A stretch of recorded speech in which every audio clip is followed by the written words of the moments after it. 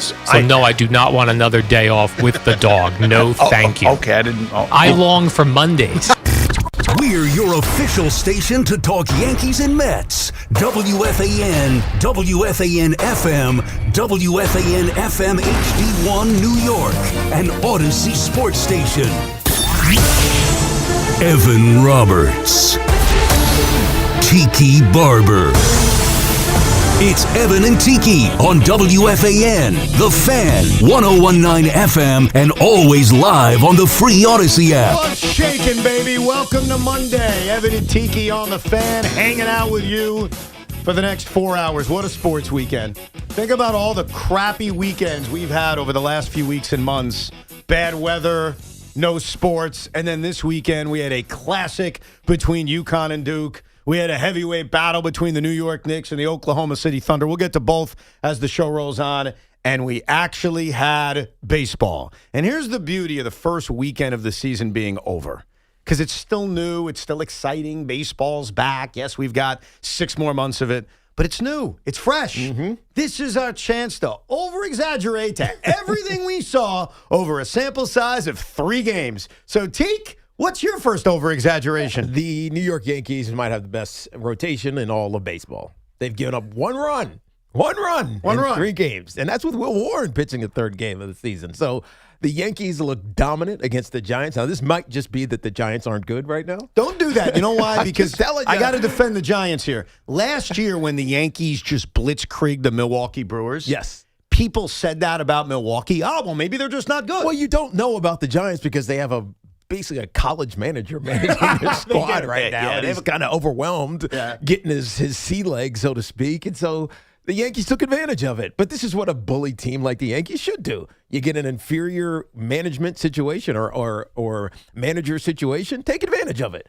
And that's what they did. So give them credit, but their rotation looked amazing. It was awesome. Oh, no doubt about it. I think that the Yankees having the best rotation in the American League is on the table. Mm-hmm. It's something I thought coming into the season. So I would qualify that as not an over-exaggeration.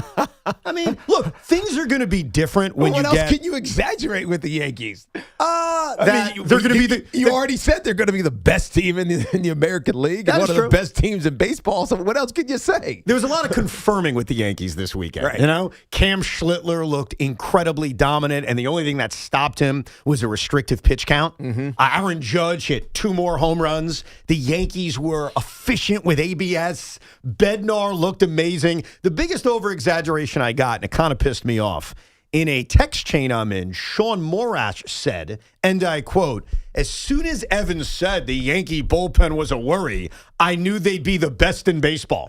So Sean's already declared 3 games into the season that the New York Yankees have the best bullpen in baseball. I mean, if we're being truthful, Doval and Bednar, the way they looked this weekend, early signs of Mariano and Wetland in 96. I mean, it's the truth. Here's another over-exaggeration for you. Yeah. Is Ben Rice going to win the Gold Glove as a first baseman? He looked good. He did. He looked good. And that's a huge thing because, you know, he started learning the position a year and a half ago. It was like in the middle of, not last season, but the year before that. Last year, he obviously played a lot of first base. And this year, I hope he plays every day. I know we saw Goldie get that 1 start on Friday, and they're not going to face a lefty now for another week. But, yeah, you're right. I mean, that's a nice little over-exaggeration early on. Ben Rice's defense looked good. I think for the Met fan, we were very conflicted because on opening day, it was grinding at bats. Mm-hmm. It was not striking out. It was an offense that pounded out 11 runs. And then if you were lucky enough or unlucky enough, depending on your point of view, to be freezing your derriere off at Citi Field on Saturday and Sunday, you saw the offense do a lot of a little. Man, you think it was because of the weather? Oh, don't give me the excuses. Do you think because it was a little bit chilly? That all of these new New York Mets, because remember, there's only 3 or 4 guys that we remember from last year. They're all new. Right. They kind of just got cold. Well, hold on. There's one guy. Literally and figuratively got cold. There is one guy, though, one new guy who did not get cold, and that is our guy, Luis Robert Jr. Yeah, because he's a vet. He's free. He's free of jail from the Chicago White Sox. That is true. He's like, I love it here. He was looking at the crowd on Saturday. 37,000 people for a 40-degree day. He's looking around. He's like, people are allowed to come to baseball games in March and April? I have no idea. He looked amazing this weekend. Yeah, and yes, he looked freed from jail. Unfortunately, Bichette did not look good this weekend. And if you had on your bingo card, Met fans would boo this early in the season, you're not only correct, and if you also had on your bingo card, it would be Bo Bichette. Right. Boo Bichette, as some people are calling him. Didn't we do this? Believe it or not, we did. Oh. Back in January, we did a long-term bet. It was a very simple long-term bet. It was who's going to get booed first. Right, because there were so many new players who might underperform. I don't remember what I said. I don't remember what I said. Sean, do you remember what you said? I think I do, but now I'm second-guessing myself. I feel like you did say Bo Bichette as a hater. I thought I said Devin Williams. I think I said Devin Williams. So we're going to have to find this out. All right, let's find out right now on this beautiful, over-exaggerating Monday of the baseball season. Met fans did boo over the weekend. And by the way, it started on Saturday. I mentioned this on my drive home, Rico, that Bo was getting, not the loud boos, but he was getting the groans. Yeah. And that was because, A, his defense was bad on Saturday, and then also his at-bats have been atrocious. Like, he did have that 13-pitch at-bat on opening day, which was great. It did end in a strikeout, but it was an amazing at-bat. He had the sacrifice fly. Surprise, there's only 7 more after that. I know. And basically all of them were strikeouts I know. with guys on base. So the groans started on Saturday, and then, yes, on Sunday, the boos became louder. And I'll address it this way. I do not boo, so I'm not sitting here defending everybody. I'm not a booer. I was at both games. I sat there freezing my feet off, and that's the phrase we should use because your feet are the first ones to freeze. I'm not a booer, but I actually sort of understood the booing, and it's because of Sean Morash. Sean told me years ago while defending himself about booing Giancarlo Stanton. Remember how he booed Giancarlo Stanton on opening day? Opening day. He did that. Over 5 Ks. I understand, but it was cold. And that was Sean's reasoning. So there it is. It was cold. Our opening day introductions got taken away. Our first pitches got taken away. So you were bitter. I was bitter. You're in a bad mood. I was bitter. He was And cranky. Giancarlo is used to the heat of Miami. That's true. So it was cold. Bo Bichette is used to the dome of Toronto. You're a schmuck. I get you. But I understood. I understood, Sean, because it was cold. And I could see Met fans being like, I'm booing because I'm cold, I'm angry, and you're making $42 million a year. Right. I made a bad decision to come here, and you suck. And you made it worse. Exactly. That's what happened. But let's go back to January 22nd. And first, let's remind ourselves who even set up this long-term bet of who's going to get booed first. This is where you play the clip, Sean. I'm sorry. Okay. Also, now I'm fascinated by this. Which of the Mets offseason acquisitions is the first to get booed at Citi Field? The first to get booed at Citi Field, off-season acquisition. Boy, you're so negative, man. You are so negative. I didn't even bring that one up. It was you bringing it up. What made you bring that up? Because this was a toxic offseason for Met fans. They didn't know whether to buy in on this team was better, and so many of their heroes left. You knew somebody was getting booed early. Yes. That was the point. And we also live And you in were right about it. No doubt. We live in a world now, and this is Yankee fans and Met fans, where we're just very quick to boo. Like, we are quicker to do that than we ever were. And maybe it's the money in baseball. Maybe it's our annoyance that half the games are on streaming services. Maybe it's just the entitlement of living in 2026. I think there's a lot of factors, but here's what I know. In 1998, we waited a few weeks before we booed. In 2026, we do it immediately. So that's Sean setting up the question. Here is us all eventually giving the answer. I'm negative. You started the whole show going, I don't know if I want to give these prospects for Freddie Peralta. I don't like that. I'm being Polanco. negative. I'm giving you my opinion on a trade. It's not a popular opinion, but it's not like I'm negative on everything the Mets have done. You say Polanco. I'm going Devin Williams. I think he blows a saber. It's obviously Devin Williams. No, I think he's going to be good. He was all right. So We're all wrong about Polanco. Yeah, we're all wrong. You said you were very committed to Jorge Polanco. Yeah, because I didn't think he was going to play well. He's never played first base. Yeah. And so I thought it would be defense for him, not offense for Bo Bichette, which was the issue. You know why Bo Bichette is more under the laser, if you will, than Jorge Polanco is? Because Bo Bichette comes here with a more impressive resume. And a massive contract. A massive contract, even if it's short term. And I remember saying this during the offseason. Even though Polanco is playing the position of a popular Met that's now gone, Bo Bichette's the one replacing him. Like, he's the big bat in the order that's replacing him. And for whatever reason, like, there's been more focus on his defense at third base then Polanco's at first. And I think a part of that is there are other options at first base. Brett Beatty started the game on Sunday. Right. Brett Beatty may end up starting a bunch of these games in St. Louis. Eventually, Mark Vientos may get a start at first base. So, there are other options at first base where Polanco may not end up being the first baseman anyway. In the case of Bo Bichette, the focus is on. He's the third baseman. And he didn't look great the first couple of days. Doesn't mean we should give up on him. He is still learning a new position. You have to give him time. I think you got to give him a couple of months before you fairly judge his defense. But I think that's a part of the reason that more of the focus is on him. Don't you think another part of the reason is also Met fans aren't stupid. They look at Bo Bichette and go, okay, we're both using each other here. You're using us for this 1 year to go get a big contract. Mm-hmm.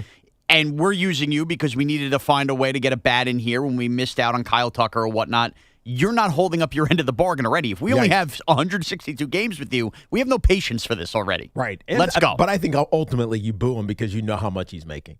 When you get paid a lot, I'm serious. When you get paid a lot of money and then you suck as bad as he did over the weekend, to which he admitted it. Bad at bats. We saw them all. The 8 strikeouts and 14 at bats this weekend. He knows he deserved to get booed. And I actually appreciated the fact that he wasn't defiant. No, because sometimes these new New York athletes, they come in and they're defiant. Yeah, I think that's a very important part of this because you're right about the salary. And that goes back to Giancarlo. Mm-hmm. Giancarlo Stanton was making an absurd amount of money. When you come here with expectations and a resume and a big salary, remember Soto hearing some boos last year as well, it's just likely that fans are going to be harder on you. But you hit the nail on the head. And I want you to find this cut. It's Bichette 2. That's the way it's labeled, Sean, where he was asked about being booed. Mm-hmm. And this is such an important answer because you can take this 2 different ways as a new player to New York. You can pull the Julius Randle. You could even pull the Francisco Lindor. You could pull the Carlos Beltran. And that's not handle it well and give some kind of defiant answer.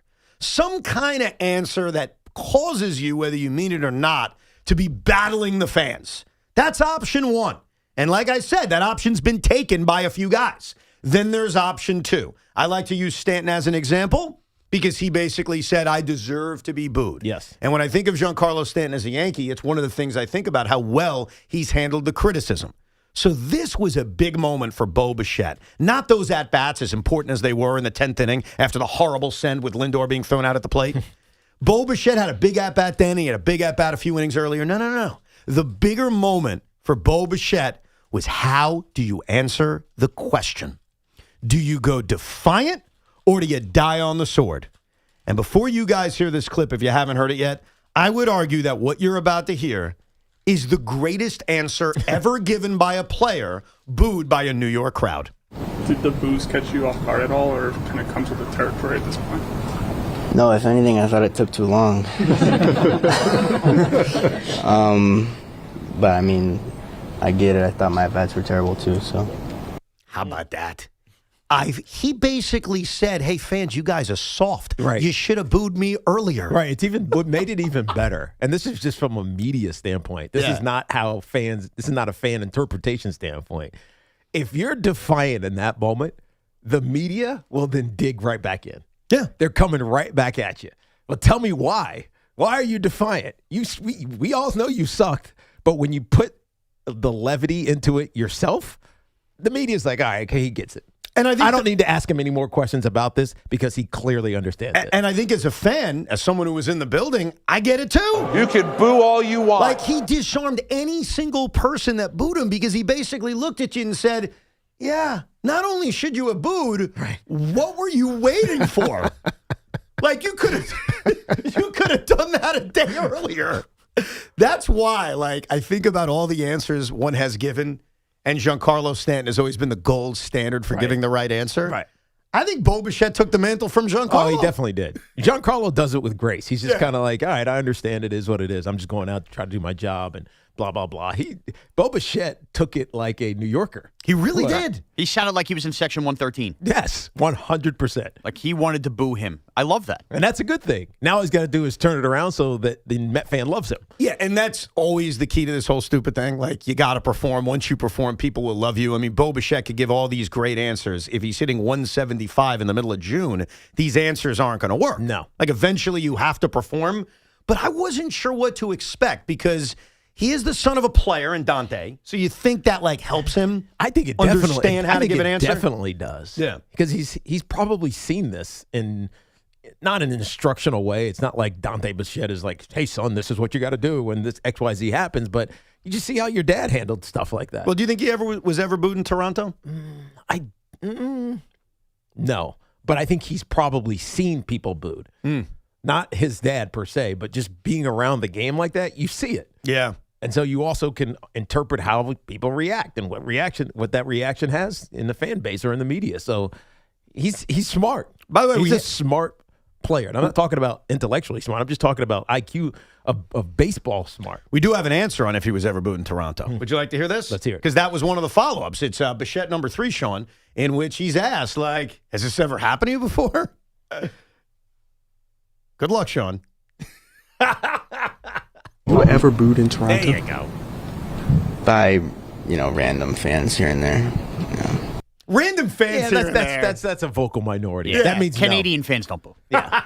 Also, when you're the homegrown young star, you are likelier to not get booed. Right. You get booed when you make a lot of money. Right. Yeah, so my only over-exaggeration to the first 3 games of the New York Mets season is that Carlos Mendoza is going to pull the same crap. And by the same crap, I mean, hey, Devin Williams had an up on opening day. He pitched on Saturday. I can't pitch him on Sunday. And so what I'll do is I'll throw Dickie Lovelady for the 2nd day in a row and really roll the dice that he'll escape. But, Evan, this is the problem with Sean Manaea in your bullpen because he's not pitching every day. He's not giving you back-to-backs. He's a starter who's basically biding his time to maybe piggyback, or what do we call it? Tag team. Whatever, tag team, yeah. Whatever it is. In the bullpen, he's not traditionally a reliever. And they were forced to use him yesterday because they used most of their bullpen on Saturday. That's exactly right. And because Nolan McLean really had some issues early in that game and his pitch count got up there, he was done after 5, which I think we'd all agree with. He was just done after 5. And so you kind of needed Sean Manaea. 100%. But now you've lost the bullpen spot. So now you got to do all these... You got to do a juggling act for the next couple of days to get this thing back right. And it's not easy. Right? Who's available even today? Well, I think today they'll be okay because yesterday he didn't use Brooks Raley. He didn't use Devin Williams. I think Luke Weaver won't be available today. Lovelady won't be. Well, Dickie Lovelady should be DFA'd. Like, he should not be on a plane to St. Louis, Missouri. He shouldn't have made the team to begin with. And now that he has, he should be DFA'd into space. Like, he should just be gone. And then he'll be back in 2 weeks. Like Artemis 2, which is going up on Wednesday. Like Artemis 2. I will take your over-exaggerations from the first 3 days of the baseball season. The Yankees are 3-0, and the Mets had a good weekend, despite the way it ended. They did win 2 out of 3. The toll-free number is 888-808-1019. But Bo Bichette said something else when he met the media besides the booing that I don't know if I've ever heard a player admit 3 games into their career with a new team. He sounded like a caller to sports talk radio. We'll play you what it was coming up. Plus, we got a lot of basketball to get to. We'll mix in some football. And did Sean Morash cross the line with a public joke from over the weekend? 888-808-1019. Our friends at Town Fair Tire remind you that at Town Fair Tire, you always get the guaranteed lowest price on name brand tires. From Connecticut to Maine, nobody beats Town Fair Tire. Nobody. Right now, Amazon Hub Delivery is looking to partner with ambitious New York businesses to become Amazon Hub partners. You and your staff will deliver packages to customers in your area when it's convenient to you. And with each package delivered, your business gets paid. Amazon Hub Delivery has no startup cost and no long-term contracts or delivery experience required. They're making it easy for you to earn extra money, but you'll also gain new exposure for your business as well. Sign up to learn more at amazon.com/hub delivery. That's amazon.com/HUB delivery. This portion of the program is sponsored by Kalshi. Trade on anything. March matchups are in full swing. Trade the tournament in all 50 states with Kalshi. As the odds move, you could buy in and out of your position all tournament long. Download the Kalshi app and use code FAN to get $10 when you trade 10. KALSHI, Kalshi. Trade on anything. This portion of the program is also sponsored by Total Orthopedics, the experts at getting you back to being you. Total Orthopedics is expanding across Long Island and New Jersey with offices coming to Babylon, West Babylon, Comac, and West Orange. From sprains and broken bones to complex sports injuries, they're the experts at getting you back to being you. Visit TotalOrthoSportsMed.com. No matter the season, New York sports never stop. Yankees, Mets, Giants, Jets. If it's happening, we're talking about it. The Fan, 101.9 FM and always streaming on the Odyssey, iHeartRadio, and TuneIn apps. Hey, this is Sal Licata. Right now is the time to make sure that your current cooling system is ready for hot weather. You don't want it to fail when it's 90 degrees out, and if it's over 15 years old, you're wasting your money. Get a new high-efficiency AC system right now from my friends at Edison Heating and Cooling. They are New Jersey's air conditioning experts and have been for decades. Take it from me. These guys have done plenty of work on my house. You'll save money and stay cooler. Contact them now at edisonhvac.com. That's edisonhvac.com. For 100 years, London Jewelers has been part of life's most meaningful moments, from engagements and anniversaries to milestones, big and small. We've helped mark the moments that matter the most to our customers. Generations of families have trusted London Jewelers for exceptional craftsmanship, timeless design, and service that lasts a lifetime. As we celebrate a century of excellence, we thank you for being part of our story, and we look forward to the moments still to come. We invite you to visit London Jewelers at any one of their 6 locations. London Jewelers, celebrating 100 years of brilliance. Our yoga instructor challenged us to find inner peace. I found it faster than anyone. After 4 seconds, I stood up and screamed, "I found Nirvana! I win!" They asked me to leave. I guess they don't respect winning. Bet365 does, though. New customers get $365 in bonus bets just for betting $10. Namaste, losers. Bet365. Winning is everything. Gambling problem? Call 1-800-GAMBLER. 21 plus only. Must be physically located in New Jersey. T&Cs apply. In-app only. Listen to MLB Insider Calls on WFAN all season long. Presented by Grainger. For the ones who get it done, Grainger offers the professional-grade products you need, delivered when and where you need them. Call, click Grainger.com, or just stop by. T-Mobile has an exclusive bundle for customers 55 and up. I'm Sarah Bowl. Yeah, I'm Frank Bowl. A reliable network is key for us. And with T-Mobile, it's been wonderful. And going to the 55 plus plan saved us so much money. A lot. And that's important. Trying to keep costs down. The home internet's been perfect. It's fast, it's quick. The setup was so easy, it took less than 15 minutes. It was like, ta-da! If you want simplicity, coverage, reliability, you want the whole package, T-Mobile has it. Right now, T-Mobile customers 55 and up can get 2 phone lines on America's best network, plus America's fastest 5G home internet for just $30 each.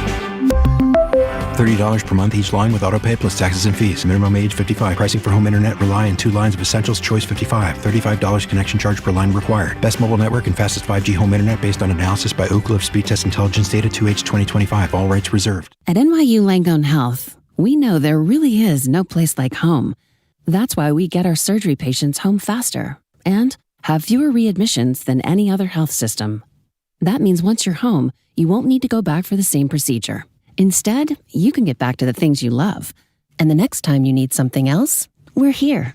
Better health starts with a better health system. Learn more at nyulangonehealth.org.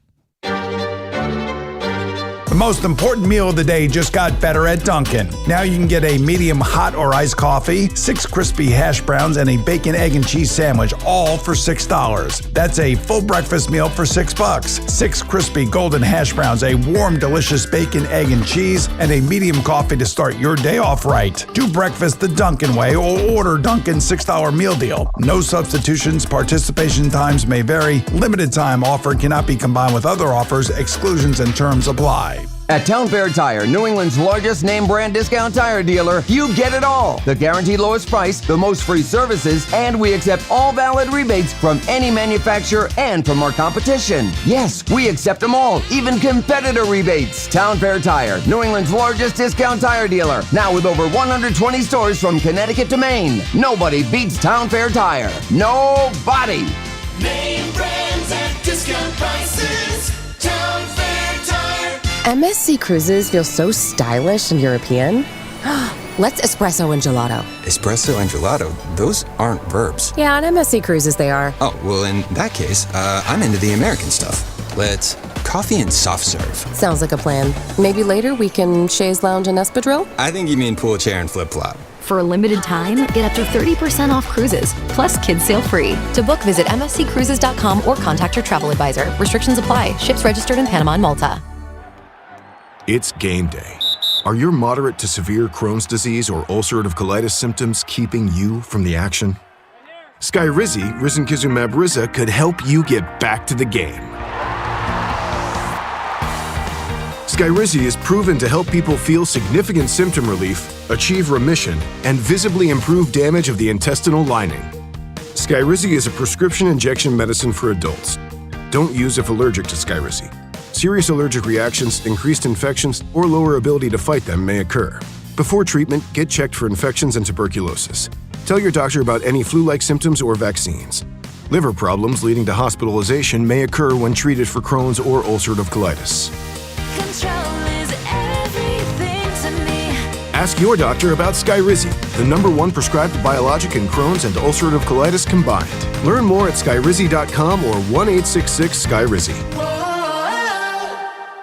Your official station to talk Yankees. The Fan, 101.9 FM, and always live on the free Odyssey app. Download it today. This Fan Focus is sponsored by Chef IQ, precision cooking, effortless results, chefiq.com. As we were just talking in the open, the Mets fell to the Pirates in extra innings thanks to Dickie Lovelady. The Knicks were struck down by the Thunder in Oklahoma City, 111-100 last night. Deuce McBride, though, did play 11 minutes, didn't register a point. Knicks, 2.5 games and he back got of Boston. hurt. Yes. I mean, that sucked for him. Because when he went down, you could hear him mouth, or you could see him mouth, "I can't walk." Ugh.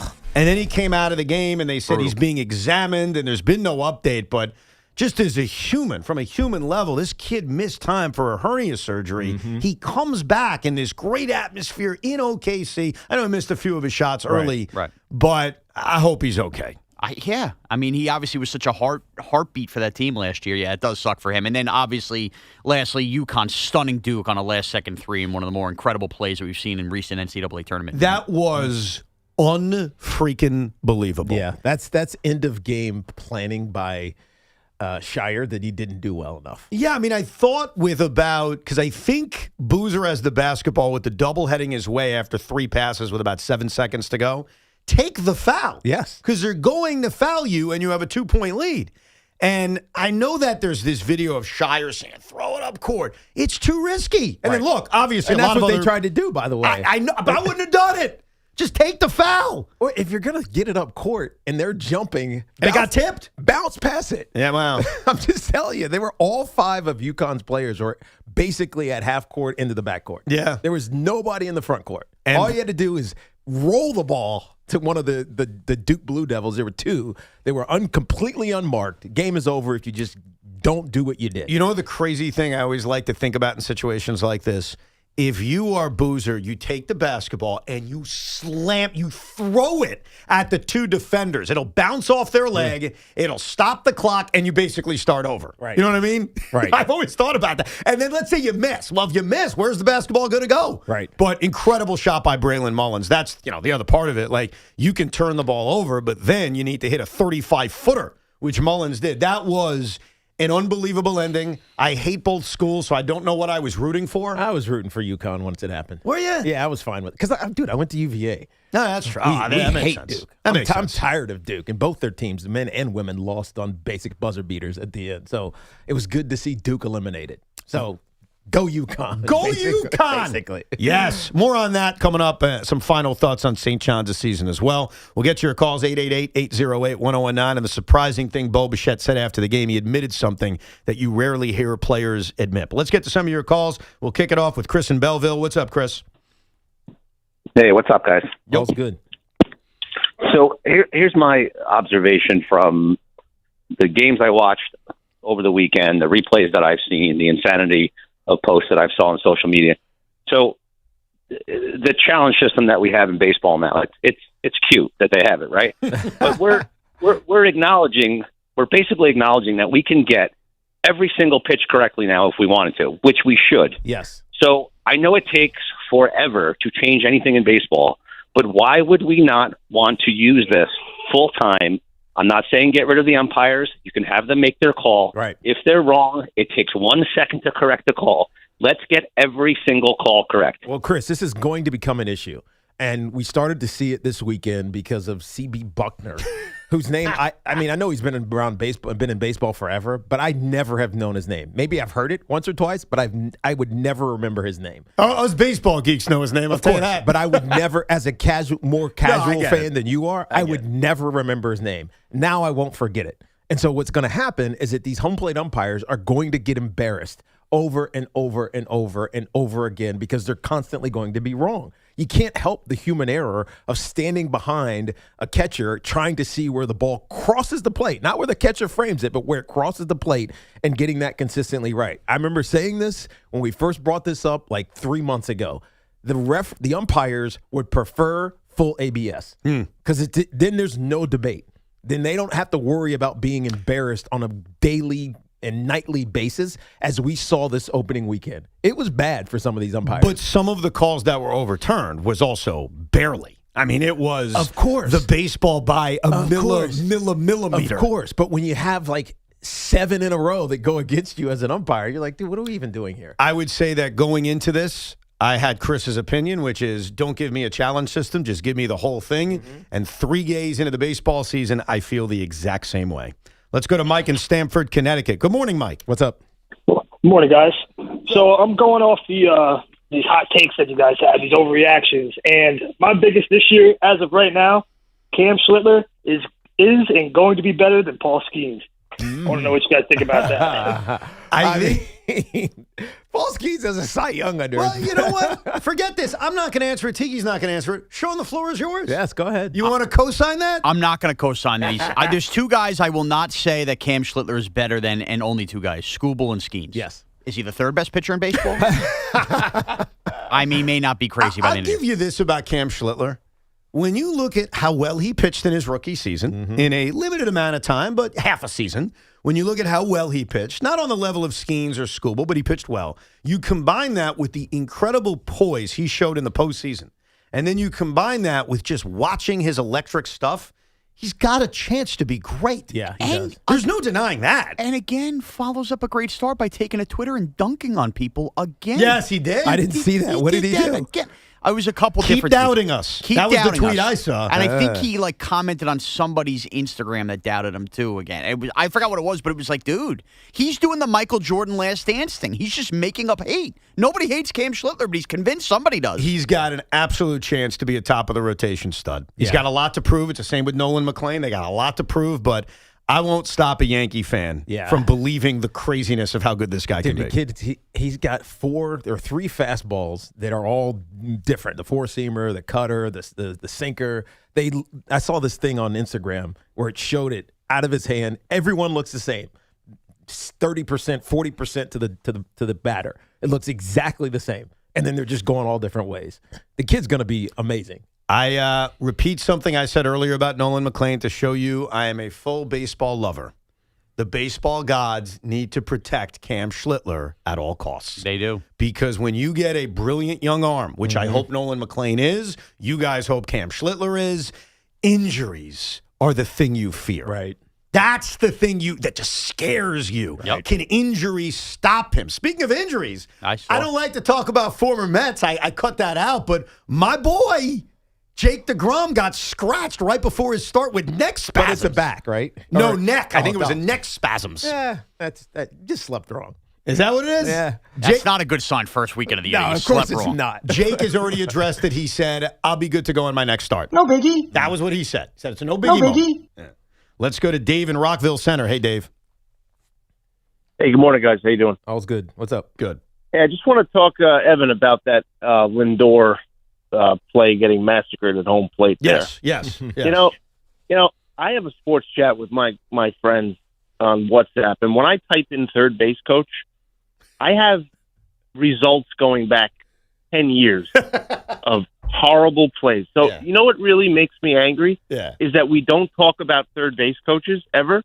And here I wish that that the manager would hold a press conference today after firing the third base coach and say, listen, if we need to coach the coaches, then we have a problem. If the coach cannot do his job, or if anybody in the organization cannot do his job correctly and doesn't know the fundamentals of baseball, you can't work here. Because we gloss over the fact that the players should know the runners should know what to do, but you have one job. That is the dumbest thing. Well, I remember Hideki Matsui being sent home in Game 4 versus the Red Sox in the ALCS with less than 2 outs. He was on third base. He got massacred. I could go back 20 years, 30 years. No. It's been in baseball as long as we exist. Here's what I know. Going into the weekend, no Met fan knew the name of the third base coach. Now it's Tim Leeper. And it's like, oh, yeah, that's the guy. That's the moron. I had to look him up. I think we all did. The Mets made clear, Carlos Mendoza made clear after the game because he was asked point blank, are you okay with the send? And he said something that's true, as much as this is going to annoy people. He said, we had an approach to be aggressive against the Pirates, and they did. You saw it right from the get. Like in the bottom of the first inning of opening day, Lindor going first to third on that Soto single. It was a dangerous play. He did it. We saw it. Lindor's triple. It was a dangerous, we're going for it kind of play. But they did it. They were very aggressive in this series, and I respect that. But you need to know that if I'm about to have second and third and nobody out with the heart of my order coming up, I can't be over-aggressive in sending Francisco Lindor. Lindor! So I thought it was a terrible send. But you know what? Mendy's going to fire him? No. Is that even a functional organization to do that? Not after one weekend. No. Imagine that. They won the series. Yeah. So, it sucked because that would have tied the game, and who knows what happens in extra innings. You're still got to pitch Love Lady, so who knows? Yeah, I don't know who's going to pitch the 11th at that point. Right. Who is going to pitch the 11th? Who knows? Based on the fact that no one was available. Right. So it was a bad send, though. I agree with it. It was a bad send. Right. They shouldn't have sent them. But it's not. You can't overreact to that and say you got to fire the third base coach. No, not yet. Maybe we'll have that. Maybe a few more bad sends, and we'll get to that point. Let's go to Mark in Montclair. What's up, Mark? Hey, good morning, gentlemen. I go back to the founding of WFAN, July 1987. I'm 59 years old. Evan, you're a history buff. Tiki, you're a former athlete. I think you get this. Let you know where I'm going. Last night was a historically iconic moment. You have to open the show with that, even if it's just for 60 seconds. Go to baseball and then come back. Oh, you're talking about UConn? Something I've never done before. What's that? You talking about the UConn game? Yes. Yes. Are you kidding? We just talked about it. Here's the thing, because we go back and forth on what to begin a show with. It was iconic. I think that for this weekend, for now, because then it goes away, fades back into the background, baseball fans are excited about the start of the season. And the tournament, while I've been getting into it, and Sean was tweeting yesterday that it's been boring. I actually disagree with him about that. I don't know. No, the games have been interesting and not boring, but you just have no dog in it. My point was, of course, that ending yesterday was great. And, of course, I thought St. John's Duke the other night was great. The Purdue game the other night. We're up to count the games. There's been 48 tournament games. There's been 8 good games. Yeah, but that doesn't – first of all, I disagree with that. There's been 8, maybe 5 classic games. I think this tournament's been really good, and part of why it's been really good is I think the basketball has been really good. I think the teams that have advanced have been really good. Some of the young star players we're watching are really good. And I say this as the most casual of casual college basketball fans. I think the tournament's been entertaining. I just don't know, just to answer his point, because I totally get the critique of open with this, go with this, talk about that. I think it's the most difficult job of being on WFAN is what do the people want to hear about? Do they want to hear about this? Do they want to hear about that? And we're never going to be perfect with that. I think that right now on a Monday, college basketball is a part of it. Knicks Thunder is a part of it. But Met and Yankee fans make up 2 huge fan bases that are really excited about the fact there's only been 3 games. Right. I think next weekend is a different story. I think then you get into the usual monotony of the baseball season. But I've always thought this, those first few days, it feels huge. It feels like, I want to go crazy about everything that's happened over the first few days. You're trying to evaluate where you think your team stands. Now, it means absolutely nothing because the Phillies are in last place in the NL East, right? Yeah. Are they going to stay there? Of course not. As Philly fans, they think that. Yeah, can't say it means nothing. They finished 1 game back in the Mets. You're going to look back at this weekend. This is true, but the reality is the Phillies are supposed to be really good, and they're likely still going to be very good. So this opening weekend, while I don't know, a thorn in the side of Philly fans, eventually it's going to go away. They're overreacting in the negative, just like we're overreacting in the positive. What I do think about with the ending of UConn Duke, and I say this as the casual fan is, this was iconic. Like, it was a moment that should live in college basketball lore the way the Christian Laettner shot does. Do you think it will? Here's the key, okay? And I say this a lot about big events. What does UConn do over the weekend? Does UConn win another national championship, or do they get picked off in the semifinals? Yeah. That's the key. Right. If they lose to Illinois on Saturday, how iconic can it really be? Well, it's not. I mean, I know a lot of It people. almost fades Everybody's away. putting it in the Christian Laettner realm, but it was a different era of basketball, and Duke finished the deal, and so you know what it means. And so if UConn doesn't finish the deal, we'll forget it in a sense. And what's the kid's name? Mullins? Yeah, Braylon Mullins, yeah. He's not Christian Laettner. Yeah. Or, how about more modern? Archie Diacono winning a freaking national championship on a buzzer beater for Villanova only a couple years ago. No, I get you. Like, that sticks because they won. Yeah, well, that's my point. They got to win. Yes. Especially a program that wins a lot. Like, there are certain programs, I'll use St. John's as an example. If St. John's had a moment like that to get to the Final Four, I would argue, no matter what happens, that will live forever. Because it's not a program that's built on just winning championships. And they haven't been there. Hurley's won championships. So it was... Oh, he's cockily won championships. He's cockily won. He's basically said multiple times over this season, we're the best team and we're supposed to win. I have to admit this about Hurley. I kind of like him. Oh, I do too. I don't like UConn. Especially if you can back it up. If you can talk S like that, back it up, go ahead, bro. You got to respect that. 100%. Let's go to Jake in Rockland County. What's up, Jake? Jake, what's up, dude? Yeah, hello. What's up? What's up, Evan? And what's up, Tiki? All's well. What's going on? Yeah, so I'm a Blue Jays fan, and I can tell you the problem with Bichette. The guy looks like he's pressing. You said it before. You said he's trying to take over Pete Alonso. He wasn't like that in Canada. In Toronto, he batted in 4 in the order. Behind Vlad, he just knocked in those runners. He wasn't a big homer guy. Now it looks like he's trying to knock 40 bombs out of the park. I don't think that was his role in the team, and now that he's getting paid $40 million, he's taking over Pete. I think he's pressing it a little bit. You think he's pressing, and I love that you made that point. It's almost like I planned that out. That's a caller's point that I am not surprised to hear from, and obviously comes from a perspective of being a Blue Jay fan. Right. I have to play you a clip of Bo Bichette from after the game. We already played the beautiful comments about, hey, I would have booed myself earlier. Bo Bichette admitted something that I don't know if I've ever heard a player admit 3 games into their career with a new team. But just keep in mind, our last caller said he thinks Bo Bichette is pressing. Yep. What if I told you we can confirm Bo Bichette is pressing? Take a listen to this. Definitely find myself trying to have like a moment out there. So, yeah, I just got to get back in the moment. Is that something that you didn't necessarily anticipate coming to a new team, and just maybe that feel of trying to have something big happen early in a way that you wouldn't feel when you've been there for a while? Yeah, I didn't anticipate it, but I definitely, felt that wanted to have, like I said, a moment not only for my teammates but for the fans and everything. So, that's just something I have to manage. How about that? Yeah. No, he told you our caller's right. He is absolutely pressing and trying to have his Met moment, which is something that, as callers and as hosts, we've said for years over various guys that come here. He's looking for his Yankee moment. We said moment. the same thing about Juan Soto last season. Yep.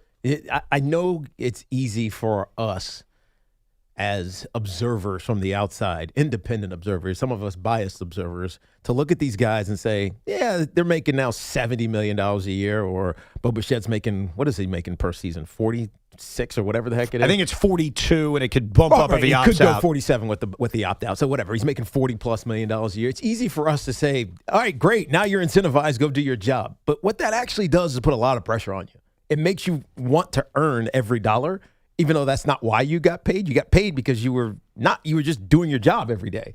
And so I don't know how he gets himself out of that, like thinking about how much he's paid and more just, I just got to be a good baseball player. Yeah, I don't even think it's the money as much as it's. I think it is. I got a sold out. I have 100% Okay, it's the money. you could be right because he didn't say one way or the other, but he did say the fans. And I think. No, when you get your paycheck and it's, I don't know, $100,000 a day, Trust me, it's about the money. No, but because he said fans, I'm like, he looks at 38,000 people there on a Saturday and says, I want them to go nuts for me. I want to have that moment that says, I'm here, which he hasn't had yet. No. And for some players, it takes months, sometimes years. Luis Robert Jr., to his credit, had his moment on day 2. Yeah, that's because he's not getting paid that much. Well, he is, though. He's making $20 million a year. That's true. He's not quite making Right. Bo Bichette money. I thought that Bo Bichette is very honest. Like, some of these answers are just brutally honest, you know. But that's what you want. I love it. Oh, yeah. I You compliment prefer him. that than the alternative. Admitting he's pressing, admitting he's looking for a big moment, and basically saying the fans should have booed me, 3 days ago. It's unique. It's different. It's refreshing. I think what's going to help him is being on the road. Right. Because I think in front of 12,000 people in St. Louis, at least I've heard the rumors that they're not selling well in St. Louis. They're rebuilding. The fans are not enthused with the team. So I'm just going to assume it's going to be a very small crowd the next 3 nights. You're not thinking about that. No. Unless you're right about the money, because the paycheck is still coming your way. Yeah. But I think being in like this damp, St. blank Louis, environment. But St. Louis fans aren't going to care that he's making that much money. They don't care. They don't care. The road game will help him. Yes. And by the way, he was asked about that too, like, will it help being away on the road? And his answer was, well, I got to figure out a way to hit it home eventually. I like this guy. Too bad he's going to be a Philly next year, but at least for now, we're having a good time. I like his media acumen. Yes. I'm surprised by it. He knows what to say, man. Yes, he absolutely does. Let's go to Mike in Westchester. What's up, Mike? Oh, I'm on. Yeah. How do you like that? I popped you on. You want me to tell you the reason I popped you on? Like, I have a strategy because we have 6 guys on hold, but you wanted to add to the UConn moment discussion, and I thought that would be good to transition back and forth, back and forth. Look, I'm teaching you how the bacon is made. Go ahead. All right, this is not that earth-shattering, but when you said it really wouldn't mean that much if they didn't win in the quarterfinals and then go on to maybe get the title. Yeah. The significance of it. To me, it just hit with me, and I'm old, but I'm not that old. The 1951 Giants, how they shot her around the world. Bobby Thompson, Tiki. All right, go ahead. October 3rd, 1951. That was like a defining moment in American history, sports history, America coming back to cathedral baseball and all that. So they beat the Dodgers, and I think they won a game or two in the series against the Yankees, and then it just went, they lost. But that was still like an unbelievable moment. Can I tell you the difference, though? And for those that are not aware of I mean, you've heard about the shot heard around the world, but let's get into some quick details. They did it against the Brooklyn Dodgers. It was a playoff series that was created because they finished tied, so they did a best of 3 to determine who would win the National League pennant. And he's right. They lost to the Yankees, and the Yankees won the World Series all the time. The reason that kind of lasts the test of time is that they beat the Dodgers. Right. It was a game-winning, walk-off home run in a winner-take-all game against their blood rivals. And so I think that's different than UConn, who's won. It is Duke. It is a blue blood. It is, but this is not Coach K's Duke. It's not Coach K's Duke. And also UConn, and I add to this, won 2 national titles in a row prior to last year. True. That's why winning a national championship would need to be the cherry on top. Yeah, I agree, because they've been there before. I like the comp. Immediately before they've been there. Exactly. I like the comp, but it doesn't work. Yeah. There was a different level of competition for sport moments. Like you weren't competing with so many things in sport moments as you are today. Yeah. And also, like, you know what, Sean? This could work with you. I think I have the UConn comp if they don't win a championship.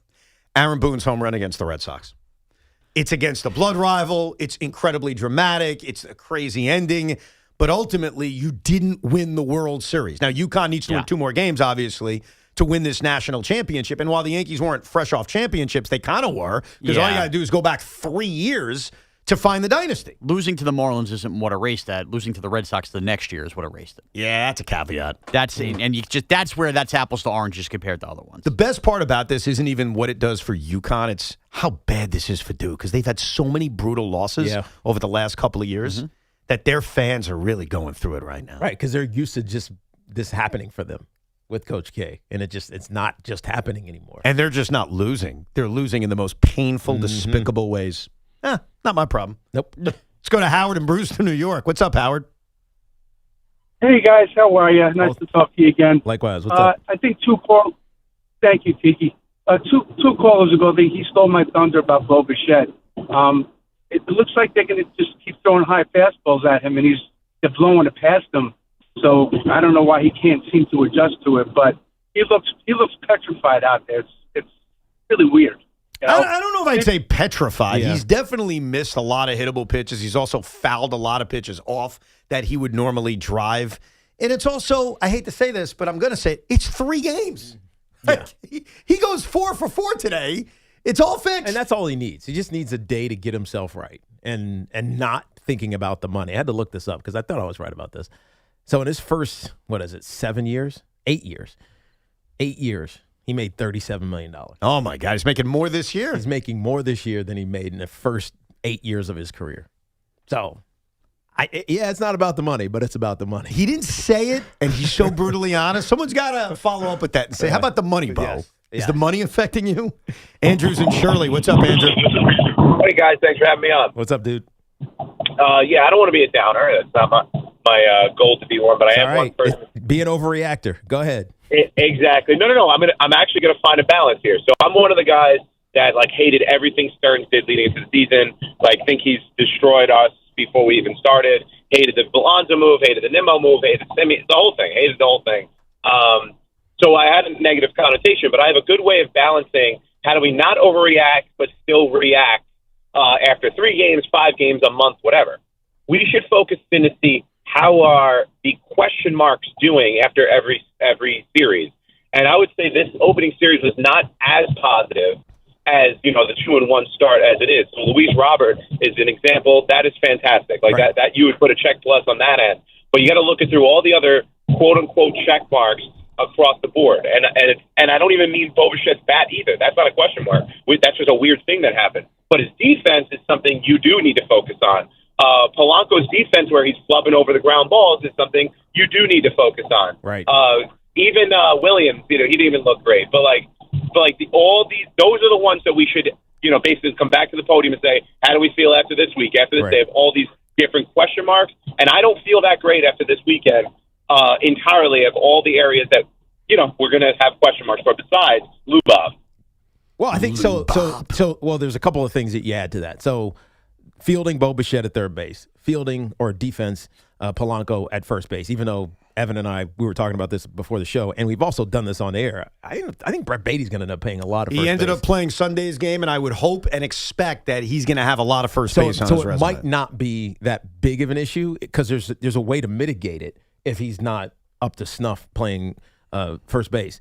You look at not the rotation per se because they've actually been pretty good, but the Sean Manaea bullpen question that now is out there and the management of that. Those are the things that you have to keep coming back to after every series and say, "Oh, how did it look this time?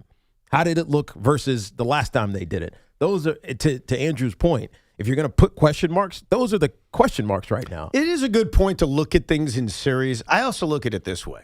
Let's say there's so many negatives on an individual standpoint from what you saw. My question is, did you win? And the Mets won 2 out of 3. So despite all of those negative things, like the offense after opening day did nothing. Piss poor hitting. I mean, it wasn't good.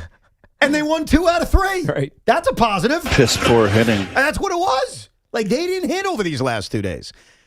Get those wins early and stack them. Yep. Stack those victories because Yankee fans and Met fans should know this by now. Yes, it's March. Yes, there's 159 games left. But the New York Yankees didn't have home field advantage because of one game. One game. That was the difference potentially between the Yankees losing in the DS and the Yankees going to the World Series. The New York Mets missed the playoffs by one game. That was the difference between the whole roster being blown up versus having a shot at the Dodgers in a best of 3 where you never know what happens. Right. One game. So early in the season, I don't care if it's March, I don't care if it's April, I don't care if it's May, I'll keep going. I don't care if it's June, July, August, and September. Get me those victories.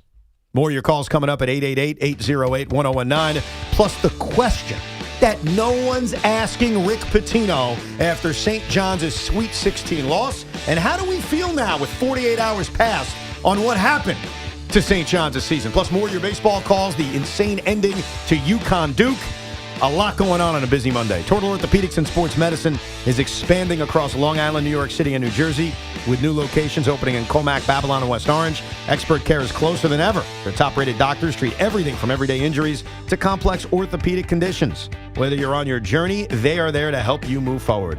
They are the experts at getting you back to being you. Visit TotalOrthoSportsMed.com to schedule your appointment today. Call 855-321-ORTHO.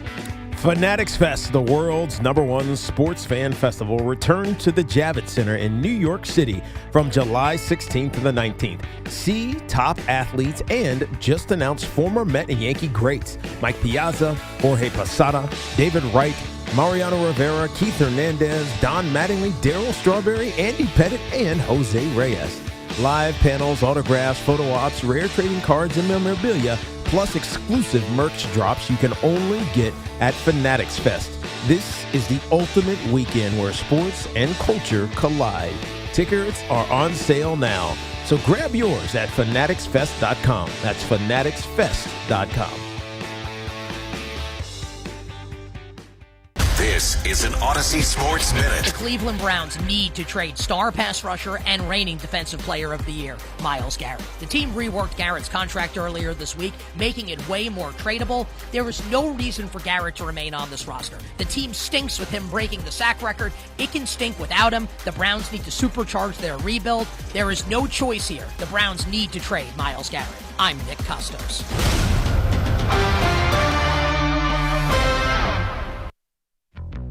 This is the story of the one.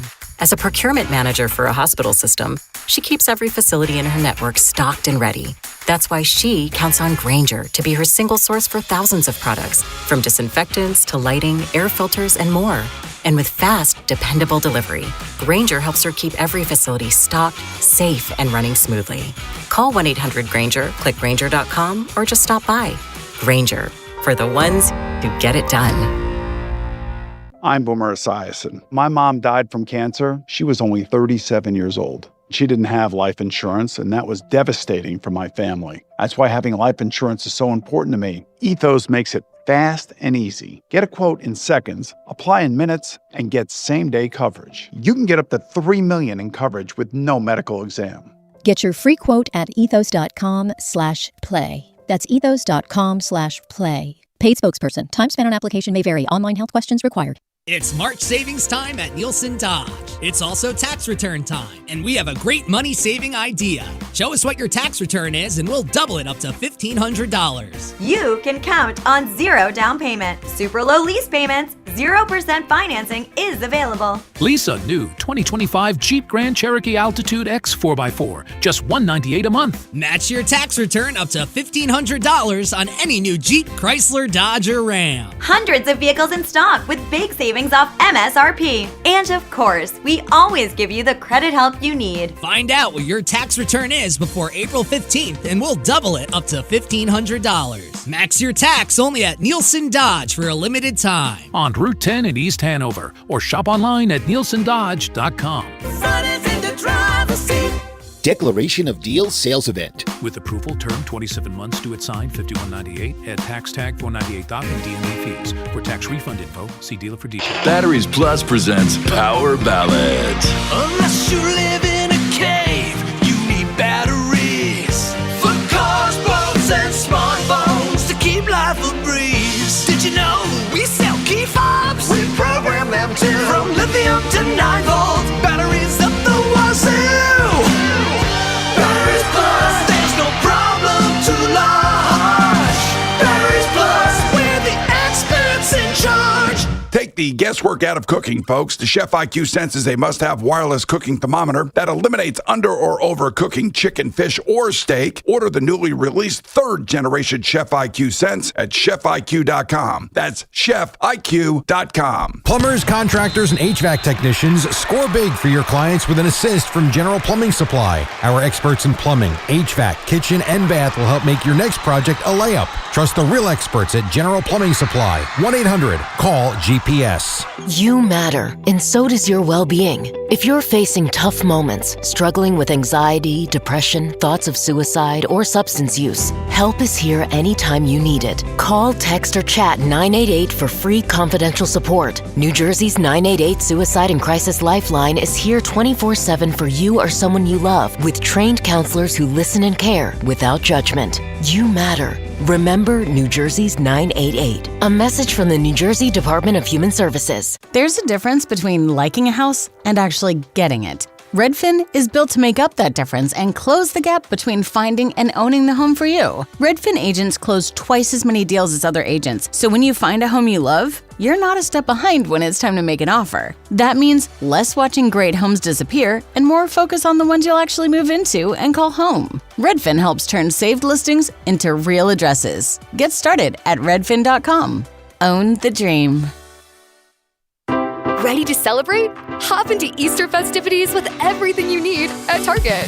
First, get ready for your special occasion with 25% off stylish looks. With spring vibes, vibrant colors, and fresh florals, you'll find outfits that match everyone's style. Then, fill up their baskets with endless joy. From select Easter plushies to fun toys they'll love at 20% off. Don't miss out. Make this Easter unforgettable at Target. Get the latest on the Giants and Jets on WFAN, WFAN FM, WFAN FM HD1, New York, and Odyssey Sports Station.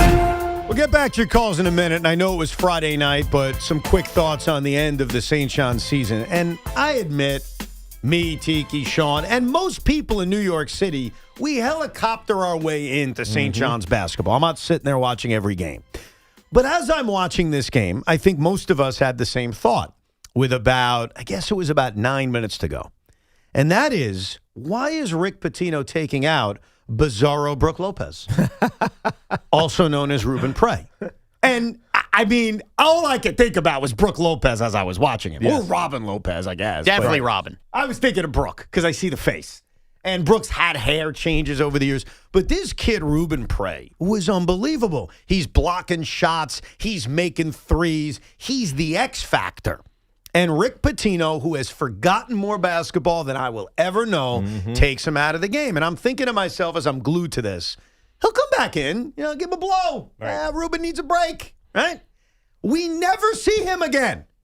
And if that's not bad enough, I'm a big let me watch the post-game press conference guy.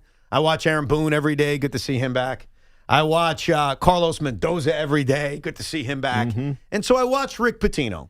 And while Rick Pitino needed to take a minute or two to make clear that he doesn't like that the losing team goes after the winning team when it comes to meeting the media, no one asked him about Ruben Prey. Yeah. Not one person.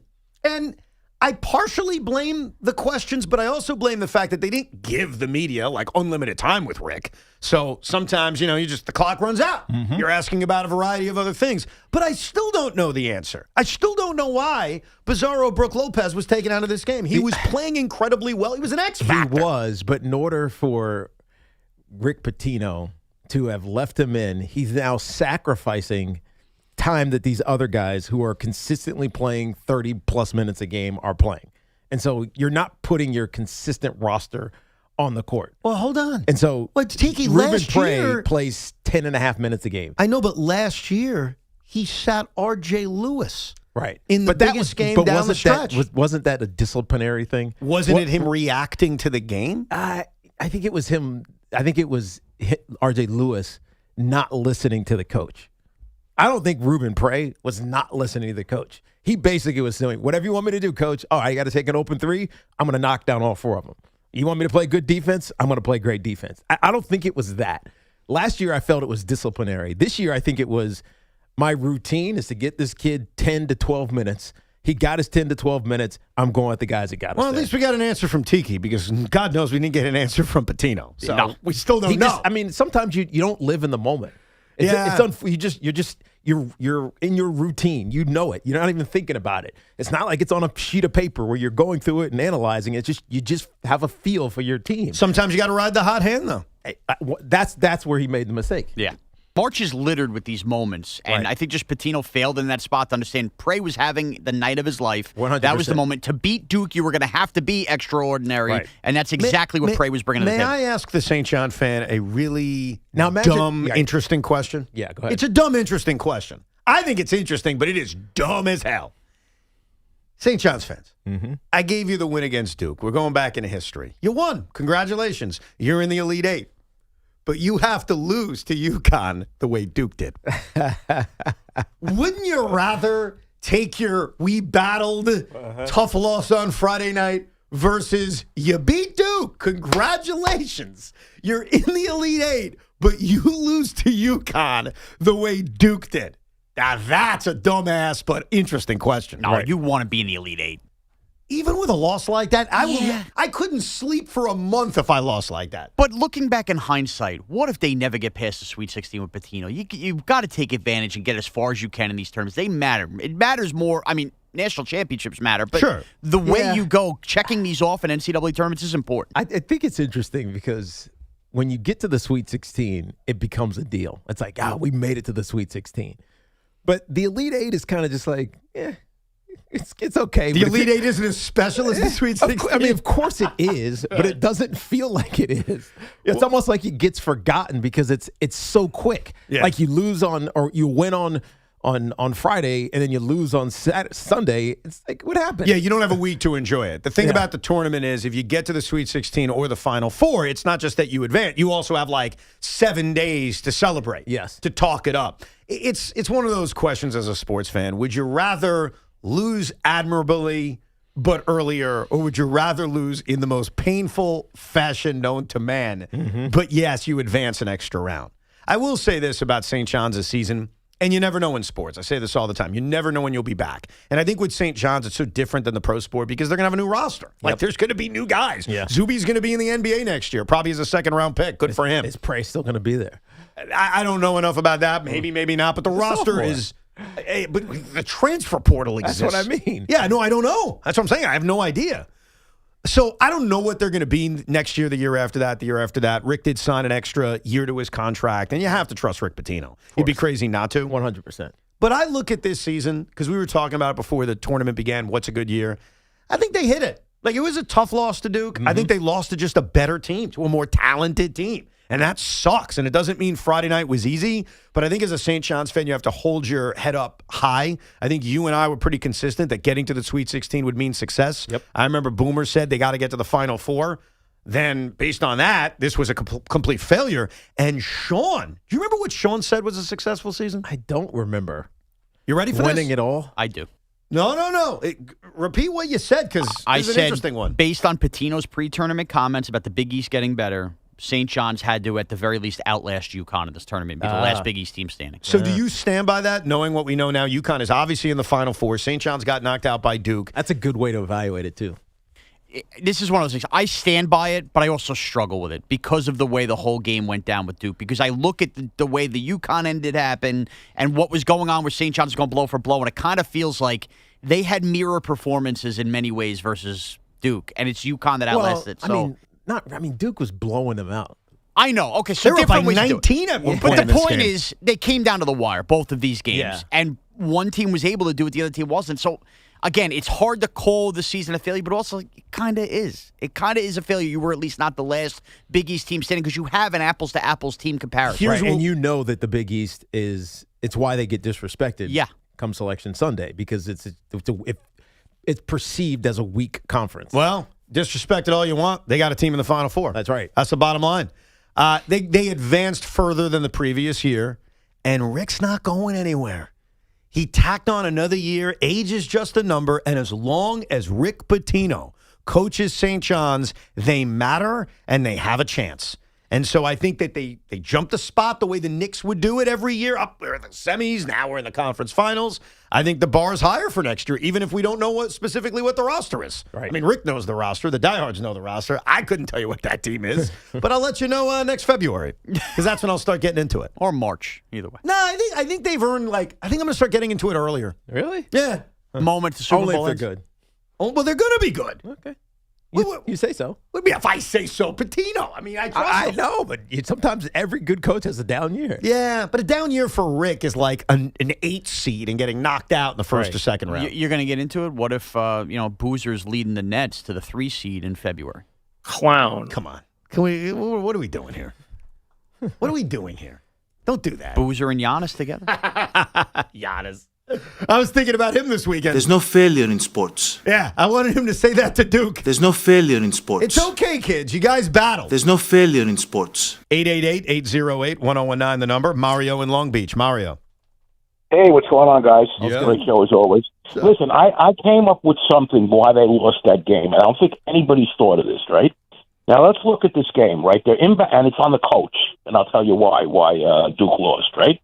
They're inbounding the ball. So what are you taught when you inbound the ball? You got to get over half court because you don't want a violation, right? That's the first thing you got to do. You got to get the ball over half court, right? So I looked at, there were 10 seconds left, and I said, let me look at the rules. In college, it's 10 seconds to get the ball over. They did not have to advance the ball past half court. That's what I'm saying. When they started to press them, they should have just dribbled in the backcourt. That's exactly what my thought was. Take the foul. They're sending 2 guys to you. You're going to cut a few more seconds off the clock. You got a 2-point lead. Even though free throw shooting is terrible in college, even if you make one of them, you at least ensure yourself that you're going overtime. Let's go to Linda in Long Beach. Hey, Linda. Good morning, gentlemen. How are you today? We're all good. Good. Excellent. It's my pleasure to speak to both of you. Likewise. I'm a big Met fan, and I really was very disappointed with how their thought process. Their new acquisitions did an RBI pop fly, and they got an ovation. It's all about hitting, and it's not about home runs. It's about knowing the situation at the moment. Yes. And getting the guy over or getting him in. And same thing with their new acquisition from the White Sox. He had a beautiful at bat, and he got a nice ovation for that. Yeah. And then he had a home run. Yeah. But the home run was epic. Situational hitting is terrible. Well, it's 3 games. Yeah. And I'd actually defend the situational hitting in this regard. Marcus Semien had a sac fly early in Sunday's game. Bichette had a sacrifice fly in his first at-bat as a Met. And that's what you look for. You got a runner on third, less than 2 outs. Can you get him in? But then you go to Saturday's game. Before Luis Robert Jr. hit the home run, they had bases loaded, nobody out, with Lindor, Soto, and Bichette coming up. Right. And they couldn't get him in, which was brutal. By the way, Luis Robert Jr., quick discussion, because I do think this is important. And we need to establish this early. His nickname in Chicago was Lou Bob. Lou Bob. I want you to know. Lou Bob. Lou Bob. He does not like the nickname. Why would I've never even He does heard it. not like it. Because his name is heard it. Robert. So Bob. Lou Bob. Lou Bob. Lou Bob. Okay. But he doesn't like it. What about Lou Rob? I mean, I guess you could try that. But to me, it matters what a player likes and doesn't like. Like, for example, when Lindor was traded here, he made clear he doesn't like to be called Frankie. He just doesn't like it. So I never call him Frankie. Right. I like to respect what people want to be called, unless you're mad at them. Like, obviously, if you're just mad at Francisco Lindor or you're mad at Luis Robert Jr., then you call them by the name they don't like. I mean, I wouldn't do it, but you could be a jackass if you want. So I just need to make clear to the Met fans out there, to the baseball fans out there, he doesn't like Lou Bob. Were people calling him that? Yes. When? In Chicago, and now I've heard here. Yes. I've already heard a few people call him that. Don't we have to go with the newspaper headline? I think that's his new nickname. What was the newspaper headline? I don't want to give the wrong paper. I think it was the Post called him the next morning Robert De Hero. Robert De.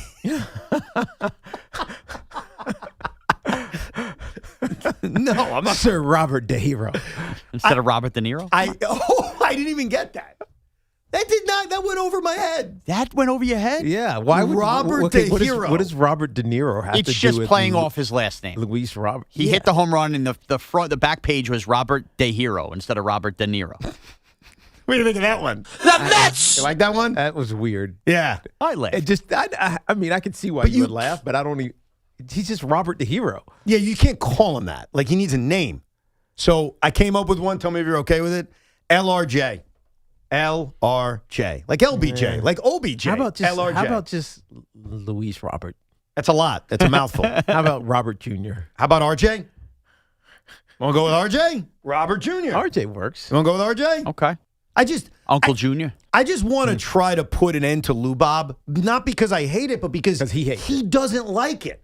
So you're almost taunting him if you call him Lou Bob. I just want people to be aware of it. I mean, you can call him whatever you want, but if you're calling him Lou Bob, understand he's not happy with you. Has he expressed this? Apparently he has back in his time in Chicago. He does not like Right. Lou Bob. So I'm just letting everybody know. You know, it's all about information around here. Let's go to Kevin in Edison, New Jersey. Hey, Kevin. Hey, how we doing, guys? Oh, it's well. Good. Yeah, so I'm one of those diehard St. John's fans you guys were mentioning earlier.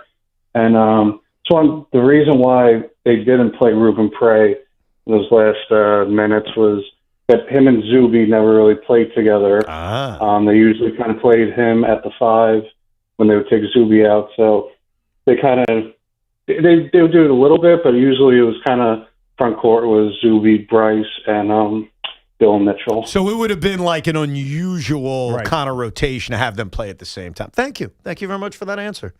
Maybe that's why no one asked Rick Pitino, because they already knew the answer. Right. But I found it interesting. Didn't you, Sean? Didn't you do a 5 a.m. show on Saturday? I did, and that was a Did you big talk part of the about open. that? A lot about it, yeah. And I understand the rotations. That is one of those things in those moments. Sometimes you just got to go a little gut, like we complain about Boone. Gut coaching in that spot. Yeah, but then it becomes hard, I think, to fit them in. Like, how does it? Because I mean, they don't just go play pickup basketball. They're playing a specific. But he's got Ian Jackson on the floor missing a million shots. You know, you could sacrifice a little. And to Evan's point, I know it was different. I know it was disciplinary. But for disciplinary, if that's what we're calling, you could sit R.J. Lewis, then you could make a way to find your hot hand on the floor. Bruce and Yonkers. Hey, Bruce. Gentlemen, love the show. Appreciate it. I want to take you back to opening day, okay? Yeah. Yep. Bases loaded. Brett Beatty hits a routine fly ball to center field. The center fielder runs in 5 steps, and the ball is 3 steps over his head. Correct. Okay. It's ruled a triple. Yes. Okay? Yes. The next batter, Polanco, right? Hits a pop fly. Yep. Same guy. O'Neal. O'Neal doesn't Cruz. catch it, doesn't see it, whatever. Right. Okay? It scored a double. Those 2 plays caused Paul Skenes to have a 67 ERA as at the end of the game. Yeah. Okay? Yeah. So my question is, who should Skenes be more pissed at? Should it be more pissed at the official scorer of the game? No. Calling that a 3-run triple instead of an error. It's got to be on O'Neal Cruz. That's who he should be mad at. Right. That was my second question. Or should he be more pissed on O'Neal Cruz? No, not even close. It's O'Neal Cruz. O'Neal Cruz screwed Right. up. And O'Neal Cruz was taking a beating from the Pirate broadcasters. And you could notice this if you care, because I know the Mets are playing the Pirates, but we're more focused on our team, that he was lackadaisical all weekend. Whether it's not running balls out, whether it's being really casual in the outfield. Like, O'Neal has a ton of talent, but he's got a lot to prove. Right. And it's almost like he needs a change of scenery. I think the Pirates have a chance to be decent this season, but that's a losing atmosphere. And I wonder if he needs to be shipped somewhere else. Would you want him with the Yankees, Sean? Does he fit anywhere for you? I mean, it's hard to say. No, not. You can move him back to shortstop and dump Volpe's ass. That's what I was going to say. You could do that, but I got to be honest with you right now. I kind of like the vibes we're getting with Caballero. Yeah, I was going to say, he's fine. Caballero's tremendous. But I Yeah. think ideally with Caballero, and this doesn't mean I'm starting Volpe above him. He's Just a hear me utility out. player, right? Yes, Yeah. I think 10th player. ideally he's that guy. He's the guy who plays a lot. He plays multiple positions. I don't know if he's the everyday shortstop. Now, he may be the everyday shortstop on this team. Right. Well, But- I mean, he kind of has to be right now. Yeah. I mean, he just is. I need to first find out what Paul Skenes thinks of O'Neal Cruz, because if he really, really doesn't like him, we need to keep everybody Paul Skenes doesn't like away from the Yankees. Here's what I want to know from you, because we had a caller earlier as we were over-exaggerating from the first 3 days of the baseball season. We had a caller who said, hey, here's my over-exaggeration. Cam Schlitter is going to be better than Paul Skenes. That's what he said. You have been adamant, Sean, that you would trade anybody for Paul Skenes. Are you ready to over-exaggerate after one start from Cam Schlitter that he is off limits? He is completely off limits. How about that? Here's the thing. Here's why it's a stupid question. You could get Paul Skenes without giving up Cam Schlitter, and that's Well, exactly what we're going to do. That's not So the yes, but that's the point. Yeah, he is off limits because I know I'm getting him anyway. So he's off limits, but 3 days ago, he was not off limits. Right. You need to be reminded of what you have, Evan, when it's right in front of you. And unfortunately, Team USA made a mistake not taking him over some other stiffs, and we would have been reminded there in that tournament. We were re-reminded how good Cam Schlitter was. Right. I'm going to ask. He wouldn't have lost both of his starts. Nah, he wouldn't have. Who did? There was only somebody on Team USA who started both games. Remember, man. I forgot to. You guys are being jerks right now. It's one of those guys. He didn't have a quality start in his first start. It wasn't bad, but not a quality. Well, first of all, Schlitter didn't have a quality start. Yeah, I know, you guys but- pulled him after 5 and a third. Mets suck. Yeah. Stop it. Yeah. I just can't remember his name. Why are you guys talking crap already? Who is it? We don't remember his name. Yeah, you don't remember his name. By the way, Big Mac fired up off this Yankee 3-0 start. Suck it! Started his podcast, the Go Get Him podcast. It was Chris McMonaco, his fat ass. Who said that? That's a new one. I haven't heard that. What voice was that? I have no idea. It was sent to me, all right? I get things sent to me. All I know is it cracks me up. Do you want to hear it one more time? Yes. It was Chris McMonaco, his fat ass. His fat ass is so unnecessary. Jeez. Wow. When that was sent to me, my eyes lit up. I was like, that's the greatest new clip for Chris Big Mac McMonagle. Welcome to hell. Sorry, bro. Chris McGonigal. Steven is calling from Fairfield. What's up, Steven? Hey, guys. How you doing? We're good. Up, man? So I just wanted to chime in on the Duke and kind of the Duke game compared to Rick Pitino and the coaching decisions that were made as we sit here in hindsight. Yeah. I think for as far as Duke fans, they should be more upset because that coach had a moment with his players to, hey, this is what we're going to do when we inbound the ball. Whereas Rick Pitino, it's the flow of the game, and it's harder to make those choices as things are unfolding in front of you. Right. Oh, no doubt. And It's also, completely different. And John Shire, I give Shire credit for this. He inherited this incredible program, and he hasn't broken it. Like that, and that's a compliment. I'm not saying that to be kind of douchey to him because we've seen what happened for a while to the UConn program. Right. We saw what's going on right now with Syracuse. Like you have this all-time great head coach, and then the transition is awkward. The transition leaves you falling from the grace that you used to be at. That hasn't happened with Duke. Now, they've had some brutal losses, but they are your perennial 1 or 2 seed, right? They're still elite. They're still Duke. But, man, I'll tell you, he's right. That last 10 seconds, a lot of that's on Shire, especially because you see him telling Boozer, throw it. Throw it. And it's like, why? Bad things can happen when you do that, and bad things happen. Yeah, turnover is the only thing you can't do.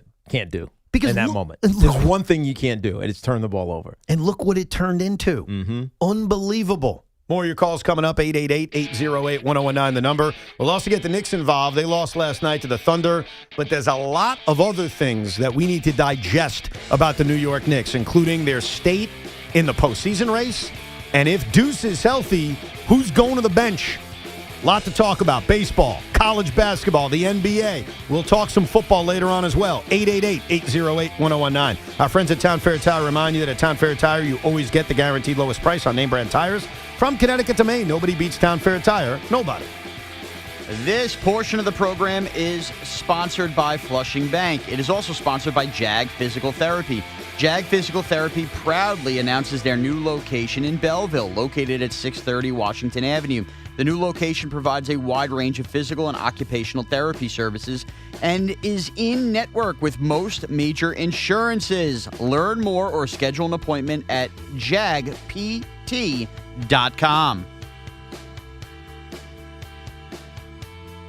Life's rewarding, especially with Flushing Bank's Complete Cash Rewards program. Just open a personal or business complete checking account to get started. With 30 New York Metro locations, there's nothing easier or more rewarding. Visit flushingbank.com today. Member FDIC. It's Tiki Barber with 2 words any business owner wants to hear: extra income. Amazon Hub Delivery is looking for New York businesses to assist with local deliveries. You get paid for each package delivered. Amazon Hub Delivery has no startup costs, no long-term contracts, and no delivery experience required. If you're a New York business ready to assist with local deliveries, sign up today at amazon.com/hub delivery. That's amazon.com/HUB delivery.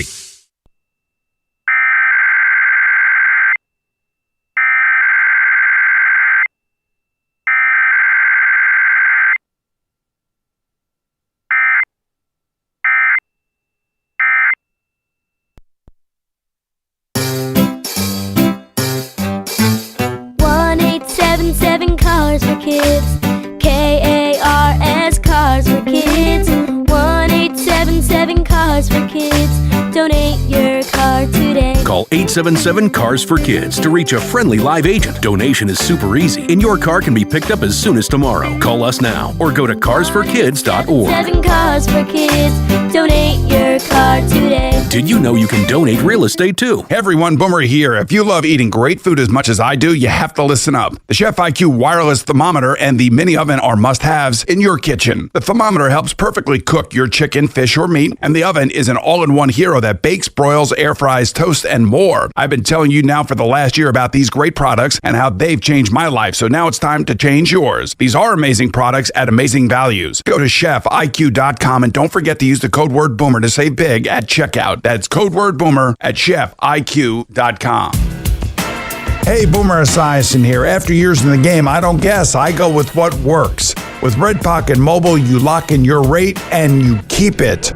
No price creep, no sudden jumps, just straightforward pricing and premium 5G plans starting at $10 a month. Visit redpocket.com to see why more Americans are switching to better wireless without paying more. Red Pocket Mobile, your new ultimate cell carrier. This is the story of the one. As a maintenance tech at a university, he knows ordering from multiple suppliers takes time away from keeping their arena up and running. That's why he counts on Grainger to get everything he needs, from lighting and HVAC parts to plumbing supplies, all in one place. And with fast, dependable delivery, he's stocked and ready for the next tip-off. Call 1-800-GRAINGER, click Grainger.com, or just stop by. Grainger, for the ones who get it done. I'm Piera Palazzolo, VP of Digital Marketing for the American Management Association, a company focused on the management training skills needed to enhance the careers of business professionals. We did our research when it came to the best companies for website development and chose AmericanEagle.com. And we couldn't be happier. AmericanEagle.com worked closely with us to understand the front and back end requirements needed to launch an e-commerce website that could handle the complexities of running thousands of seminars nationwide. Our robust new website and improved SEO saw immediate increases in site traffic and web revenue. If you're in need of managerial effectiveness and success, visit our website at amanet.org. If you're in need of a website that provides an unparalleled consumer experience, I highly recommend AmericanEagle.com. Transform your business today.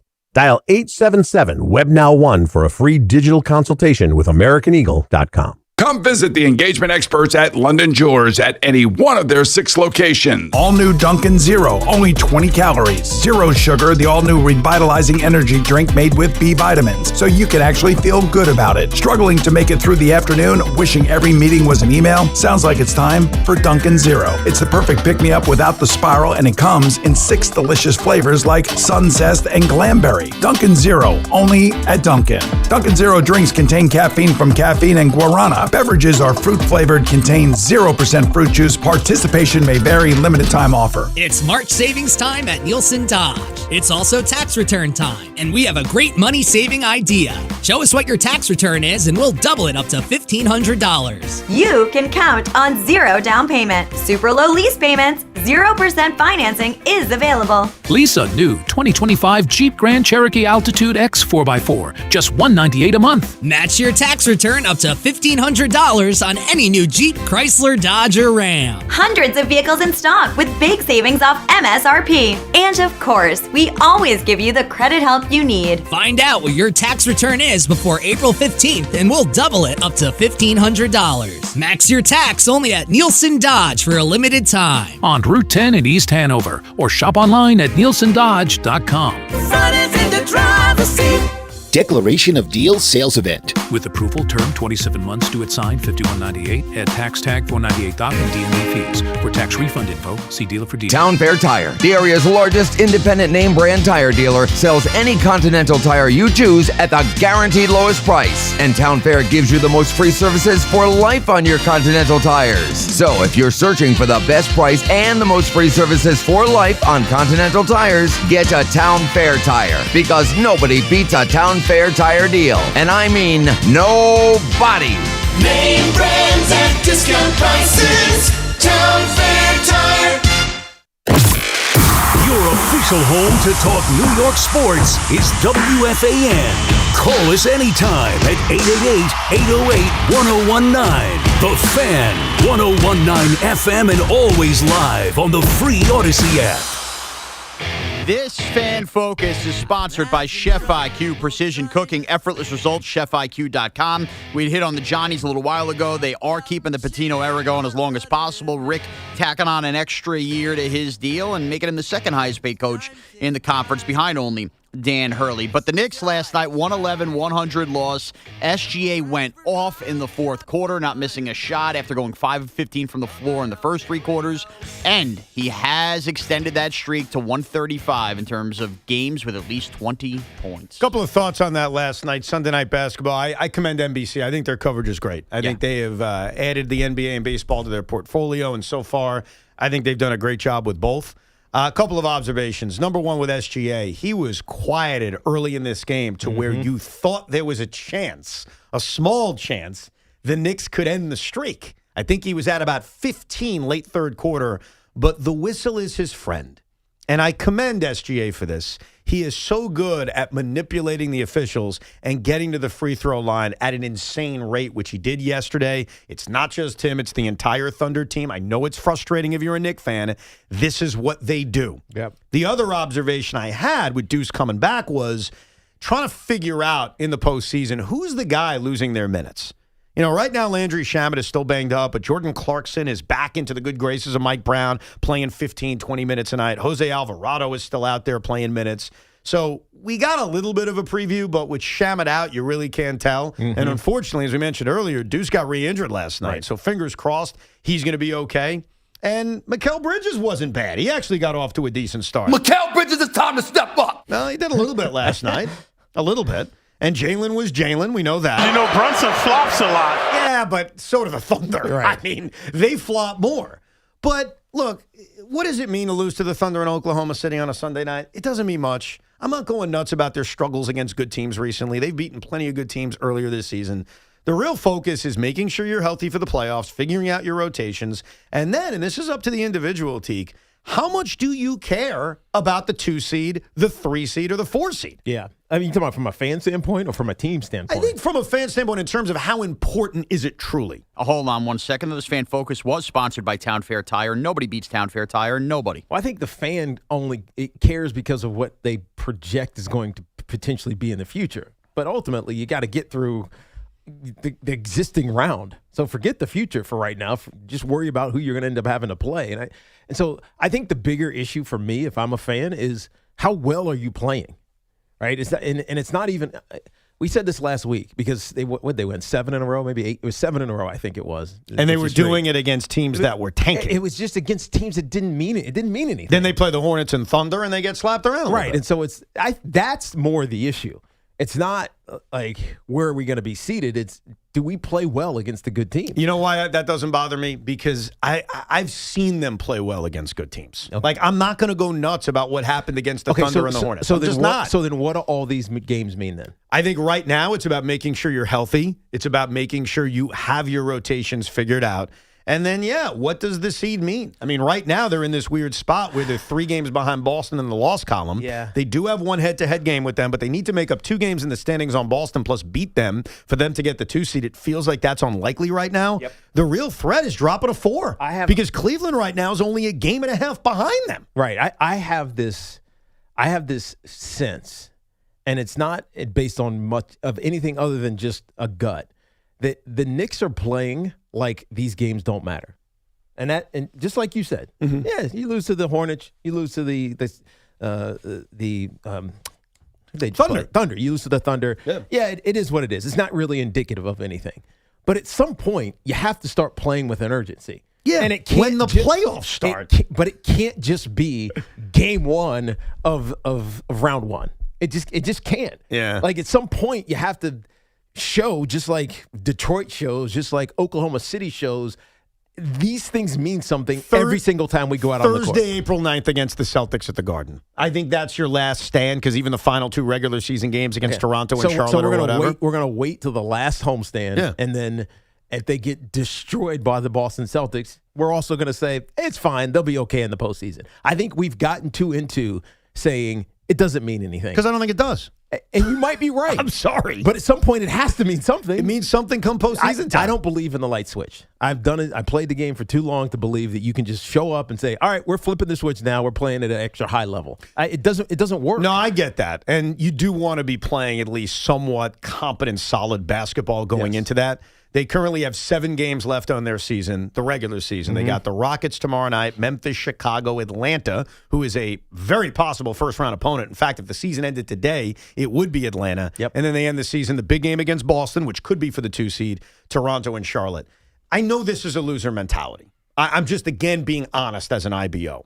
And I have been very consistent about this. If you recall a few months ago, I lambasted or questioned. I wouldn't even say I lambasted. I questioned some of our fellow hosts here at WFAN who talked about how important it was to avoid the Pistons in the second round. Right. And I asked why. That doesn't make sense. I'm just confused. Why do you need to avoid Detroit? Now, I know things have changed. Jason Tatum's healthy. The Celtics have played well. Cade Cunningham is banged up. I want the Pistons in the second round. I've always wanted the Pistons in the second round. This is still a young team with a lot to prove. If you're playing them in the conference finals, they've proven plenty. They would have beaten Cleveland to get there. So, again, I know it's a loser mentality to say this, but I think the Knicks are better off dropping a 4. I really do. Because I don't think, first of all, I don't think you're catching Boston, okay? So if you assume you're not catching Boston and it's really the difference between 3 and 4, it ain't going to make any difference when it comes to home court, unless you think you're playing Cleveland in the conference finals, which I don't think you are. Right. So home court won't even matter. The first-round opponent is still so fluid because the standings are really close between 5 and, 9. Yeah. So whether it's Atlanta... 3 games between really 10. That's my point. So 5 and 10, it's only 3 games. So dropping to 4 isn't even picking your first-round opponent. It's changing your roadmap.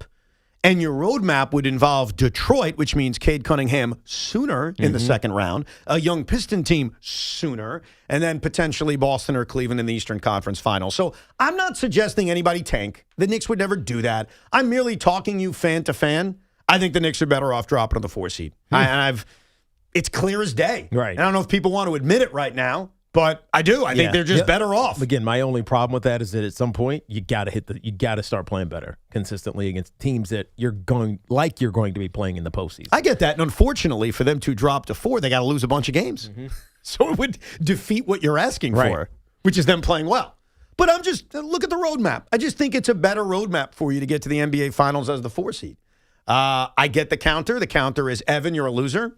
You were for a team that's, in the lottery. Yeah, and they can't even get that right. Then they can't get that right. He has pissed me off. But I think that while the Knicks can beat anybody, and so you can have the arrogant attitude of, come on, 2 seed, 3 seed, 4 seed, we should beat anyone in front of us. Eventually, you're going to have to beat everyone in front of you. Don't you always prefer a road that's just a tad bit less bumpier? Yeah, but wouldn't you also argue that if the Celtics got to a conference final and were sitting there, that they, with Tatum being out this long and only coming back, now are starting to click even more and gain more chemistry? Sure, you could argue that. I could also argue that the Pistons are even more dangerous with a healthier Cade Cunningham and a team that has now answered the call of being battle-tested by knocking off Cleveland in a hard-fought 6-game series. Yeah, I mean, again, I guess there's no perfect answers. How about this? How about just go be the best team in the East in a couple of Well, that solves everything. Just go beat everybody in front of you. 888-808-1019. Let's go to Ben in Washington, D.C., who was at the game over the weekend. What's up, Ben? Hey, Ben. Gentlemen, love listening to your show. Big fan. And yes, indeed, Evan, I was at that game yesterday, and I got no words. It was awesome. As you would say, as an IBO, I'm a Rutgers guy, so as an IBO, it was great to be in the building for that. But we tried going to the game on Friday to go see St. John's, and we made the ultimate decision to just, go Sunday, save some money, and very happy we did that. But real quick, I just want to make a quick point. The best part of that game was at the end of the game when Duke blew it. For whatever reason, the Duke fans started putting their Yankee hats on and their Laker jerseys, and they were walking out of the building. It was wild. Yeah, they were very quick to pivot. They very quickly said, hey, the Yanks are 3-0. Uh-huh. Yeah. Let's back a winner. I got that impression as a kid, that Duke fans, because there are Duke fans around you, and they're not alum. Mm-hmm. They're not from the area. They are the front-running franchise of our generation. That's who they are. Yeah, of course. That's who they are. I mean, it's Duke, though. What does that mean? I don't. What does that mean? I don't know. What are you trying to say? I went to UVA. That's what I'm trying to say. Oh, well, listen, It's Duke. but we have that same group with you. Like, we're not in the conference with Duke. We're not rivals with Duke. But I think if you're a red-blooded American who likes sports, the Duke fan is incredibly obnoxious. So I'm with you. We're simpatico on this. Yeah, there's like 6,000 students there. Is that it? Yeah. There's only 6,000 students. Hard to get into Duke. 6,500 undergrad right now. I got rejected. You tried to get to Duke? Yeah, it was my dream school. Why? Highly selective, 6% acceptance rate. Wow. May I ask why that was was it sports related? My cousin went to Duke. He's a graduate of Duke, and I started to love Duke basketball as a kid because my cousin was going there. It was the only family member I knew that went to like a real school. Once they rejected you, you moved on from loving them? Well, yeah, I don't love any school. I basically got rejected from everything but community college. No offense. Like, I don't know what your grades were in high school, but it feels like you applying to Duke is like, I don't know. It was my dream school. Tommy really thinking that Sidney Sweeney's going to go out with him. You know what I mean? In hindsight, I think I just had a guidance counselor that laughed behind my back and said, okay, kid, come back to us. And Sunio Westbury was. He went from applying to Duke He had to take me. Let's go to Al in Keyport. What's up, Al? Hey, what's up? Thank you for taking my call. I'm calling about Rick Pitino. Rick Pitino's worth is in his name and everything and recruiting. And with the money, there's not really recruiting is not that big a deal. His X's and O's 2 years in a row, he kind of blew the tournament for St. John's. I know it's probably an unpopular popular thing to say, but no, I mean it's not unpopular to say. He's overrated. Well, he's overrated coaching. That's what it is. Hold on, that part's the issue. Like, if you want to say the X's and O's of his game is overrated, I think that's fine. Mm-hmm. That's fair. But this is a results business. Yeah, and he's had unbelievable results for a lot of years. And that a lot of different stops. And that matters more than anything. Like, you know what I mean? Yes. So I get, hey, if you break down this game or this loss, his X's and O's are overrated. All you have to do is forget what he did at Iona, and that was impressive. Mm-hmm. Forget what he did at Louisville, and that was impressive. Forget what he did at Kentucky. That was impressive. How about what he's just done here? St. John's was nothing. Mm-hmm. They were nothing. And he's led them to back-to-back Big East titles. You can say a lot of things about Rick Pitino. You can say it about his character. You can say it about whatever you want. You cannot say, though, from a results world that he's overrated. No. He's one of the greatest of all time based on what he's done with multiple programs. Yeah, the fact that no matter where he goes, you're making the tournament. Even little schools like Iona. Yeah. I mean, that just tells you coaching matters. He goes, and by the way, we know that that's the case. Coaching matters in the NCAA tournament to ultimate success. And we're talking about some of the best coaches in basketball right now. So Rick Pitino's not overrated. Has he mismanaged some of these games? Absolutely. Sure. I think that's fine. But that's fair. Dominic is in New Rochelle. What's up, Dominic? What's up, boys? Yo. Well. Wanted to talk about the Knicks for a minute. Yeah. I think they rely on the three Villanova guys way too much. They need to get other players more involved. This isn't the big three with James, Bosh, or Wade here where that was enough to win the chip. Besides Brunson, Hart and Bridges aren't those guys. They are warriors, but I can't deny that. But those three aren't good enough to just win it. They need to get more players involved. And on Karl Anthony Towns, yeah, he deserves some criticism, but not all of it. I don't need to see Tracy McGrady and Vince Carter trying to guide him and tell him how to play. Even when he had a good game a couple of weeks ago when Shaquille O'Neal was telling him, you got to be better, this and that. Let Mike Brown, Leon Rose handle that player. They don't need to it gets in his head too much. I don't need to see that before the game. I get that, but your first point and your second point are married. Mm-hmm. Like when you say they rely too much on the Villanova guys, take Jalen Brunson out. He's your best player. Right. You're always going to rely on him. He's going to take the majority of the shots. As he should. He's one of the most clutch players in the league. But your first point about not relying on the Villanova guys is married to there needs to be more cat. Because what we see on a daily basis, anytime they play a big game, it is on repeat. is Karl Anthony Towns not being involved enough in this offense. Right. He took 9 shots. He also took, I think, 1 in the first half. Right, and 1 3-pointer. So 9 shots, 1 in the first half, 1 3-pointer the whole game. Yeah, that can't happen. And there were many opportunities in this game where there were matchup advantages that they needed to take advantage of. Right. By the way, they shot well. This is one of those rare games, Evan. We've talked about it all season long, where they outshot percentage-wise, number and percentage-wise, the Oklahoma City Thunder in 3 points. Yes, they 3 pointers, 43% to 35%, I think it was. That's right. And they still lost. And so what they've lived and died by, they did what they were supposed to do. Yes. But they didn't play good enough defense. Now, as you know, I track that because I am the ultimate geek. That was the 39, and I'm going to include the NBA Cup championship game. I know that doesn't count as a game, but I like to count it. It was a game that mattered to me. They have played 39 games in which they outshot their opponent from 3. Yesterday was only the 4th time all season they lost that game. So you are right. When they outshoot you from 3, they beat you an incredibly high amount of time. That didn't happen yesterday, and a big part of why that didn't happen was because the Thunder got to the free throw line 38 times. That's unreal. I am going through. That doesn't make any damn sense. I mean, it does when you look at what they're who capable they are, of. but still, I'm just saying. 38 to 17. I'm going to blow your mind. 38 to 17. I found 21 more free throws. Nah, it's crazy. I found one other game this season, 2 other games now, where an opponent shot that many free throws. One of them was against the Sacramento Kings. I don't know how that happened. Didn't they lose that game? The Knicks lost that game. Yeah, that is correct. right. The other game I found is their opponent shot 40 free throws, and that was a loss on New Year's Eve to the San Antonio Spurs. So I guess the moral of the story is if your opponent gets to the line an absurd amount of times, you're likely to lose. I know, that is mind-boggling, isn't it? Right. Let's go to Matt in East Windsor, New Jersey. Hello, Matt. Hey, guys. Thanks for taking my call. Wanted to ask why Brett Beatty is DHing 2 of the first 3 games here when he's a better defender than Bo Bichette.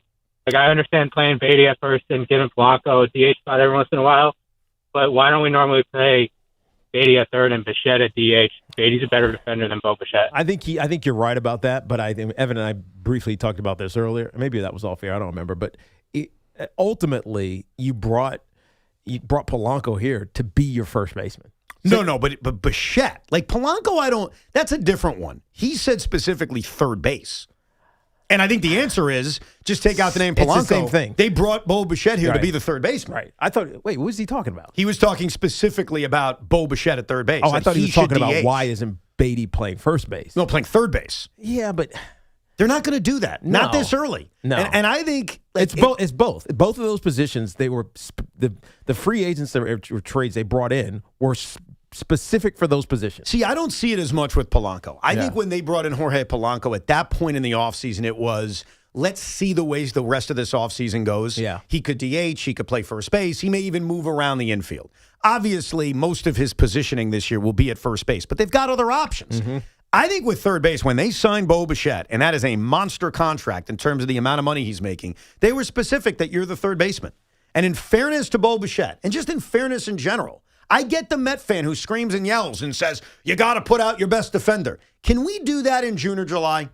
Can we give this man a chance to prove he can play third base? If he sucks, like if he's not good at third base, I promise you, there's going to be a day, and maybe we do need to pick a date, whether it's June 1st or later. There will be a day in which I'll say into a microphone, hey, guys, I know you're paying him a lot of money, but you need to put your best defender out there. Right. I can't do that on March 30th. The guy's learning the position. There was video yesterday, I forget which Met beat reporter put it out, I apologize, of Bo Bichette, the one guy in the infield prior to the game, taking extra grounders at third. He's grinding his ass. Yeah, he has to. Let's see what he is before we determine you got to DH him. This can be a discussion. I just don't think it's fair on March 30th. Grinding his ass. What are you laughing about? He's grinding his ass. Well, he's grinding his ass. Grinding his ass off. Oh, did I say it wrong? Left out a word. Sorry. Kiss my fat ass! A very important word in context if you don't want drops. Yes. You guys know what I meant. Of course we did. We know what you meant. Will Eddie Scazzeri know what you meant? I mean, it's all out there. Big Mac did not like the new drop we added. Why? I don't know. Called me a bad teammate. Called you a bad teammate. That's right. Well, I heard Pete Hoffman doesn't like him. Should I play it again now because Big Mac doesn't like it, or should I? No, absolutely. It was Chris McMonaco, his fat ass. Yeah, he's had enough requests now. He doesn't want to be called the bloody sock. Now this one plays. And it wasn't us. Yeah, it was a caller. It wasn't it wasn't even our caller. I know. This is somebody completely different. Yeah, like we haven't even done the things he doesn't like. It's just, can I put Big Mac over? Yeah. He started the Go Get Him pod, and it's tremendous. If you're a Yankee fan, even a baseball fan, I would download it. How many minutes is it? How many the latest episode? Yeah. I think he did like an hour and a half. Hour and a half? He put the Rico to shame. Is he regularly doing an hour and a half? You got to ask him about that. Yeah, in the shower. He does an hour and a half podcast. He's been doing it every year after every Yankee. No, but that's awesome, man. I can't listen to an hour and a half. So it's too long? It's way too long. It is too long. How long should it be? How long's a Rico? It varies between, like if I 20 do it, and 40 minutes. Perfect. Okay.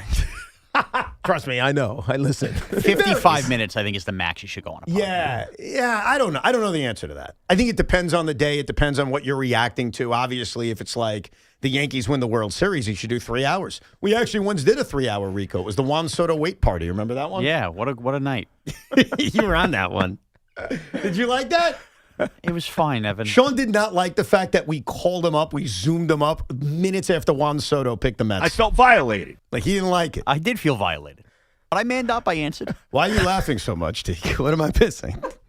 He's dying over here. I wish you were on the Mets chat, Sean. Oh, no. What did he say? What was said on the Mets chat? I think it's just a video of a dog. So basically, I'll explain it.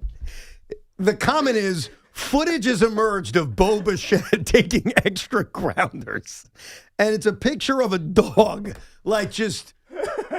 Like, you know how dogs, when they like have something left after they go to the bathroom, they like drag their butts? They scrape their butt, like the worm that's crawl. exactly what this dog is doing. Yeah, it's a dog grinding their you-know-whats on the ground. Yes. And that is the image of Bo Bichette taking grounders at Grinding his third. ass. Right.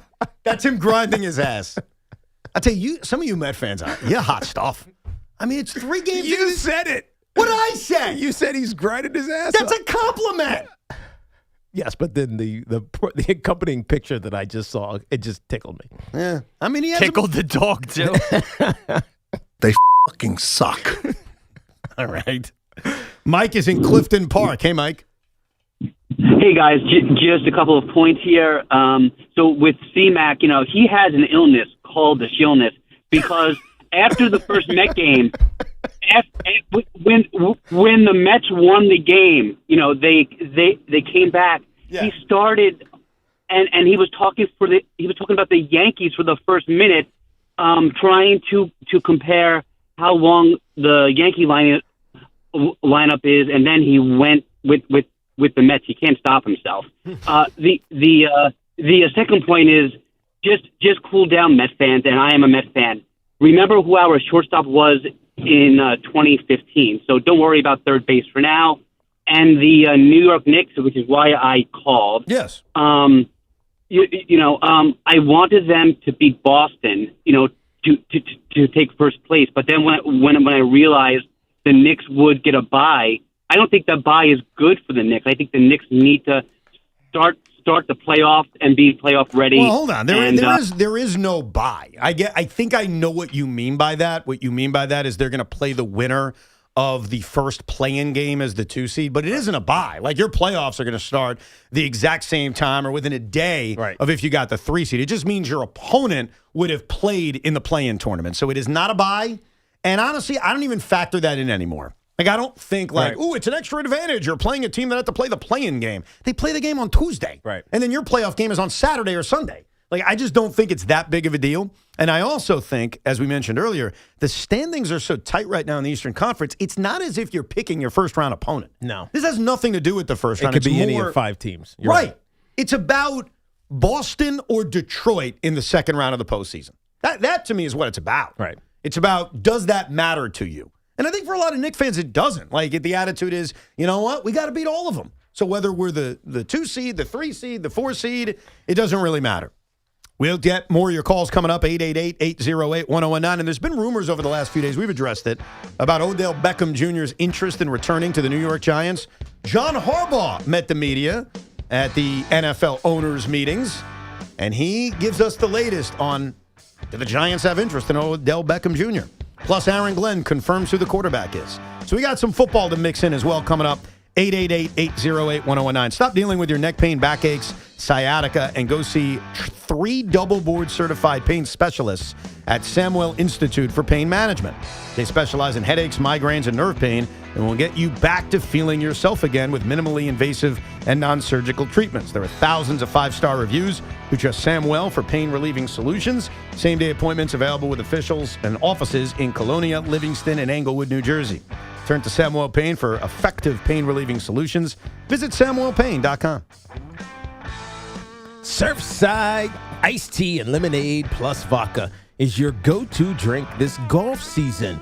It's light, refreshing, made with real vodka and 0 bubbles. That's right, no carbonation, no bubbles, no troubles.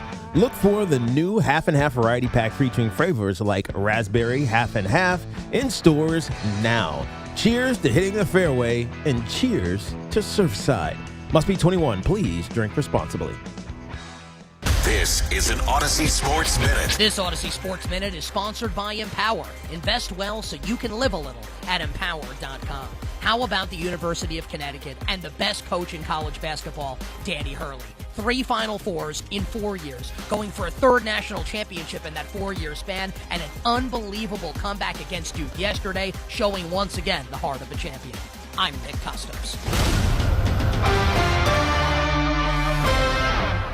DQ presents the Blizzard Double Flip Deal. For a limited time, when you buy 1 Blizzard treat, you get a second for just 99 cents. That's 2 Blizzards, 2 spoons, 2 flavors, and 2 flips. So don't miss out on the Blizzard Double Flip Deal, available only for a limited time and happening now at DQ. Because the only thing better than a Blizzard treat is a second Blizzard treat for just 99 cents. It's a deal to flip for. The Blizzard Double Flip Deal. Participation may vary. Who says vaping is safer than cigarettes? Science does not support that belief. Vapes can contain a variety of chemicals, flavoring agents, cancer-causing elements, and other harmful substances. High levels of nicotine in some vapes can be more likely to lead to addiction, and chemical ingredients are not always listed accurately on vaping packages. Vaping can also damage your DNA, your heart, your lungs, and even your smile. Enough with the puff. Learn more at ul.org/vaping. Sponsored by Underwriters Laboratories. My name is Whitney Allen, and I'm a widow. My husband, Ryan, died. We never thought we'd ever have to use life insurance, but the unexpected happened. With Ethos, signing up was fast and 100% online. You can get a quote in seconds, apply in minutes, and get same-day coverage. No medical exams, and you can get up to $3 million worth of coverage. I'm grateful we were prepared. Get your free quote at ethos.com/radio. That's ethos.com/radio. Paid spokesperson. Time spent on application may vary. Online health questions required. Breezy and turning cloudy. High 67. Weather brought to you by Staples. From posters and presentations to labels and loyalty cards, Staples has all the print to boost your brand. Shop now in-store and online. Staples. That was easy. Hey everyone, Boomer Esiason here. I've spent years on the field learning what really matters most: reliability, consistency, and trust. That's why I love Red Pocket Mobile. You choose from 3 major 5G networks, plans start at just $10 a month and stay there. Plus real customer care answers in under 2 minutes. Red Pocket Mobile, your new ultimate cell carrier. Hi, it's Alicata here for Soda Pro Painters. I've been spending a lot more time at home lately, and my home is a happy place, especially when my wife is happy. For me, sometimes that can be challenging. But my friends at Soda Pro Painters, they had no such problems. Big jobs or small, the good folks at Soda Pro Painters are at your service. If you've been putting off a painting project, give them a call now at 1-800-GO-CERTA. That's CERTA with a C, and you'll see exactly what I mean. 1-800-GO-CERTA. And hey, ask about their spring sales event and get 10% off on qualifying projects. Each Soda Pro Painters business is independently owned and operated right here in our community. Schedule Schedule your free estimate online at CertaPro.com. You matter, and so does your well-being. If you're facing tough moments, struggling with anxiety, depression, thoughts of suicide, or substance use, help is here anytime you need it. Call, text, or chat 988 for free confidential support. New Jersey's 988 Suicide and Crisis Lifeline is here 24/7 for you or someone you love, with trained counselors who listen and care without judgment. You matter. Remember New Jersey's 988. A message from the New Jersey Department of Human Services. Oh, hey, how was your vacation on MSC Cruises? It wasn't just a vacation. It was a holiday. What's the difference? It's a holiday. Because there's European style and American comfort. Does that happen every time you say that? I don't know. But on holiday, there's fresh made pasta, and you can cheer on your favorite team at the sports bar. No, I want to go on. For a limited time, get up to 30% off cruises, plus kids sail free. To book, visit msccruises.com or contact your travel advisor. Restrictions apply. Ships registered in Panama and Malta. It's about time delivery worked on your schedule. Same day, next day, or scheduled in advance. However you plan it, the Home Depot delivers the whole job. From drywall to doors, plumbing to paint, we'll get it there when you need it. Because on the job site, timing is everything. You order, we deliver. It's that easy. The Home Depot Pro. It's about time.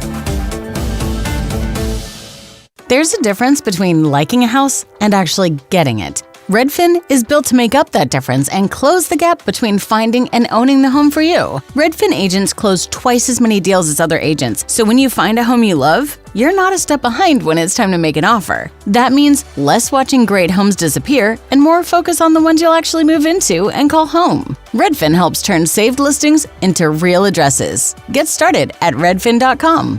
Own the dream. The New York International Auto Show, April 3rd through the 12th. Tickets at autoshowny.com.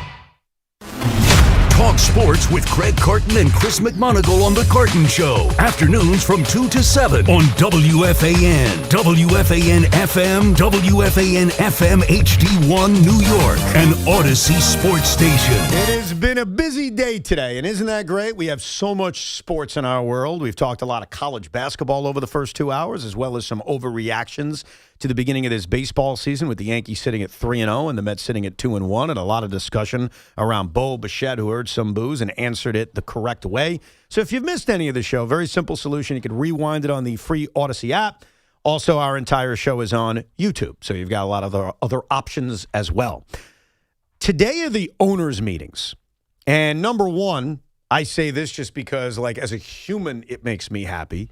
The idea that John Mara's there is awesome. I mean, it's just a sign that, like, he's doing well. There's some positivity. Absolutely. So John Mara, who I heard was not traveling to watch the road games like he used to this past season, but he's at the owners' meetings today down in Phoenix. Freaking tremendous. The other thing is, today the NFC coaches are speaking, and then tomorrow the AFC coaches are speaking. So earlier today, your new head coach, John Harbaugh, met the media. And he was asked a variety of things, including the idea of a reunion with Odell Beckham Jr. I mean, you know, the obvious pat answer would be you look at every option, right? And if Odell's an option, then we'll be looking at it for sure. And he and I do talk, and we do text, and we've maintained a really great relationship. He's one of my very favorite people in the world. So It's not like, you know, you don't talk to guys about things like that. And certainly we have. We'll just have to see where it all goes. You know, what's best for him, what's best for the Giants. That's the number one thing. It is what's best for our team. And any player, you know, if he helps you be a better team and can make you better, then you're going to pursue that. So we'll just have to see where that goes. The door is wide open. Yeah. Okay. I think you got to see Odell Beckham Jr. Actually play football before you sign Odell Beckham Jr. Well, of course. You want to make sure he still has something left. The Giants suck. Yeah. Now, John, that's the right answer by John Harbaugh. You make it, and you can't make it a no, absolutely not. We have no interest. So you say the right things, especially because it's apparently they have a relationship. Well, I mean, that was that answer. The only thing that really jumped out at me, because a lot of it was coach speak, like, hey, the door's wide open, we'll see, is when he said it's one of his favorite people in the world. I know. That is very high praise. Like, I like both of you. Right. I'm not calling you one of my favorite people in the world. But I think that's because Odell Beckham Jr. loves football. Like, you know that about him. The way John does. The way that John Harbaugh demands that anybody who plays for him loves football. But the question is not whether or not he loves football. The question is he still at a high level playing football? Can he help you? Can he help the team? And that, of course, is something that they'll, based on that answer, they'll explore, but it's certainly not a guarantee. Yeah, it sounds like something, if 3 receivers go down in camp, then they'll call Odell Beckham Jr. That's the way I think what you do sometimes, Sean, and I think this is a great example of it, is instead of just clearing your mind and interpreting what someone says, you put your opinion and spin on what someone says. Because that's not what he said. You don't want Odell Beckham Jr. back, which is totally fine. Like, that's not a bad opinion. Well, hold on now. But instead of just saying, he really loves him, I guess there's a chance, you put the Sean spin on it, which is, what he's saying is 19 people have to disappear from their homes, and then maybe he'll consider it. You completely over-exaggerated. Evan, I'm actually smart when I listen to him, and what he's telling you is, he's not being signed right now, but we need to keep all options on the table. I mean, I clearly likes Odell. Odell Beckham Jr. screams the kind of veteran that you would sign when it's not guaranteed after week 1. And I don't think anybody would deny that. And that is all I'm saying. I kind of agree with that. Thank you. But it's a spin, Teak. It's not a spin. It's just I think it's the reality of when he would make sense. Yeah. When Odell would make sense. I think Odell would make sense at the beginning of camp. Like, you've got 1 million guys on your roster. You throw him in there. You see how he looks. There's no harm, no foul. It's like a spring training invite.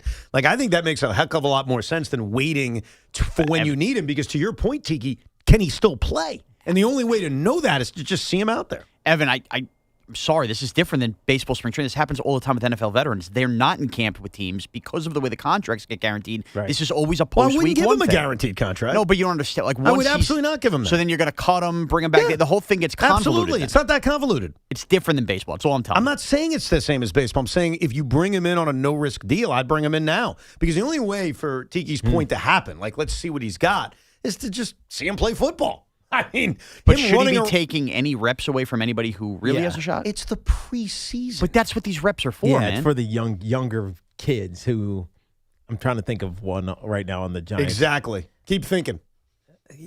I'll give you an example. He has Evan Neal Izudu back. Jalen Hyatt's still here. Right. Oh, God. Yeah. Well, he's here for now. We'll see how long that lasts. Well, it's a new regime. You guys just got rid of Graham Gano yesterday. Congratulations on that. Finally. Thank you. Now we're down to 2 kickers. That was inevitable. Anything else from John Harbaugh? There is one other thing. I think it's kind of important because we blasted it. Tiki supported it. But he did comment on bringing Evan Neal back But I want to make this clear. It's paired with Josh Izudu, who was a 3rd-round pick, failed. So kind of long answer, but it's interesting. Okay. I'm excited about those 2 guys. You know, you watch them really from the beginning. I mean, I remember back as far back as the draft process. Those 2 players were guys that we felt really good about in Baltimore. You know, we had them highly graded, and they haven't broken through yet. But why can't they? You know, what George Bernard Shaw, you know, said. You know, some men see things as they. You ready for this one? Yeah. Some men. Let me make sure I get this right. Some men see things as they are, and they ask why. You know, we see things as they George Bernard Shaw aren't, and ask why not. And that's what I kind of say with those 2 guys. I could have said that better, but you get the point, right? Why not? Why not? Why not? Why not give them an opportunity? They're motivated. They came in the office. They sat down and they laid out a plan and a vision for what they want to accomplish and the type of players they want to be.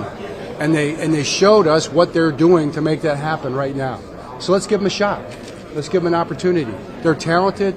They're tough. They want to be great. They have dreams. You know, they have big dreams. So if they're going to dream big, I'd like them to do it right here in our building and try to realize those dreams with us. And we'll give them a shot to do that. Yeah, that's a great answer. I'm very confused about 2 things. I know Bernard Shaw because he was the CNN guy.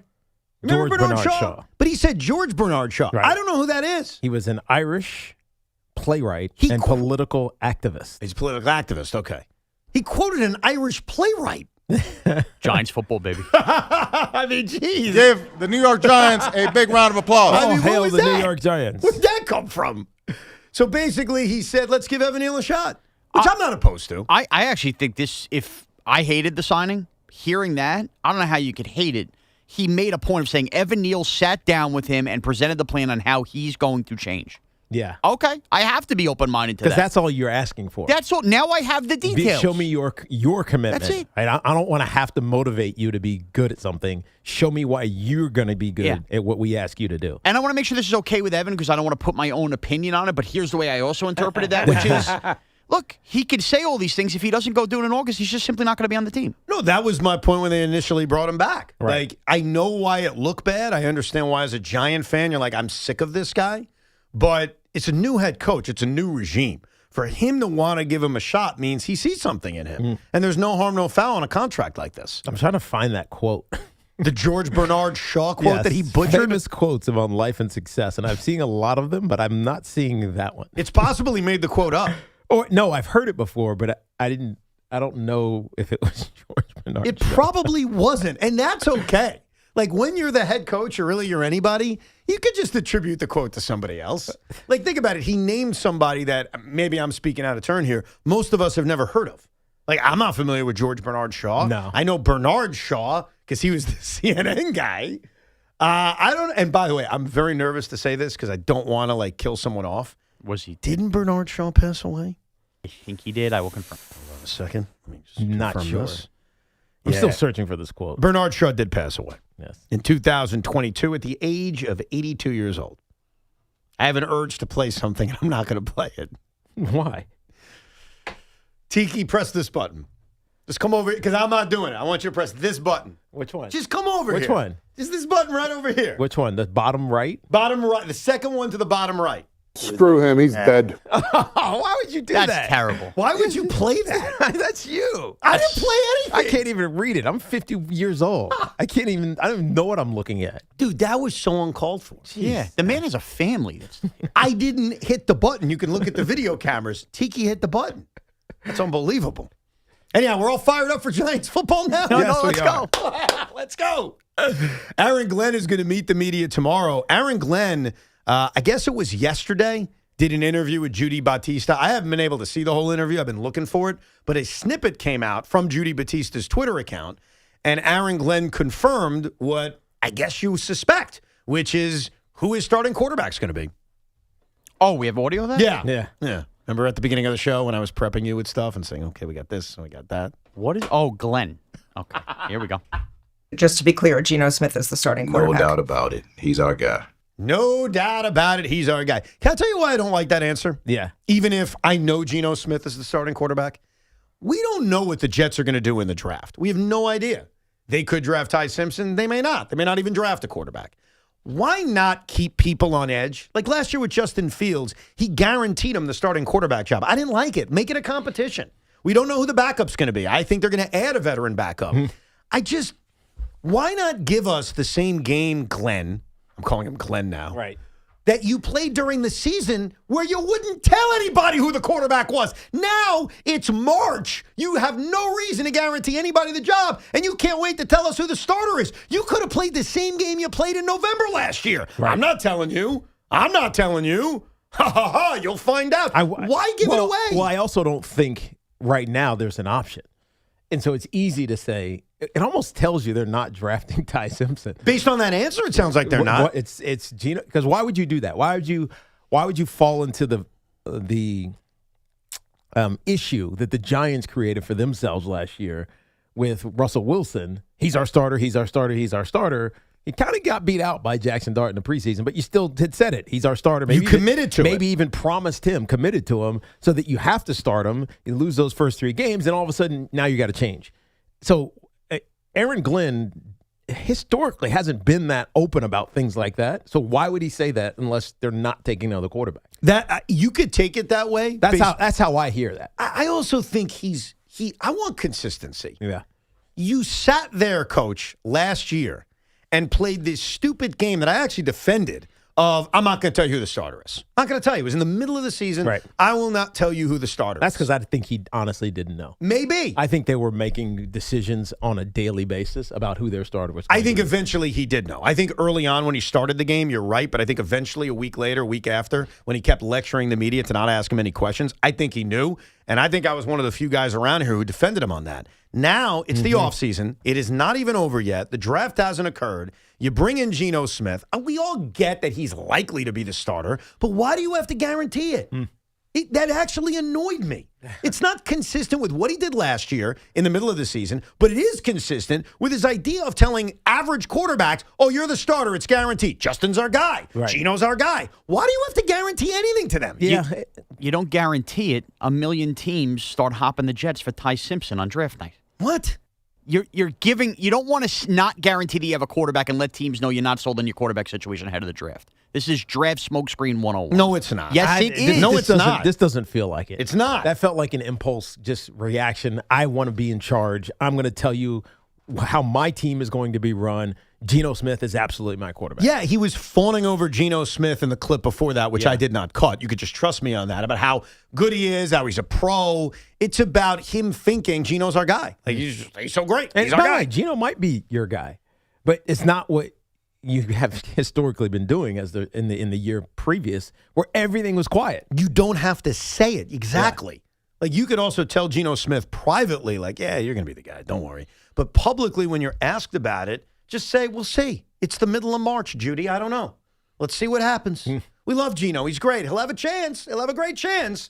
I don't think you need to say it. And I don't think Aaron Glenn is playing any kind of game with the draft, Sean. I appreciate you trying to come up with that. Like, thank you. Right. I appreciate that. Yeah, I mean, I stand by this. He doesn't fawn over him and leaves anything open for interpretation ahead in the draft. The Jets are going to get caught with their pants down if they really like one of these guys. They're not getting caught with their pants. This is what happens every year. The Giants this year were, Russell Wilson this, Jameis Winston that. And then they laid in the weeds and they took Jackson Dart, and the Rams didn't think they were. I don't think this is laying in the weeds, though. I think people know the Jets need a quarterback. They could say whatever they want about Geno Smith. There's a difference between they know they need a quarterback and how desperately they need one. If the organization's fawning over Geno Smith, maybe the other teams read it as non-desperation. All right. I appreciate your effort. I like you. I like when you show for the Giants and the Jets. I love the Jets. I appreciate like the Jets. I like Aaron Glenn. I know. You're a big Jet guy. I am. You going to come to games with me this season? No, they interfere watching the Giants. What if they don't? Then no. It interferes with going to New Jersey. Some men see things as they are and ask why. I dream things that never were and ask why not. And that's George Bernard Shaw? That is frequently associated with Robert F. Kennedy, but it is actually adapted from George Bernard Shaw's 1921 play, first performed in 1922, Back to Methuselah. Wow. Yeah, the phones were blowing up for that, the RFK. Yes. So but it wasn't really Bobby? No, it is George Bernard Shaw. But Bobby Coach Kennedy Coach Harbaugh was correct. The play is called Back to Methuselah by George Bernard Shaw in 1921. Robert F. Kennedy uses it frequently on the 1968 campaign. So you're saying that the late Robert F. Kennedy plagiarized George Bernard Shaw? He just appropriated That's it. the way it sounds to me. When I say I will always love you, you think Whitney Houston, right? You don't think Dolly Parton? I don't know what I think. Well, sampling is just common in music. Okay. Yeah, it's different with a speech. Like, it's legitimate plagiarism. Like, it's happened. It ruins careers. Right. It has. In politics, it's ruined careers. Wow. So Robert F. Kennedy was plagiarizing Not George Bernard Shaw. He was appropriating. Okay. Whatever phrase you want to use. Let's go to Bob in Long Beach. Hey, Bob. Hey, guys. How you doing today? Good. Oh, it's good. You can call me Robert the Hero, Evan. I like that. Robert the Hero. As a matter of fact, Teddy Kennedy used that line in his eulogy of Bobby Kennedy after he was assassinated in L.A. in 1968. Is that right? He incorporated. Yes, indeed. Wow. That's okay, though. That's okay for Teddy to do that because he's like quoting what he thinks is from his brother, and it's, of course, his funeral. It's a tragic day, so I'm going to excuse Teddy on that one. But Bobby, I tell you, plagiarizing George Bernard Shaw.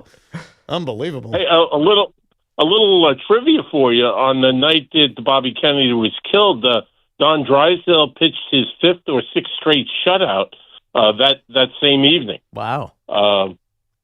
Was it a home game? Was it a home game? Because obviously Bobby, I think, got shot in California. So I think it was. That might have been the game. Remember the game that the Giants had the bases loaded and Drysdale hit Dick Dietz in the elbow, which would have forced in a run, and Harry Wendelstedt was the umpire, and he said that Dietz didn't make an effort to get. I don't remember it because I wasn't born yet, but I think I've heard the story, to say the least. Good stuff there, Bob. Unfortunately, Evan, I was 12 at the time here, and my first Met game was 1962 at the Polo Grounds, and a guy, some young buck named Koufax, beat the Mets in the first game of a Memorial Day doubleheader, 11-5. Gil Hodges hit 2 home runs, hit another one in the second game, and my father started tearing up because Hodges was one of his boys from when the Dodgers left in '57. Yeah, that's pretty. That's a memory right there. And that's how the Mets used to draw in the early '60s when the Dodgers and Giants would come to town. Speaking of which, you want to hear my geekdom? You ready for some geekdom that I think people will find interesting once I get to the end here? So my family's out of town, which means Evan's got a lot of spare time. Still? They're away for a week. Oh, wow. I got the whole week, man. Yeah. A lot of craziness going on in the Roberts household. So I've had a lot of time to think and a lot of time to do research. I charted the Yankees and Mets attendance head-to-head from 1962 to 2025. Wow. And I've got the results of who outdrew who in every single year of the existence of the New York Mets. This is what you did with your time? You did, and you ask me why I did it. Right. Technically, I think it's who outdrew whom. Who outdrew whom? Right. Do you know why I did it? Why? So I'm listening to Mike Vaccaro's brand new book. Oh. Okay? Yeah, I heard about this book. You heard about this book? Yeah. We'll pop him on in a couple weeks. He's the best. He's one of the great sports writers in our... This is the one about the Steinbrenner. It is. It's called The Bosses of the Bronx. Very good book. I'm like 10 chapters in, so I'm still pretty early on. Right. And it's been awesome. So Mike's doing a great job, and I think any Yankee fan, any baseball fan would love it. And he was talking in the book about how George was so pissed how the Mets were outdrawing the Yankees. And I'm like, how many times did we actually outdraw the Yankees? That forced you to go do the research? I did the research. I have a chart that I have it in front of me. I have a document in front of me, a chart of every year the Yankees or the Mets outdrew each other. Okay. But not only that, because now I'm off of that. I have that chart. Maybe someday we'll talk about it. You ready for this piece of news that came out of Vaccaro's book? Go ahead. To me, and by the way, Mike will not be offended by this because it is a great book, even if you find a certain piece of information not interesting. Mm-hmm. I'm going to give you a factoid that I learned in Vaccaro's book. You tell me if you find it interesting or not. Okay. And again, it will not offend him. Right. It's a great book either way. He revealed, first time ever, Yankee fans, sit down for this. Sit down for this. Mike Vaccaro revealed that the Steinbrenner group that ended up buying the Yankees was bidding against another group. Mm-hmm. I think it was head by the Lehman Brothers, if I'm not mistaken. Okay. Their plan was to install a certain former Giant as the team president. I forget who it was, a guy I'm not even that familiar with, but managed them in San Francisco, all that. He was going to become like the face, the baseball guy. And he asked somebody to manage the Yankees upon the ownership group being finalized. And that man said yes. That man was like, I'm in. I'll manage the New York Yankees. That man, if the Lehman Brothers group went through, was going to become the first black manager in the history of Major League Baseball. Wow. And that man's name to manage the New York Yankees was Willie Mays. What? How about that? Did he ever manage? No.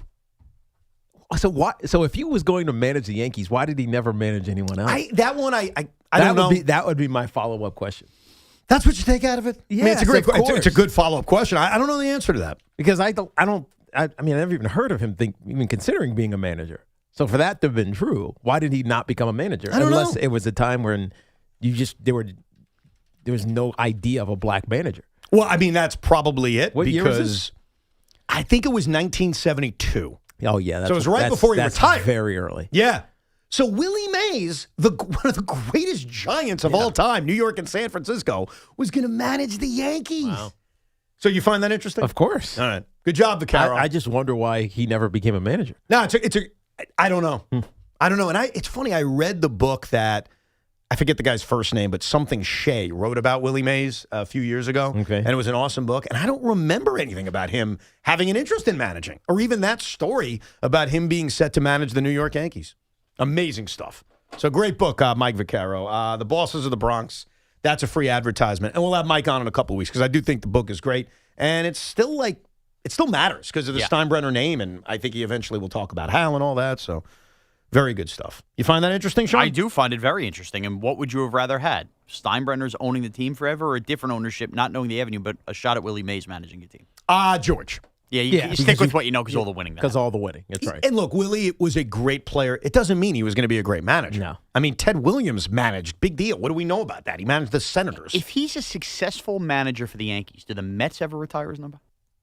He may not have played for the Mets. Remember, good call. He ended up going to the Mets. Joan Payson promised him that. And by the way, a legend for one team managing the other isn't that uncommon. Casey Stengel obviously managed the Mets, and even more so, Yogi Berra, because Yogi managed the Mets to the World Series. Yes. And then he made some egregious decisions in said World Series, but nevertheless, he got there. Let's go to our buddy Kendrick in Suffern, who's off today. He's a teacher, but this is spring break, which is why my family's out of town. What's up, Kendrick? What's up, fellas? Yeah, off this week. Kids are off next week, so it's always nice to have some time at the house. I feel like you, Evan. But I'm not counting attendance from 1920. I'm falling into the fan. Here we go. Evan, just to give you a heads up, I do want to talk Patino and Bo, but real quick, this is the most popular time of the year for the coalition.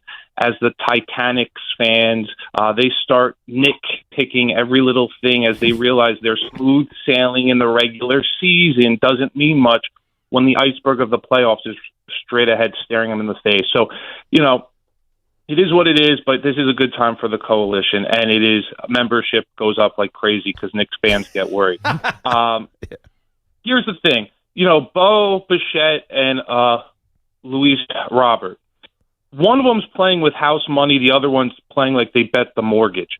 Because Bo is so nervous up at the plate in the dish because of everything you guys were talking about earlier in the show. He's trying to live up to expectations that he's setting on himself, and Mets fans need to just allow that guy to settle in. Where Luis Roberts coming from Chicago, where there's no expectation on him anymore. He was the highest paid player where he used to be. He was the most talented player where he used to be, and now he's just one of the guys. So I think that mindset, that mentality of a player at the dish, it's you either are playing with house money or betting the mortgage, and you just have to ease in right there. But and with Patino, but Kendrick, you know what's crazy about that? And I'm not even saying you're wrong. Bo Bichette hit a home run in Game 7 of the World Series against Shohei Ohtani in his contract year. Isn't that the ultimate pressure? Doesn't everything else feel small compared to that? I don't know. I feel like more pressure happens once you get paid. I really do. Because now everybody's looking at you to live up to that number. That's interesting. I trust you. Yeah. As someone who made money playing sports for a living, I definitely trust you. Paul's in Essex Falls, New Jersey. Hey, Paul. Hey, thanks for taking the call, guys. I just wanted to go back to what Aaron Glenn had mentioned about Gino being the starter on Game 1. And I wanted to do another take on this. Is it possible, let's do some reverse psychology, that there have been some teams out there that have already rumored to try to draft Ty Simpson, one of them being the Pittsburgh Steelers. Mm-hmm. Right. Would it be possible that maybe he's using reverse psychology, saying, hey, we're not really that interested in Ty Simpson, being that the story was out there. They did a private practice with him. They took him out to dinner. And now all the attention is, well, maybe number 16, they would actually draft him. I would like to hear your take on the fact that, is it possible he was just throwing that out there? Yeah, Gino would be our starter on day one, but if this kid actually can play and we could draft him, go ahead. No, the reason I say no is I disagree with Sean and you that Aaron Glenn had some strategic reason for saying that. I don't think it was strategic. I think it was, we love Gino, he's our guy. Gino? About his answer to so definitively saying Geno Smith is the quarterback. No, I just think he's trying to show his control over this team and the decisions that are happening here. Even if there were reports, and I think it was Mike who had it, the great Mike Francesa, I think it was him, I don't want to attribute to the wrong person, that Aaron Glenn has lost power and that Darren Muji was the one who made this move, that this wasn't even an Aaron Glenn move, which, by the way, I buy. I would too. I totally buy that. If you're Aaron Glenn, aren't you also trying to own it? Yes. So I think to your point, you go over the top and say, yes, he's the guy. Because we all know deep down, maybe it wasn't you who made this decision. Darryl, Mr. Smiles, Muhi. I could see that. And I buy Why did he that. call him Mr. Smiles, by the way? He was smiling. Was he? Yeah. I don't remember that because he didn't say anything, basically. I think he was just in that opening press conference. Yeah, the rise of Darren Muji needs to be studied. Yes. Because he comes in, and I remember saying this on the air to you, like, we'll never say his name. Yeah. This is Aaron Glenn's show. Right. He's a nothing, right? Who is he? We've never even heard of him. We hadn't heard of him, and we just figured Aaron Glenn has all the power. And here we are a year later, and it feels like Darren Muji knows what he's doing. Darren Muji's got a job for life. And Aaron Glenn might be gone next year. Right. That we're looking at a possible scenario where Glenn is gone and Muji's the power broker. Yeah. Like, his rise needs to be studied because it's actually very impressive. I agree. Sean's got a Cinco de Lunch Show list coming up in a few minutes, plus more of your calls at 888-808-1019, plus our early impressions and reaction to the ABS system in Major League Baseball. Evan and Tiki till the Carton Show at 2. With the warm months just about here, it's time for a healthier you.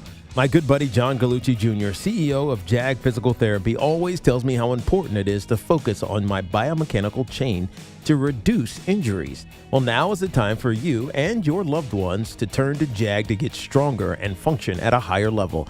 The dedicated team of physical therapists at JAG Physical Therapy will develop a plan specifically for you to help prevent injuries. And if you have an existing injury, their expertise and commitment will help you get back to the life you love. Schedule your appointment today at jagpt.com. That's JAGPT.com. This portion of the program is sponsored by the New Jersey Division of Highway Traffic Safety.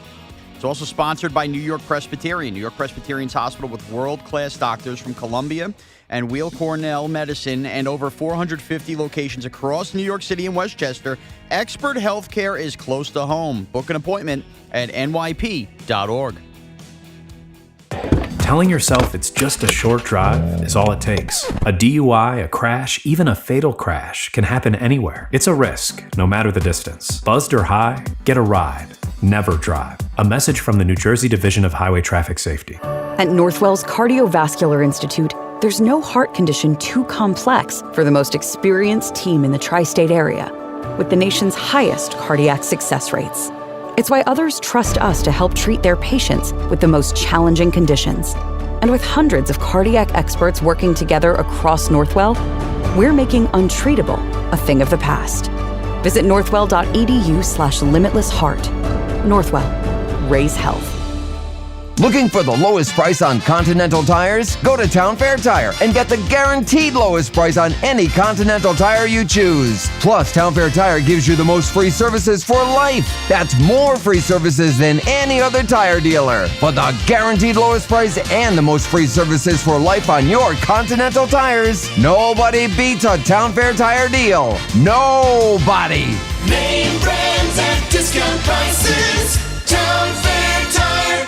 Hey everyone, Boomer here. If you love eating great food as much as I do, you have to listen up. The Chef IQ wireless thermometer and the mini oven are must-haves in your kitchen. The thermometer helps perfectly cook your chicken, fish, or meat, and the oven is an all-in-one hero that bakes, broils, air fries, toasts, and more. I've been telling you now for the last year about these great products and how they've changed my life, so now it's time to change yours. These are amazing products at amazing values. Go to chefiq.com and don't forget to use the code word BOOMER to save big at checkout. That's code word BOOMER at chefiq.com. We all hear the radio ads about the IRS. They tell you to be afraid, to be scared, and they try to frighten you into calling. I'm not here to do that. Tax Relief Advocates is different. TRA is here to tell you that if you owe money to the IRS, whether it's $5,000, $50,000, or $500,000, we have a solution. It doesn't matter if you're sitting in your car, at work, or with your kids. No matter where you are, call now. 800-575-4094. Don't lose hope. TRA can eliminate or reduce what you owe to the IRS. Generous programs are now available that can give you a fresh start. Our passion is taxes and helping individuals fix their IRS problems. We have over 1,000 5-star reviews on Google and an A+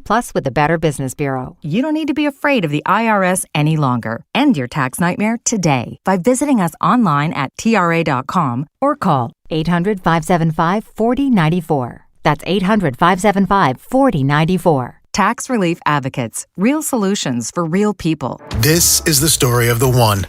As a maintenance tech at a university, he knows ordering from multiple suppliers takes time away from keeping their arena up and running. That's why he counts on Grainger, to get everything he needs, from lighting and HVAC parts to plumbing supplies, all in one place. And with fast, dependable delivery, he's stocked and ready for the next tip-off. Call 1-800-GRAINGER, click Grainger.com, or just stop by. Grainger, for the ones who get it done. This is the story of the one. As a procurement manager for a hospital system, she keeps every facility in her network stocked and ready. That's why she counts on Grainger to be her single source for thousands of products, from disinfectants to lighting, air filters, and more. And with fast, dependable delivery, Grainger helps her keep every facility stocked, safe, and running smoothly. Call 1-800-GRAINGER, click Grainger.com, or just stop by. Grainger, for the ones who get it done. There's a difference between liking a house and actually getting it. Redfin is built to make up that difference and close the gap between finding and owning the home for you. Redfin agents close twice as many deals as other agents, so when you find a home you love, you're not a step behind when it's time to make an offer. That means less watching great homes disappear and more focus on the ones you'll actually move into and call home. Redfin helps turn saved listings into real addresses. Get started at redfin.com. Own the dream. Question: what business couldn't use extra income? Hey, it's Tiki Barber. Right now, Amazon Hub Delivery is looking to partner with ambitious New York businesses to become Amazon Hub partners. You and your staff will deliver packages to customers in your area when it's convenient for you. With each package delivered, your business gets paid.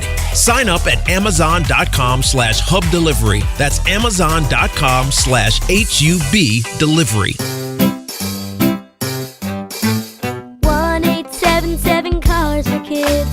KARS Cars for Kids. 1-877 Cars for Kids. Donate your car today. Call 877-CARS for Kids to reach a friendly live agent. Donation is super easy, and your car can be picked up as soon as tomorrow. Call us now or go to carsforkids.org. 7 Cars for Kids. Donate your car today. Did you know you can donate real estate too? Looking for the lowest price on name brand tires? Get to Town Fair Tire and get the guaranteed lowest price on any name brand tire. Nobody beats a Town Fair Tire deal. Nobody. Name brands at discount prices. Town Fair Tire. It's March savings time at Nielsen Dodge. It's also tax return time, and we have a great money-saving idea. Show us what your tax return is, and we'll double it up to $1,500. You can count on 0 down payment, super low lease payments, 0% financing is available. Lease a new 2025 Jeep Grand Cherokee Altitude X 4x4, just $198 a month. Match your tax return up to $1,500 on any new Jeep, Chrysler, Dodge, or Ram. Hundreds of vehicles in stock with big savings off MSRP. And of course, we always give you the credit help you need. Find out what your tax return is before April 15th, and we'll double it up to $1,500. Max your tax only at Nielsen Dodge for a limited time. On Route 10 in East Hanover, or shop online at nielsendodge.com.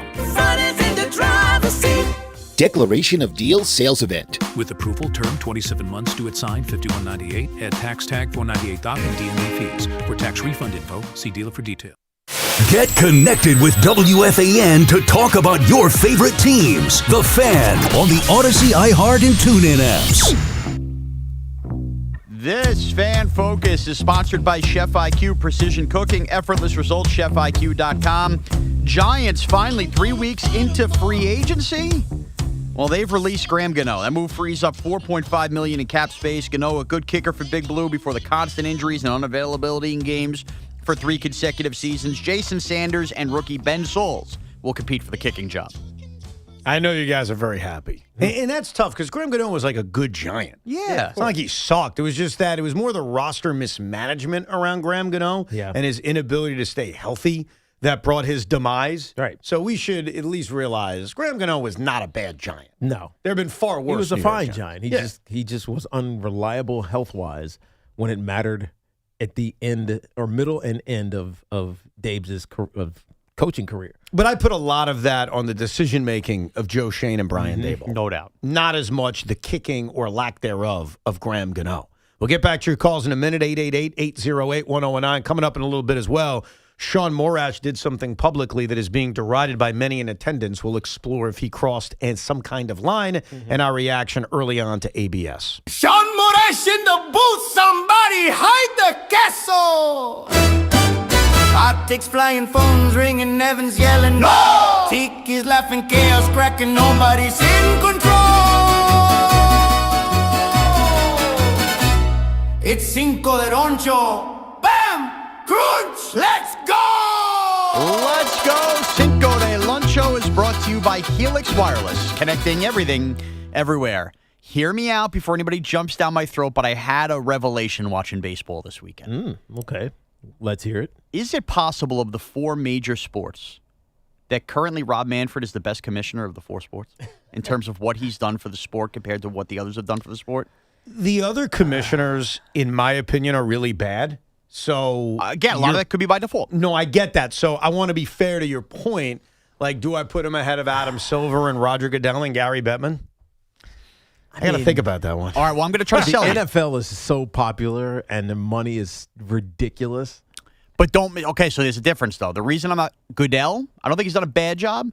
He's done so well for the owners. I'm not so sure he's done so well for the fans. Are you fans? Yeah, I'm looking from a fan's And that's what point he's of view. judging it on. Because you're right. If you're talking about success, it's Goodell. End of story. Yeah, we're playing games in Australia. You look at owners and players. You have wide receivers making $40 million. I think if I had a player, I would love Goodell. I'm just You know what? You've inspired me before you continue and even tell us what your Cinco is. I'm putting out a poll right now. Who is the best commissioner of the big four sports? Yeah. Is that phrased correctly? Yes, and I'm going to give you the 5 best changes to baseball under Rob Manfred. That got today. All right? Here we go. Here we go! Number 5. A funny one, but true. Jazz getting interviewed on Netflix talking about sign stealing, right? Hear me out.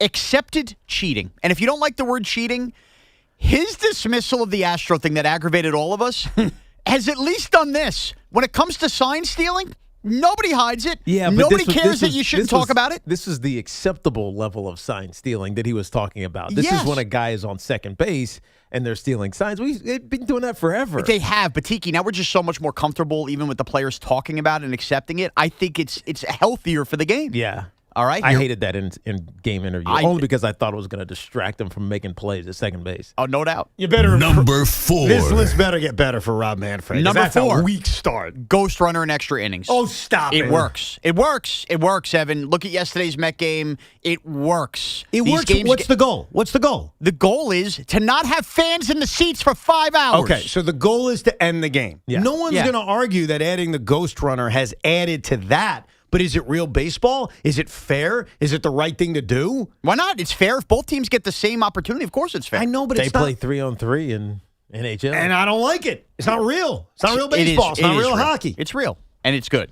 Number 3. No, we're supposed to say it's real and it's spectacular. No, we don't do Seinfeld quotes anymore. He doesn't like being quoted, then forget it. He doesn't quote himself, Yeah, so exactly. he doesn't expect us to. Number 3 for me is the pitch clock. The guys, we're so used to this now. It is these games are so in and out, and like not enough That's a that great you're still one. getting baseball. It's so good. That is a great one. The pitch clock is the greatest invention in the history of baseball. It is something that I feel proud to have supported for years before they brought it. I thought it was necessary, and I can't imagine you ranking anything above the pitch clock. Oh, but I will. Number 2. I'm in love. The ABS system.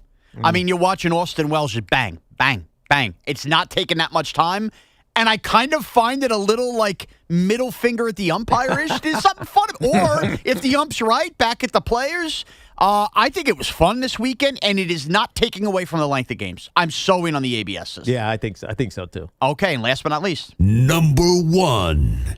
The DH in both leagues. Oh, God. Perhaps the most I want to punch you in the absurd- face right now. Just picture a pitcher putting on a jacket, going out to second base, and how ridiculous that was. And now we get real hitters. Do you hate that? Oh, How so can good. you hate that, Evan? Okay, here's what I hate.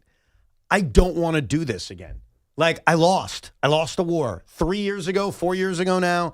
I lost the DH war. I took my out. It's like, I don't want to hear about it again. No, but the I game is lost the better, war. Evan. I don't want to refight the fight, and you're engaging me.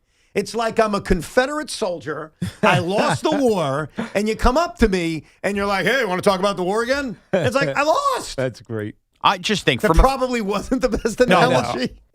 These 5 from a fan's point of view, say what you want to say. Manfred's helped the fan experience of baseball more than these other GMs have helped their fan experience. I am going to ignore a lot of that list and get to ABS because it is very new, and you bring up a lot of interesting points about some of the perks of ABS. I think that we've certainly seen the impact of it. I mean, let's just go to the Yankee game.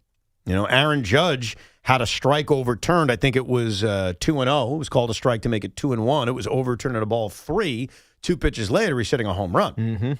Austin Wells has had 3 overturned calls. Trent Grisham had a strike 3 overturn, and it led to a walk, which led to a run. So you are seeing the impact of it. Even on the other side of things, and David Bednar did a great job of getting out of it, you go to the 9th inning of Saturday's game, he had strike 3 changed and eventually put that base runner on.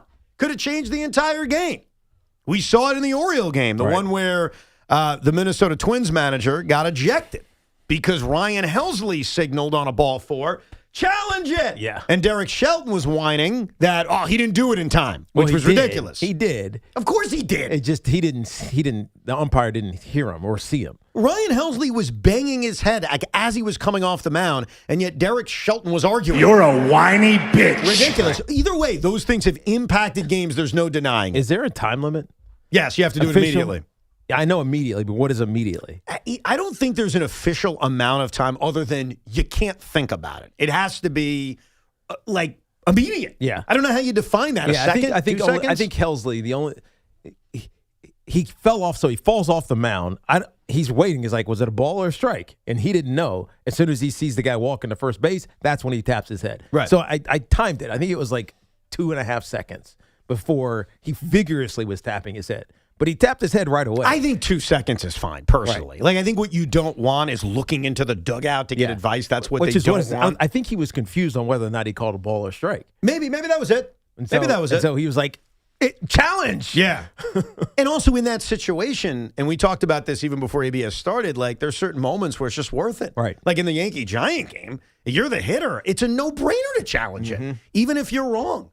My early impressions of ABS is that it's fixing bad calls. It's even fixing borderline calls. I have a new strategy with it. I would let hitters and catchers be aggressive now early in games with that first challenge until you get one wrong.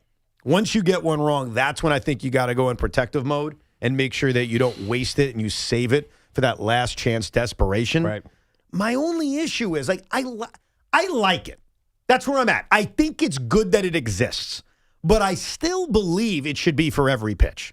So you've moved me to a territory of saying, okay, I kind of like it. It doesn't take any time at all. You're fixing bad calls. You're fixing borderline calls. Yes, there's a strategy to it, but I would just rather have every call be right. Call me crazy. Yep. So that's where I stand 3 days in. No, I think you're right. And I think ultimately the umpires want ABS all the time. I don't know if we'll ever get there, but they can still have a purpose because somebody's got to call it. Right, so the ABS system tells them strike or ball, however they indicate it. They just call it. Well, there's also they're there for foul tips, home plate, all the home plate call, all those other things that umpires do behind the dish, except for calling balls and strikes. Right, and you're there in case the mechanisms don't work. Right, and then I'll just do it the old-fashioned way by calling balls and strikes. Right. I wonder if that's where we're headed. If this is just the beginning stages before everything is called via the robot, if you will. But in the early going, it's been fascinating because I find myself as a fan, I don't know if you guys have been doing this, screaming, challenge it! Challenge it! There have been a few calls where it's early enough in the game, it looks borderline, and it's like, why not? You've got two. Why not? I think the most fascinating thing is I kind of assumed, if a little piece of the ball was hitting the outside of that box, even if ABS, that's a ball. It's like any little piece touches. Any part of the strike zone. It's a strike. Yeah. Which makes me think there's probably way more strikes than there probably was with umpire. You know what I mean? Yeah, I think so. By the way, here are the percentages so far through 3 games. Most teams have played 3 games. I'm going to ask you to guess. Do you think the batters, when they challenge, are above or below 50% in success rate? Above. You are incorrect. Oh. You are incorrect. Hold on. You're wrong. Thank you, voice man. They are 26 for 57, so at about 48, 47%. Okay. How do you think catchers are doing? Catcher's got to be crushing it. Crushing it? Above. Well above. Yeah. 40 for 63. Wow. Which is like 63%. That makes sense, though. They have the best view of it all. 100%. Yeah, a batter is biased because he's like, that was below my knees, but maybe you're standing back in the box. I also have seen some frustrated challenges by hitters. Yeah. Like, I think that guys are slumping are going to challenge more because they get so pissy. Like, How about pitchers? First of all, how many pitchers? We know about Ryan Helsley. That's been addressed. I don't think a lot. How many have been challenged? Let's just go with that. 7. Good guess. 4. There have been 4 pitchers' challenges. Now, we know Helsley was right? Because that was the popular one in the Oriole-Minnesota game. How about the other 3? Were they right or wrong? Wrong. 0 for 3. Wow. So pitchers are 1 for 4. That's 25%. Catchers are 40 for 63, which is well over 60%. And batters are 26 for 57, under 50%. And the Yankees, how about how good they were? We mentioned the Judge overturn, the Grisham overturn. Austin Wells is 3 for 3. The only incorrect challenge was on opening day by Jose Caballero on a pitch that, let's be honest, was right down the plate. Yeah. Well, no, it wasn't really. It wasn't? It was high and inside. I could see why he felt like that was a ball. Oh, I guess I'm remembering But I think wrong. he was likely crowding the plate. Okay. So it just felt like, I don't know. It didn't. From his perspective, I could see why that thing trailed it up, and it was like, that's high. That's up around my collarbone. There's no way that's a strike. I want to give our old buddy James Ward at SNY a lot of credit. He had texted us in this group chat and it's so true. Austin Wells is going to become such a weapon with the challenges and being so good at it. That will be the excuse when he's hitting 190 why he's still in the lineup. But it's not an excuse. Don't you think that's a worthy reason to play him? Okay. That's a new defensive metric that absolutely matters. But here would be the argument, though. Are you telling me J.C. Escara or Ben Rice won't be effective doing that? I think we need to see the data. Like, we're 3 games into the season, and I just gave you a little bit of data. I think as the season goes on, we're just going to see. Like, for example, Juan Soto hasn't challenged yet. Aaron Judge has challenged once. He's 1 for 1. I think as this season goes on and we get used to it, we're going to see more and more and more. But I think, remember how sometimes catchers play because of their pitch framing and their defensive metrics? This is a very important but new metric. How good are you challenging? It matters. I can't wait for tonight. You want to know why? Why? Why can't I wait for tonight? Because it's just like regular baseball, The Yankees What does that mean? It means like the pomp and circumstance is over. It's done. We had our opening series. The Yankees kicked ass. The Mets won 2 out of 3. And now it's both on the road, so the TVs are on. They're separated by 2 hours. It's just geeky baseball night, along with a monstrous hockey game, because that's getting the TV too. Islanders-Penguins tonight. That's right. That's a huge game in terms of the postseason. But if you're a baseball geek, oh, my God. It's right all there for you. Are you going to stay up till 1 a.m. tonight, Sean? I don't want to make promises I can't have. I will watch every inning. It's a matter of whether I finish the game tomorrow morning or not. I'll sit there whenever Shawnee knocks out, and they pick it up in the morning. I love how you refer to yourself in the third person now. Do I? Well, you just did. You said whenever Shawnee knocks out. No, I said whenever I fall asleep. You said Shawnee. Did I? Yeah. Evan Roberts. Yeah. That's like me saying Evan Roberts is going to stay up as long as I can. Evan Roberts. Huh. I don't know. I didn't realize I was doing You didn't realize that? Do I do that often? That's the first time I No. noticed it, honestly. All right. You don't. I don't but like you that just quality. did. Okay. But you just did. Let's go to Ed in Mohegan. Hey, Ed. Hey guys, how you doing? Good. I wanted to talk to you. I never thought I'd be doing this today, but I want to talk to you about George Bernard Shaw and clear it up. Yes. And but Evan, you especially will find this interesting because the quote is it's actually similar to what Bobby Kennedy used when he ran for president. He modernized it. Oh. He said, some men, it's basically the same quote. Shaw wrote it in one of his earlier shows, but Kennedy sort of expanded on it and said, some men see things as they are. Why? I dream things that never were. And say, why not? That's how he's looking at Evan Neal.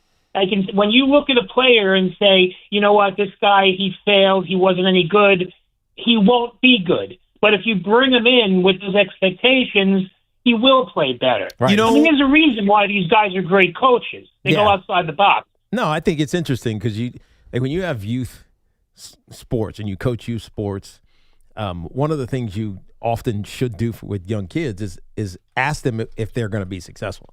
Like, are you getting a hit here, or are you scoring a goal here? And the reason is not to tell them go score a goal or go get a hit, but get them to believe in themselves. Right. Right. So they start saying, yeah, they're answering your question. Yeah, I'm going to score here, or yeah, I'm going to get a hit here. So now it's all positive because they've just told you that they're getting a hit, and so they believe that they're going to get a hit. And I think that's what John Harbaugh is trying to get Evan Neal to do for himself. Is tell me why you're going to be. Are you going to be successful? Yeah, I am, and this is how I'm going to do it, Coach. And so it's taking ownership of your success and not just being dictated to by your head coach. No, it's a great point. When he said that RFK modernized it from George Bernard Shaw, all I could think about is, 1968 was a long time ago. Yeah. I don't mean to be a jerk. It was almost 60 years ago. Is it ready for another modernization? Like, is there, whether it's a politician, who should I behest this quote to? RFK was a Democrat, so I guess I got to stick with a Democrat. Go with Cory Booker. I was going to go with Josh Shapiro. Okay, Josh Shapiro. How about we pick someone? He hasn't been on the radar recently. He's going to run for president. He actually has a chance. But he hasn't been on the radar. He's laying low. Okay. He's my pick to be the Democratic nominee. He's my guess, my prediction. So if we gave this quote to Governor Shapiro and said modernize it, what would it look like? First of all, you'd have to change men to people because it's 2026. Yep. I'm being honest. Yep. And then somehow you have to incorporate social media. So most people look at Twitter. It's not even Twitter. Most Americans look at X. Most Americans look at X and ask, why? I look at it and I see a hot naked woman. Is that the modernization of the quote? I don't know.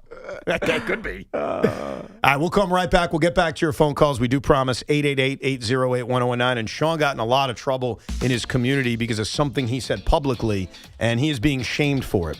We'll find out what it is, and we'll decide if he deserves that shaming. But the playoff push is here. NBA teams are deep in the stretch run, and Fanatics Sportsbook is ready for every moment. So here's the deal. Have you heard about Fan Cash? Every time you bet with Fanatics Sportsbook, you're earning up to 10% Fan Cash, win or lose. So even if your bet misses, you're still stacking Fan Cash. Fan Cash unlocks value you can't get at other sportsbooks, like more bets, unlimited profit boosts for your favorite player props, authentic NBA gear, game tickets, and access to exclusive Fanatics events like Fanatics Fest in New York City. But that's not their only plan. The good times roll on with Fanatics Fair Play, an injury protection policy that turns losses into wins. That's right. If you love player props, your legs are protected across the entire first half of every game if an injury takes place. If your guy goes down, you're getting your money back or your parlay plays on. Making the switch to the sportsbook that gives you more to play with? Come on. Winning hits different here.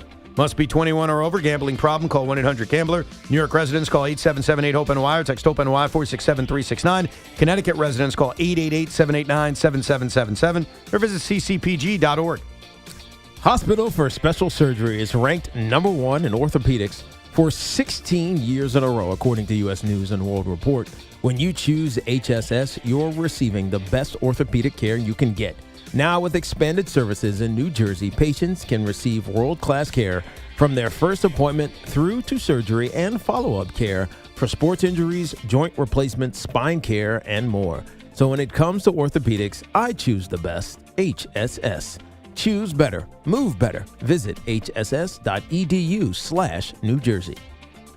This is an Odyssey Sports Minute. After a second consecutive collapse to end his team's season, Duke head coach John Shire are going to have to answer a lot of questions moving forward. It's not that Shire can't ever win a national championship. He probably will at some point if they keep recruiting like this. Coach Mike Krzyzewski didn't win a title until losing in 4 Final Fours, so Shire can win a championship, but until that happens, people are going to have serious doubts about Duke's coach. I'm Nick Costos.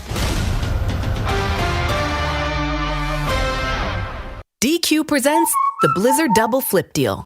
For a limited time, when you buy one Blizzard treat, you get a second for just 99 cents. That's 2 Blizzards, 2 spoons, 2 flavors, and 2 flips. So don't miss out on the Blizzard Double Flip Deal, available only for a limited time and happening now at DQ. Because the only thing better than a Blizzard treat is a second Blizzard treat for just 99 cents. It's a deal to flip for. The Blizzard Double Flip Deal. Participation may vary. Empower! Pete's back on the links with all new golf clubs and hopefully less swearing. Dang! Sliced it. He worked with Empower to help him get good at money so he can be a little bad. Heads up! Oof. Talent sold separately. Guy said these were slice-proof. At least he has money for lessons. Invest well, live a little. Start today at Empower.com. Staples presents That Was Easy. So I own a coffee shop, and I wanted to label everything with our logo. That's ambitious. Cups, boxes, bags. Ooh, that'll add up. Not at all, because right now, Staples prints custom labels for 30% off. 30% off? That's shockingly affordable branding. Yep, now our logo and URL are seen all over town. Brand your business for less at Staples. That was easy. Shop Staples in-store, online, or in the app by 4/18 to unlock. Exclusions apply. Visit staples.com/print for details. Too many tools, too much stress, and way too many bills. Odoo replaces it all. One connected platform for every part of your business, so you can work faster, smarter, and for less. Odoo, the only software you'll ever need. Try it free today at odoo.com. That's ODOO.com. MSC Cruises feel so stylish and European. Let's espresso and gelato. Espresso and gelato? Those aren't verbs. Yeah, on MSC Cruises they are. Oh, well, in that case, I'm into the American stuff. Let's coffee and soft serve. Sounds like a plan. Maybe later we can chaise lounge and espadrille? I think you mean pool chair and flip-flop. For a limited time, get up to 30% off cruises, plus kids sail free. To book, visit msccruises.com or contact your travel advisor. Restrictions apply. Ships registered in Panama and Malta. Where you learn matters. At Monmouth University, students study on a vibrant coastal campus with direct access to research, culture, and industry. From classrooms to competition, from creativity to career prep, Monmouth offers a vantage point shaped by location and purpose, blending a personalized learning experience with Division I pride and a rising national profile. Bigger thinking, more inspired, you amplified. Amplify your future at Monmouth University. Learn more at monmouth.edu/amplified. The most important meal of the day just got better at Dunkin'. Now you can get a medium hot or iced coffee, 6 crispy hash browns, and a bacon, egg, and cheese sandwich, all for $6. That's a full breakfast meal for $6. 6 crispy golden hash browns, a warm, delicious bacon, egg, and cheese, and a medium coffee to start your day right. Do breakfast the Dunkin' way and order Dunkin's $6 meal. No substitutions, participations, and times may vary. Limited time offer cannot be combined with other offers. Exclusions and terms apply. Recently, our company softball team lost the big game by 1 run. Then Dale tried to console us with the quote, "Winning isn't everything." Dale's a loser. I play to win. Like early payout from Bet365. If my team goes up big, I get paid out instantly, even if they blow the lead later. Sound familiar, Dale? Bet365. Winning is everything. Gambling problem? Call 1-800-GAMBLER. 21 plus only. Must be physically located in New Jersey. T&Cs apply. In-app only. This is Joe Cordell of Cordell & Cordell. Cordell & Cordell is the largest family law firm in the country with over 35 years of helping clients navigate divorce. If you or someone you care about is facing a family law issue, let us set up a 1-hour Cordell Consult. The Cordell Consult is a meeting with a local attorney who will give you clear guidance about your options, whether it's a separation, a postnuptial agreement, divorce, or custody. CordellCordell.com. 866-323-7529. 250 Pele, Saddlebrook. Diana Magala, licensed in New York and New Jersey. Joseph Cordell, licensed in Missouri and Illinois only. T-Mobile has an exclusive bundle for customers 55 and up. I'm Sarah Bowl. Yeah, I'm Frank Bowl. A reliable network is key for us. And with T-Mobile, it's been wonderful. And going to the 55 plus plan saved us so much money. A lot. And that's important. Trying to keep costs down. The home internet's been perfect. It's fast, it's quick. The setup was so easy, it took less than 15 minutes. It was like, ta-da! If you want simplicity, coverage, reliability, you want the whole package, T-Mobile has it. Right now, T-Mobile customers 55 and up can get 2 phone lines on America's best network, plus America's fastest 5G home internet for just $30 each. $30 per month each line with autopay plus taxes and fees. Minimum age 55. Pricing for home internet rely on 2 lines of Essentials Choice 55. $35 connection charge per line required. Best mobile network and fastest 5G home internet based on analysis by Ookla of Speed Test Intelligence Data 2H 2025. All rights reserved. Our friends at Town Fair Tire remind you that at Town Fair Tire, you always get the guaranteed lowest price on name brand tires from Connecticut to Maine. Nobody beats Town Fair Tire. Nobody. Get breaking sports news here. WFAN, WFAN FM, WFAN FM HD1 New York, an Odyssey sports station. I wish I found some better sounds no one's ever heard. I wish I had. Our boy Sean Morash did something in a public setting over the weekend that is being ridiculed by many who were in attendance. So I'd like Sean to tell the story, and then you, Tiki, myself, and of course anyone on hold right now could what did you do? Give their opinions and if Sean crossed any kind of line. So Sean, set up the story, please. I was at a fundraiser locally for a town I participate in, town I live in Long Island, and that town happens to have high school graduate Greg Weissert as part of their alumni, who is a Red Sox reliever, former Yankee. Yes. This fundraiser was for the baseball program. My kids play softball, went down there, whatever. You're donating, you're doing whatever. They proceed to have speeches towards the back end of this. And part of the speeches was how they want to retire Greg Weissert's number at the Little League field and the high school field. And, the outpouring will help this or whatever. So has he given a lot of money or has he been involved? I don't know. I got to be honest with you, I really don't know. Okay. I don't know. But anyway. It doesn't matter, but go ahead. The moment his name got mentioned, it got very quiet in a very crowded bar, which everybody's having drinks and having a good time. It's at a bar? A bar. Not like in a... No. Brightwater's Inn. I'll give him a shout out. Great, nice dive bar in town. Okay. I simply yell out the obvious. Red Sox suck! To which my neighbor Jason, who was sitting next to me, lost it, spit his drink in the beer. And I looked around like I would normally do for the room full of laughter. You could hear a pin drop in this place outside of my buddy Jay laughing. And I looked around. The guy holding the mic stopped, stared, just looked at me, kind of shook his head, and then kept going. I didn't think anything of it. This guy afterwards comes up to have a conversation with me and told me what I did really wasn't right. That Greg Weissert is a hero in that town, and we're trying to do right by him and his family, and that was just an uncalled for timing of the joke, to which I responded, but he's a Red Sox. Didn't get through their head, and I'm so confused as to how that's not funny. Obviously, I don't dislike the guy, but you mentioned a guy who played for the Red Sox. They yelled, Red Sox suck. Everybody laughs in that moment. It's a baseball event. Why did nobody laugh? I don't, because I guess it's like he's the one guy to make it out of the town in baseball. I don't know, but I'm not insulting him. I'm sure Greg Weissert would laugh at that. But I had to walk out of there, tail between my legs, like I was the drunken moron that only cares about the Yankees and Red Sox and not about my town. Am I wrong? It's funny. Tiki? You're not wrong, but I'm trying to understand why it didn't go over. Exactly. And I'm confused. So who was in attendance? Okay. Was it like moms and dads, or was it dads? Some of the high school kids. There were kids there. Kids hear the word suck, they laugh no matter what. Right. But it was like the adults were almost, and I know they're baseball people. The Met game's on. It's a baseball fundraiser. It's not like. And this is at a bar. Yeah. It's not like a I don't know. The guy you're trying to make a hero is a Red Sox. People in the town are aware he plays for the Red Sox. You're allowed to say Red Sox suck in New York and get laughs. It's ironic because you don't think he sucks. Yeah. It fell flat. Why?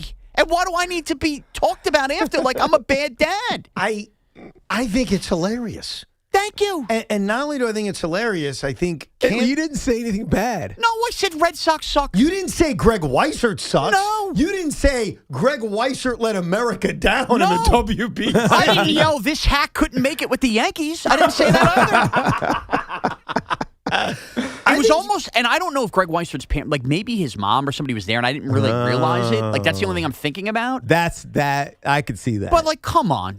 But it's like about... his family was actually there. But you're not ridiculing him. Like, I think of Cam Schlitter, who has really embraced the role of, I grew up in a Red Sox community, but screw all of you, I'm a Yankee fan. Yes. If Cam Schlitter was being honored in his hometown, I would almost expect Yankee suck chants. Yes, it's normal. And Cam would probably laugh. Of course. And be like, And then start talking trash right back at him. That's right. I think it was funny.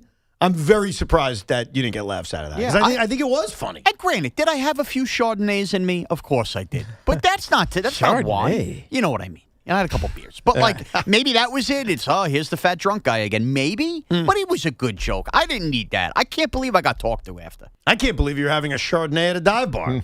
It was more like Guinness, but I digress. I got you. Oh, he was drinking Guinness. I saw this. Nice. I was. Well done. You would have been very proud of me, Tiki. Greg Weissert, by the way, earned the save on Sunday. Yes, he in did. their 4-3 win over Detroit. Yes. Striking out 2 while allowing a hit and walk in the scoreless 9th inning. Yes. You'd have been very proud of me over the weekend, Tiki, because you like to make fun of the fact I don't drink, especially at games. Yeah. Over the weekend, I took Al Cintron to both games. I'm like his daddy. I took him to Saturday's game. I took him to Sunday's game. How was the third wheel date? The third wheel day was great. He has a wonderful wife. She was awesome. We had a good time. Excellent. I like Al. Great time. But Al says to me, because he bought me a hot dog on Saturday, which I appreciated, and on Sunday he's like, look, you're taking me to the game. I don't want to be a Tommy. I don't want to be a Lukey. Wow. Wow. That was his That's how he phrased it. Yeah. I thought that was a and by that he means Tommy doesn't get me stuff when I take him to games. No biggie. So he's like, I gotta get you something else. I was like, I'm okay. I'm fine. He's like, I get you a drink. I'm like, nah, I'm good. Yeah. In the second inning, randomly, I start telling him, hey, because we were sitting in different seats, not my normal. I said, you know what's great about this section, Al? There's this wonderful frozen drink area right behind us. And I love frozen drinks. Right. And Al's like, I got to get you a frozen drink. I'm like, it's 45 degrees out. I don't know. He's like, think about it. So I think about it. And finally, in the third inning, I'm like, you know what? Screw it. Give me a frozen drink. Okay. And so there I was sipping a frozen blueberry whatever. Like a at margarita? Citi Field. I think it was honestly, I don't know. It had a lot of liquor in it, I'll tell you that. I took a great picture of myself. Actually, his wife took the picture of me. Okay. Drinking it with my scorebook in hand while watching the game. If I tweet this out, the comments are going to be vicious. Why? Look at that picture. Oh, yeah, that is bad. No, describe it. What's so bad about it? Okay, one, I think it's your face. Your face? No, it's just the look your he has on his face. face. So he's got like this frozen blue Smurf-looking drink with a beanie on, a sweatshirt, the book in your lap, and you're taking like that sip like, I shouldn't be taking this sip of alcohol. You look like a 5-year-old drinking a drink you're not supposed to be drinking. All right, I just tweeted it out so everyone can see it at Evan Roberts, WFAN, and I understand that the comments are going to be vicious. Yes. Because you're right. Like, it is probably the dopiest picture I've ever taken. And that includes the picture Jerry Recco took a few days ago of me laying on a couch with my shoes off while talking to Boomer Esiason. This one's worse because you're right. I'm wearing this over-the-top, grandpa-like sweatshirt. Yes. I'm holding my scorebook. I have a Shea Stadium beanie on, and I am sipping this blue drink as if I'm committing a crime. So I think that would be the proper description of that. Let's go to John in the Bronx. Hey, John. What up, John? Tiki, big fan. Thank you, man. Appreciate you. Listen, Evan, you were talking about Mike Vaccaro's book last hour. He was Joe Beningo's cast last week, and he told the story about how Steinbrenner's bid wasn't the highest bid. Correct. But Steinbrenner agreed not to move the Yankees because there was talk of the Yankees going to New Orleans because they had just built the Superdome. My understanding of that, and because I just read the book. Was that really a thing? No, I think he got it kind of wrong. And again, we'll have Mike on in a few weeks, and he can clarify all this. My understanding is the reason that they went with the George Steinbrenner bid, he was a part of the bid, was that they did promise to stay in New York City. The other group, I think, wasn't committing to that and was thinking about moving to New Jersey. I don't know if New Orleans was the threat. I think with New Orleans, Steinbrenner's group had talked about playing a few games in New Orleans because, remember, Yankee Stadium was being renovated while they were fixing it. Right. So you're right that George's group committed to staying in New York, which they backed off on because, remember, and I'll get to this part of the book, 20 years later, he flirted with New Jersey again. Didn't do it, obviously. Yeah, New Jersey, I could see. Moving the Yankees to New Orleans? Yeah. I guess as a temporary, we're just going to be here for a few months while we renovate. Well, that's different. The temporary different. move is different than actually taking a team out of New York. Can you imagine? No. How would that happen? There's no way that would ever happen. We would have gotten an American League expansion team. That's what would have happened. It's the same thing with the Giants and Dodgers. We would have just gotten the New York. Yeah, but would they have become the Yankees? No. Well, no. They wouldn't have had 27 championships, but they would have been a New York team with a lot of money behind it. But not the Yankees? Can you imagine a New York team, not the Yankees here? Well, I hate to tell you this. There were people probably saying, can you imagine a New York team not named the Dodgers or the Giants? Like, it did happen. Yeah, but what you're talking about has happened. Yeah, but that was so long ago. It was only 20 years later that this rumor was going around. It wasn't that long later. But baseball wasn't what baseball is. No, I understand. Yeah, but my interpretation was sports aren't what sports are now. No, it's definitely grown. Yeah. My interpretation is that story is a little bit different than what Mike wrote in his book. That it was, yes, it was a commitment to staying in New York. That was the reason they took the lower bid, but I don't think they were threatening to move to New Orleans. Let's go to Ricky in the Bronx. Hey, Ricky. Ricky. What's going on, fellas? Sorry about that. No problem. Good. What's up, man? I just want to talk about the Ghost Runner that Sean was talking about during the lunch show. Yeah. I'm going to have to agree with him, Evan. It actually bodes well for the game. You don't have to bleed deep into the inning, wasting all the bullpen, going on to the next game. Games are back-to-back. I mean, the thing is, Ricky, you're right that helps with that. Mm-hmm. Like, I cannot argue that it saves bullpens. I cannot argue that it gets the game to end. Those are indisputable facts. I guess I just don't like the nature of sticking a guy on second base. It doesn't feel real. And I have ways to combat Ricky's issue. Not your issue, Sean, because here's my problem with your issue. If you're a fan, go home. I'm sorry. I don't want to hear. Because if you don't want to stay, go home. I do want to stay, but I'd also prefer it not go into the 15th inning. Why? Because there comes a point of it, it's just too much. Then go home. You got to outline us. No, because then I committed. I want to see the ending. Then stay. Evan, when you go to a game, you know the amount of hours in your day you're supposed to commit. Then go home. But then I've committed to something not. I should feel the same way about NFL ties. I don't think there should be ties in the NFL. At least the NFL tie, it happens pretty quickly. The 10 minutes in the overtime, it goes quick. But it's unsatisfying walking out of the building. True. Walking out of a building without knowing who won or lost is unsatisfying. I am not arguing that. I am arguing the whole idea of you want to go home, then go home. Don't force your wanting to go home on me. Well, clearly I'm in the majority. The league did it.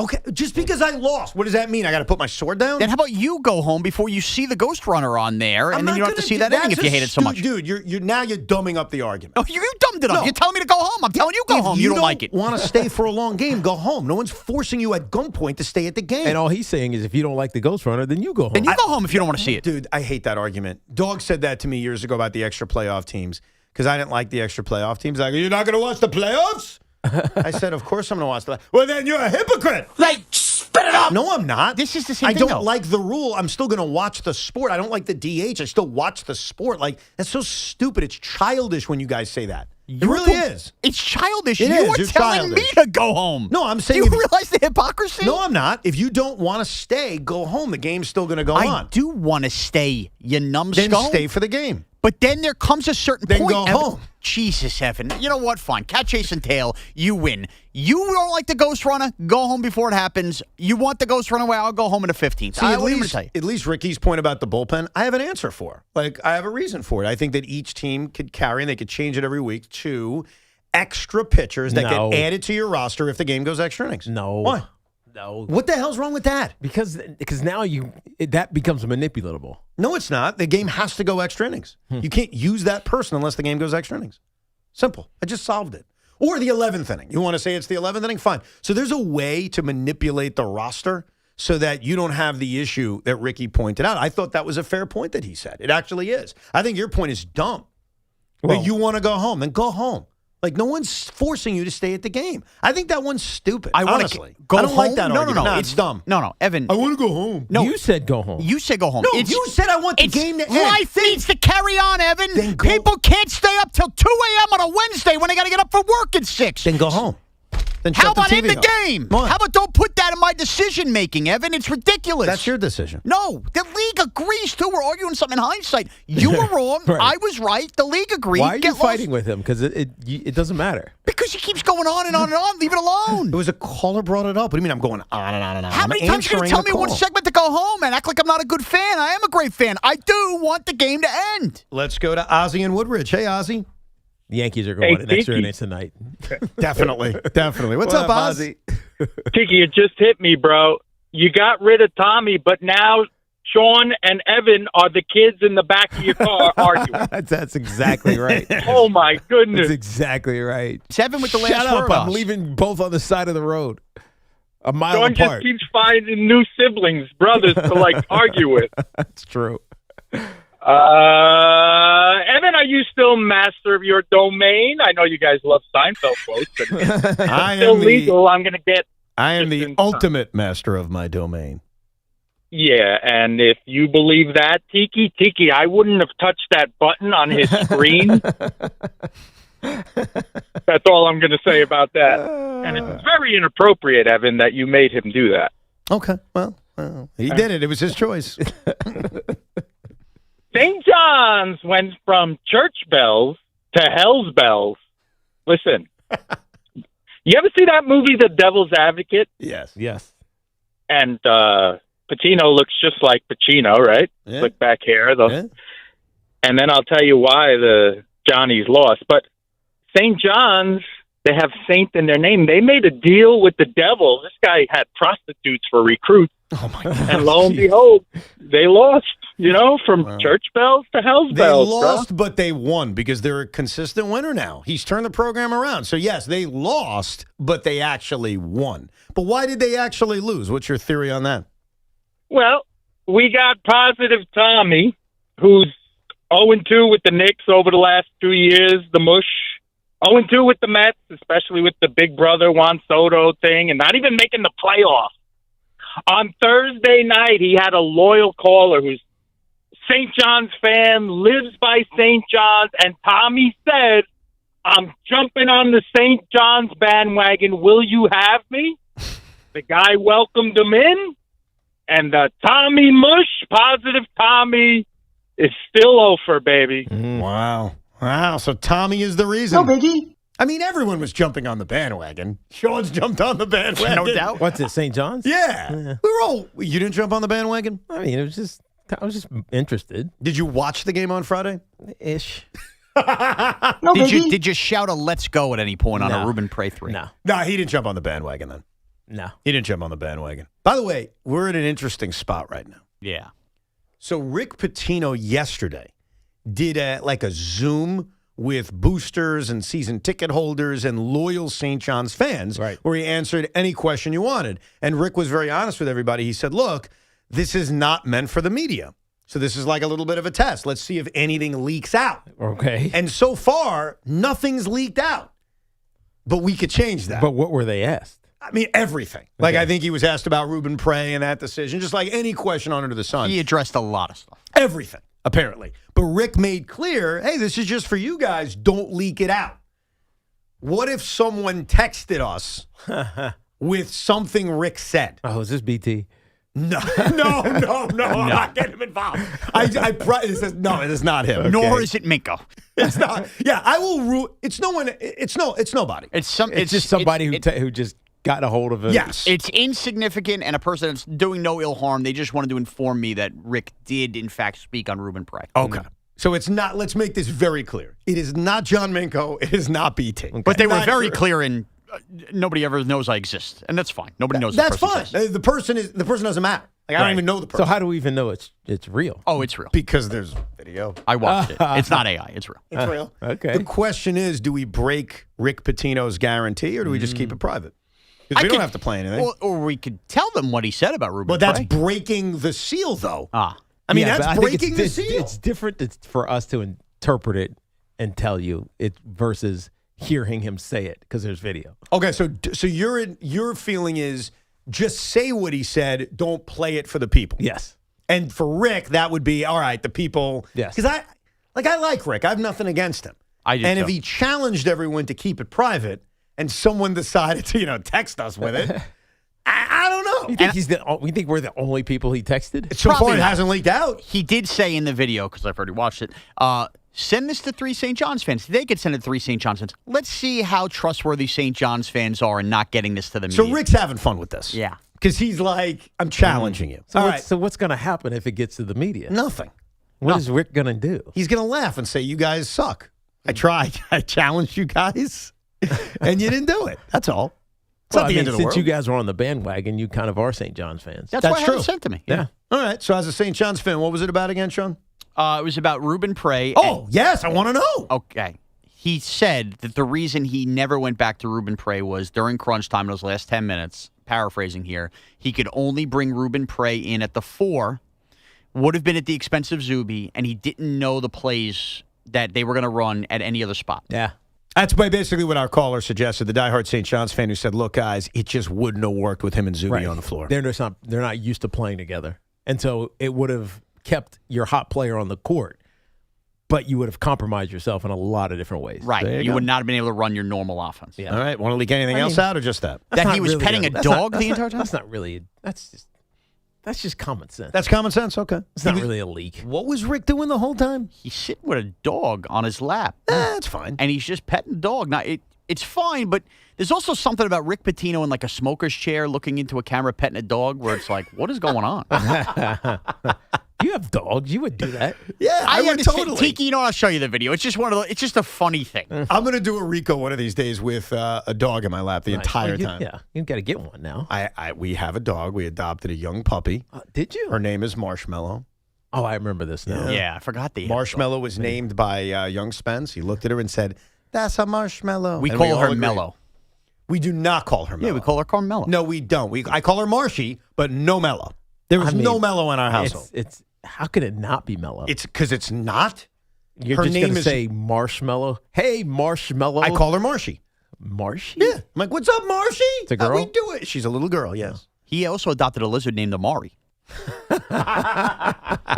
We'll get back to your calls in a second. 888-808-1019. Stout. Plus, we got a full baseball night with the Mets in St. Louis and the Yankees in Seattle. We'll give you some information you need going into tonight's night of baseball. Evan and Tiki till 2 o'clock. If you're looking to level up your wardrobe, check out Collars & Co. You might have seen them on Shark Tank, where they landed a deal with Mark Cuban. They're the team behind the dress collar polo that sold over 1 million shirts. Now they've launched the Maverick Performance Blazer, and this thing is legit. Sharp, lightweight, and completely wrinkle-resistant, making it perfect for travel. Just pack it up, and it comes out looking fresh. Plus, you get smart features like security zip pockets, a sunglasses loop, and an optional pocket square. Hit up collarsandco.com today. Use code TIKI for 20% off. That's at collarsandco.com. This portion of the program was sponsored by Kalshi. Trade on anything. March matchups are in full swing. Trade the tournament in all 50 states with Kalshi. As the odds move, you can buy in and out of your position all tournament long. Download the Kalshi app. Use code FAN to get $10 when you trade 10. Kalshi. Kalshi. Trade on anything. It is also sponsored by Dr. Jay Shah at Samwell Pain Management. Visit samwellpain.com. Dr. Jay Shah, specializing in minimally invasive and non-surgical treatments for neck, back, sciatica, migraines, and so much more, offers pain-relieving solutions. There are thousands of 5-star reviews who all trust Samwell Pain for all of their aches and pains. Visit samwellpain.com. I'm Pat Boyle, here to help you beat the books with Westwood One Sports. The Thunder host the Pistons tonight, and Detroit is basically treating this game like it doesn't matter. Superstar Cade Cunningham remains out after the lung injury, but tonight they've already ruled out several other starters like Jalen Duren, Tobias Harris, and Duncan Robinson. Detroit plays again tomorrow at home and has an easier matchup versus Toronto. Meanwhile, OKC is on a back-to-back, so the incentive is there for them to get up big early and rest their stars in the fourth quarter. I'm taking the Thunder to cover the first half spread. I'm Pat Boyle. Bet smarter, beat the books. Download the BetMGM app.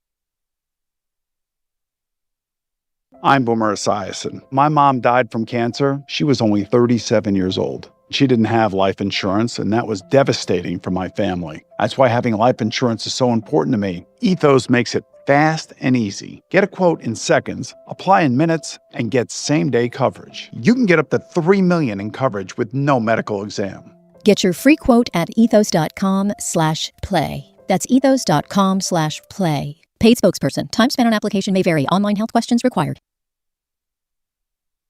Question: what business couldn't use extra income? Hey, it's Tiki Barber. Right now, Amazon Hub Delivery is looking to partner with ambitious New York businesses to become Amazon Hub partners. You and your staff will deliver packages to customers in your area when it's convenient for you.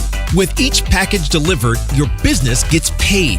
Sign up at Amazon.com/Hub Delivery. That's Amazon.com/HUB Delivery. Right now, new FanDuel customers can get up to $300 back in bonus bets every day for 10 days. So here's how it works. Place any bet with FanDuel using your bet reset token. And if it doesn't win, you'll get up to $300 back in bonus bets every single day for 10 straight days. Maybe you'll parlay 3 different sluggers to hit home runs. Maybe you'll take 3 of your favorite pitchers to go over their strikeout number. Whatever you decide to do, use your bet reset token. And if your bet doesn't win, you'll get up to $300 back in bonus bets every single day for 10 straight days. So visit FanDuel.com/New York to sign up today. FanDuel, play your game. We all love the app around here. It is safe and secure. When you win, you get paid instantly. FanDuel Sportsbook is the official sportsbook of WFAN. 21 and over and physically present in New York. Bonus bets are non-withdrawable and expire 7 days after receipt. Tokens are received in increments of 1 per day. Restrictions apply. See terms at sportsbook.fanduel.com. For help with the gambling problem, call 877-8-HOPE-NY or text HOPE-NY 467-369. Who sells Continental tires for less than Town Fair Tire? Nobody. Who has a better selection of Continental tires than Town Fair Tire?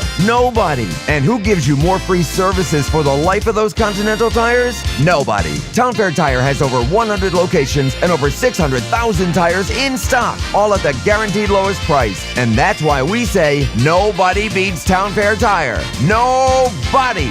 Name brands at discount prices. Town Fair Tire.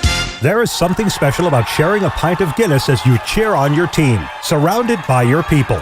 So raise your glass, say sláinte, and take that first sip. It's a lovely day for Guinness. Guinness Draft Stout, Diageo Beer Company, USA, New York, New York. Please drink responsibly. This is the story of the one. As a maintenance tech at a university, he knows ordering from multiple suppliers takes time away from keeping their arena up and running. That's why he counts on Grainger to get everything he needs, from lighting and HVAC parts to plumbing supplies, all in one place. And with fast, dependable delivery, he's stocked and ready for the next tip-off. Call 1-800-GRAINGER, click Grainger.com, or just stop by. Grainger, for the ones who get it done. Indeed presents hires you can't afford to get wrong, like a warehouse operations manager. Where are the forklifts? Sold them. Too expensive. We're using scooters now. So you expect us to move a 2-ton pallet on a scooter? Just lean into it. Put your back into it, people. This is a job for sponsored jobs. This is what happens when you don't sponsor your job on Indeed. Next time, get matched with quality candidates with Indeed sponsored jobs. Visit Indeed.com/hire now and sponsor your job today. Ready to celebrate? Hop into Easter festivities with everything you need at Target. First, get ready for your special occasion with 25% off stylish looks. With spring vibes, vibrant colors, and fresh florals, you'll find outfits that match everyone's style. Then, fill up their baskets with endless joy. From select Easter plushies to fun toys they'll love at 20% off. Don't miss out. Make this Easter unforgettable at Target. Come visit the engagement experts at London Jewelers at any one of their 6 locations. It's March savings time at Nielsen Dodge. It's also tax return time, and we have a great money-saving idea. Show us what your tax return is, and we'll double it up to $1,500. You can count on 0 down payment, super low lease payments, 0% financing is available. Lease a new 2025 Jeep Grand Cherokee Altitude X 4x4, just $198 a month. Match your tax return up to $1,500 on any new Jeep, Chrysler, Dodge, or Ram. Hundreds of vehicles in stock with big savings off MSRP. And of course, we always give you the credit help you need. Find out what your tax return is before April 15th, and we'll double it up to $1,500. Max your tax only at Nielsen Dodge for a limited time. On Route 10 in East Hanover, or shop online at nielsendodge.com. Declaration of Deal Sales Event. With approval, term 27 months, due at sign, $51.98. Add tax tag $498 and DMV fees. For tax refund info, see dealer for details. Looking for the lowest price on name brand tires? Get to Town Fair Tire and get the guaranteed lowest price on any name brand tire. Nobody beats a Town Fair Tire deal. Nobody. Town Fair Tire. Carpal tunnel syndrome. Heart failure that doesn't improve with common medicines. These are some signs and symptoms associated with ATTR-CM, or the cardiomyopathy of ATTR amyloidosis, a serious heart condition with symptoms that get worse over time. Amvuttra, vutrisiran, is a prescription medicine given by a healthcare provider that treats ATTR-CM in adults to reduce heart-related death, hospital stays, and urgent visits. In a clinical study, Amvuttra was proven to help people live longer and have fewer heart-related hospital stays and urgent visits over 3 years compared to placebo. Amvuttra lowers the amount of vitamin A in your blood, which can affect vision. Other side effects include pain in the arms or legs, pain in the joints, and shortness of breath. These are not all the possible side effects of Amvuttra. For prescribing information, call 1-833-256-2748 or learn more at amvuttra.com. Ask your doctor about Amvuttra for ATTRCM. Talk New York sports here. The Fan. Hospital for Special Surgery is ranked #1 in orthopedics for 16 years in a row, according to U.S. News and World Report. When you choose HSS, you're receiving the best orthopedic care you can get. With locations across the tri-state area, HSS specialized care for the hips, knees, back, neck, and beyond, including everyday joint pain, fractures, spine care, and more. Most insurance plans are accepted. Choose better, move better. Appointments available at hss.edu. And this Fan Focus is sponsored by Chef IQ, precision cooking, effortless results, chefiq.com. On the ice tonight, the Islanders host the Penguins in an enormous game at UBS Arena at 7. The Islanders are 1 point up on Pittsburgh for the 2 seed in the Metro, but the Penguins do have 1 game in hand. The Yankees will have Ryan Weathers making his debut in Seattle, a 9:40 game that can be heard right here on the Fan. And, of course, Clay Holmes will make his season debut at 7:45 in St. Louis for the Mets. It would be insane for me to say into a microphone that a game of baseball on March 30th is a big game. That'd be insane. But I'm going to explain why it's true with the New York Yankees. Go ahead. Do you want to guess before I tell you? The Yankees? Yeah, big games. There's a big game tonight. Sean knows. Sean knows my brain, but Tiki doesn't. I'm curious if you could pick up on it. And I'm right. Like, people can mock all you want. Tonight is a big game. Go ahead. Home field tiebreakers with Seattle in the playoffs. Amen. Amen. The New York Yankees, and this is like a weird, indisputable fact in the Aaron Boone era, when they have home field advantage, they have never lost a postseason series. So shouldn't it be the series is important, not the game? Well, yes, that's what I meant. The game is the beginning of the series. You said the game. If you would have said the series, I would have known you were talking about. Well, I needed to keep you off, off the mark here. But the Yankees, every single time in the Aaron Boone era, they have had home field advantage. They have won that series. When they don't have home field advantage, they've lost every one of them with the exception of one. And that was the Cleveland series during the pandemic of 2020. The Seattle Mariners are widely viewed as the best team in the American League, not named the New York Yankees. Right. I mean, the Blue Jays are up there too, not disrespecting them. But if you look at the current odds makers, if you go to the Fanatic Sportsbook right now, the Mariners are towards the top. Whether that turns out to be the case or not, we'll see. So tiebreakers matter. And if you don't believe me, the reason the Yankees didn't have home field advantage last year was because of a tiebreaker they lost to the Toronto Blue Jays. Right. So I get it's March 30th. My dad always laughs at it. He's like, can you imagine a big game in April and May and June? And he's right. Like, of course. Like, the Yankees can still win. The Mets can still win even if they lose a bunch of games here. But if this comes down to a tie, it matters. And the Yankees have proven in this Boone era since 2018, home field advantage is the end-all, be-all come postseason time. Let's go. Let's get Weathers out there tonight. Let's shut it down. Also, speaking of contenders, could we just also acknowledge the Blue Jays embarrassed themselves this weekend? In what regard? The banner. What about the banner? The fact that they combined the ALCS and the AL East into one banner and made AL East much bigger than winning the American League on the banner. Say that one more time. Are you unaware of this? So they made the AL East, ALCS championship banners.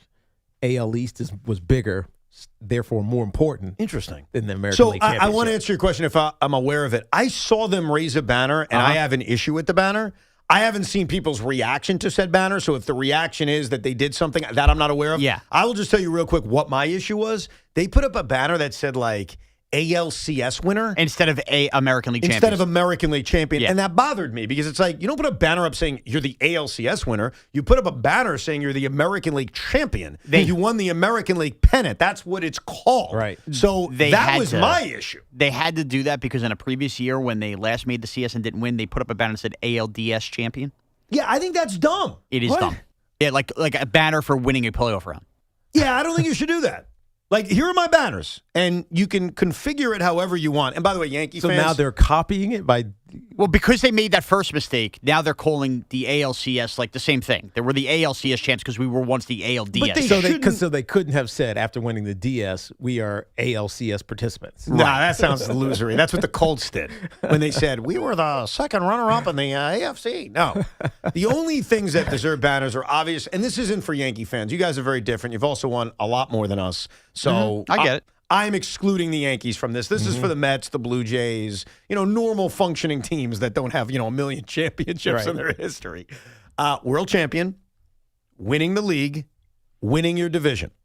If you want to combine one banner that shows your wild cards, I have no problem with that. I don't love it, but as long as it's one banner, you can't have a separate banner for every wild card. That's stupid. That's it. You don't get something extra because you won a round. You don't think it's wild to have a banner that says American League and in big lettering East champions and then a line in the very ALCS champions? Yeah, I think that's dumb. I think there should be two banners, one that says AL East champion, or maybe one banner for all your AL East championships. Right. And then I think winning the pennant is an incredible accomplishment that should be celebrated with a banner that simply says AL champion. American League champions.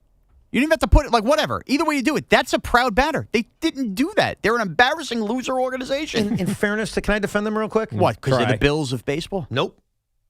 First of all, they're not the Bills of baseball. Yes, they got same fan base. Oh, the fan base. Yeah. Okay. All right. Because they did win 2 championships in a row. Bills haven't done that. They're Canadian. They just say things weird. What? Yeah, they're Canadian. Eh? It's just like... Right, they can't spell center right. They say, like center. The Rogers Center is R-E. Like, they're weird, right? So we love them. I love Canadians. No one loves Canadians more than me. I know. Just with the banners, somebody better do something about that. I like that. You're very funny. One other point about the Yankee game tonight. Yeah. This is going to remind you that it's baseball season when Evan whips out something like this. That's right. I refer to myself in the third person. I pulled a Sean Morash. I was like, Evan needs to say this. Evan Roberts. Yes, that's me. Ahmed Rosario has great numbers against Luis Castillo. Okay? 7 for 20 with a home run and a triple. Mm-hmm. So, and Ryan McMahon's 1 for 11. So I would simply start Ahmed Rosario at third base over Ryan McMahon. That would be my only weird thing I do. Now, the only hesitation of that is maybe you prefer defense, especially with a lefty on the mound, Ryan Weathers. Maybe you're expecting a lot of ground balls to third. I don't know. But in terms of offense, that did jump out at me. Ahmed Rosario's career numbers against Castillo versus McMahon's. So I think we're comfortable with that. You like that one? I do like that one. Thank you. Good job by Evan. All over the Yankees early in the year. I'm proud of you. I'm always all over the Yankees. He's I'm all an over IBO, everything. bro. Like, what are you, new around here? I just wanted him to take the That was offensive. I'm bothered by that. I knew you'd be bothered. Come on, man. I should stick you in a locker, geek. Yeah, go home, Sean. Let's go to Lamar in Jackson. Hey, Lamar. Hey, guys. How you guys doing? Good. Yes, I got 3 questions for you again. Okay.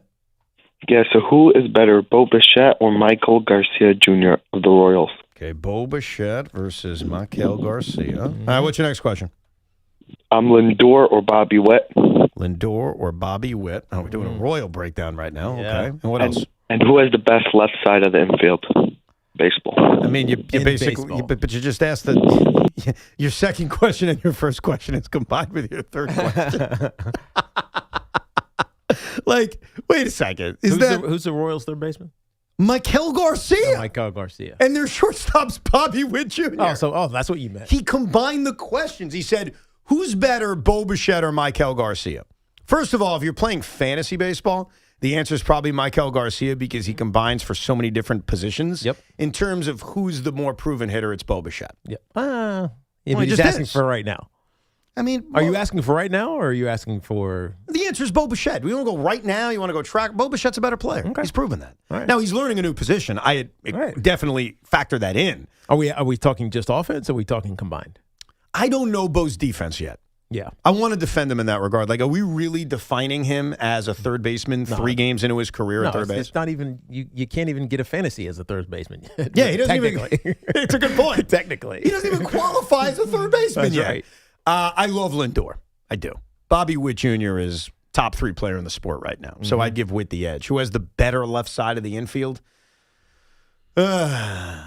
Probably Kansas City. Yeah. I'd give him a slight edge. Until Bo Bichette proves himself. Yeah, like the Bichette Maikel Garcia question is convoluted only because, like, as an offensive player in their careers, Bo has done more. He's more established. I trust him more to have a big offensive season, but he is learning a new position. I acknowledge that. And Garcia is like the ultimate in versatility because he can play a million different positions. Let's go to Chris in Bayshore. What's up, Chris? Yeah, hey guys. Listen, I want to talk a little bit to Shawnee on this one. I got a unique perspective on that Weiser thing. I actually played Bayshore baseball back in the 80s, and it's a pretty big deal. I'm kind of jealous I wasn't there. It would have been fun.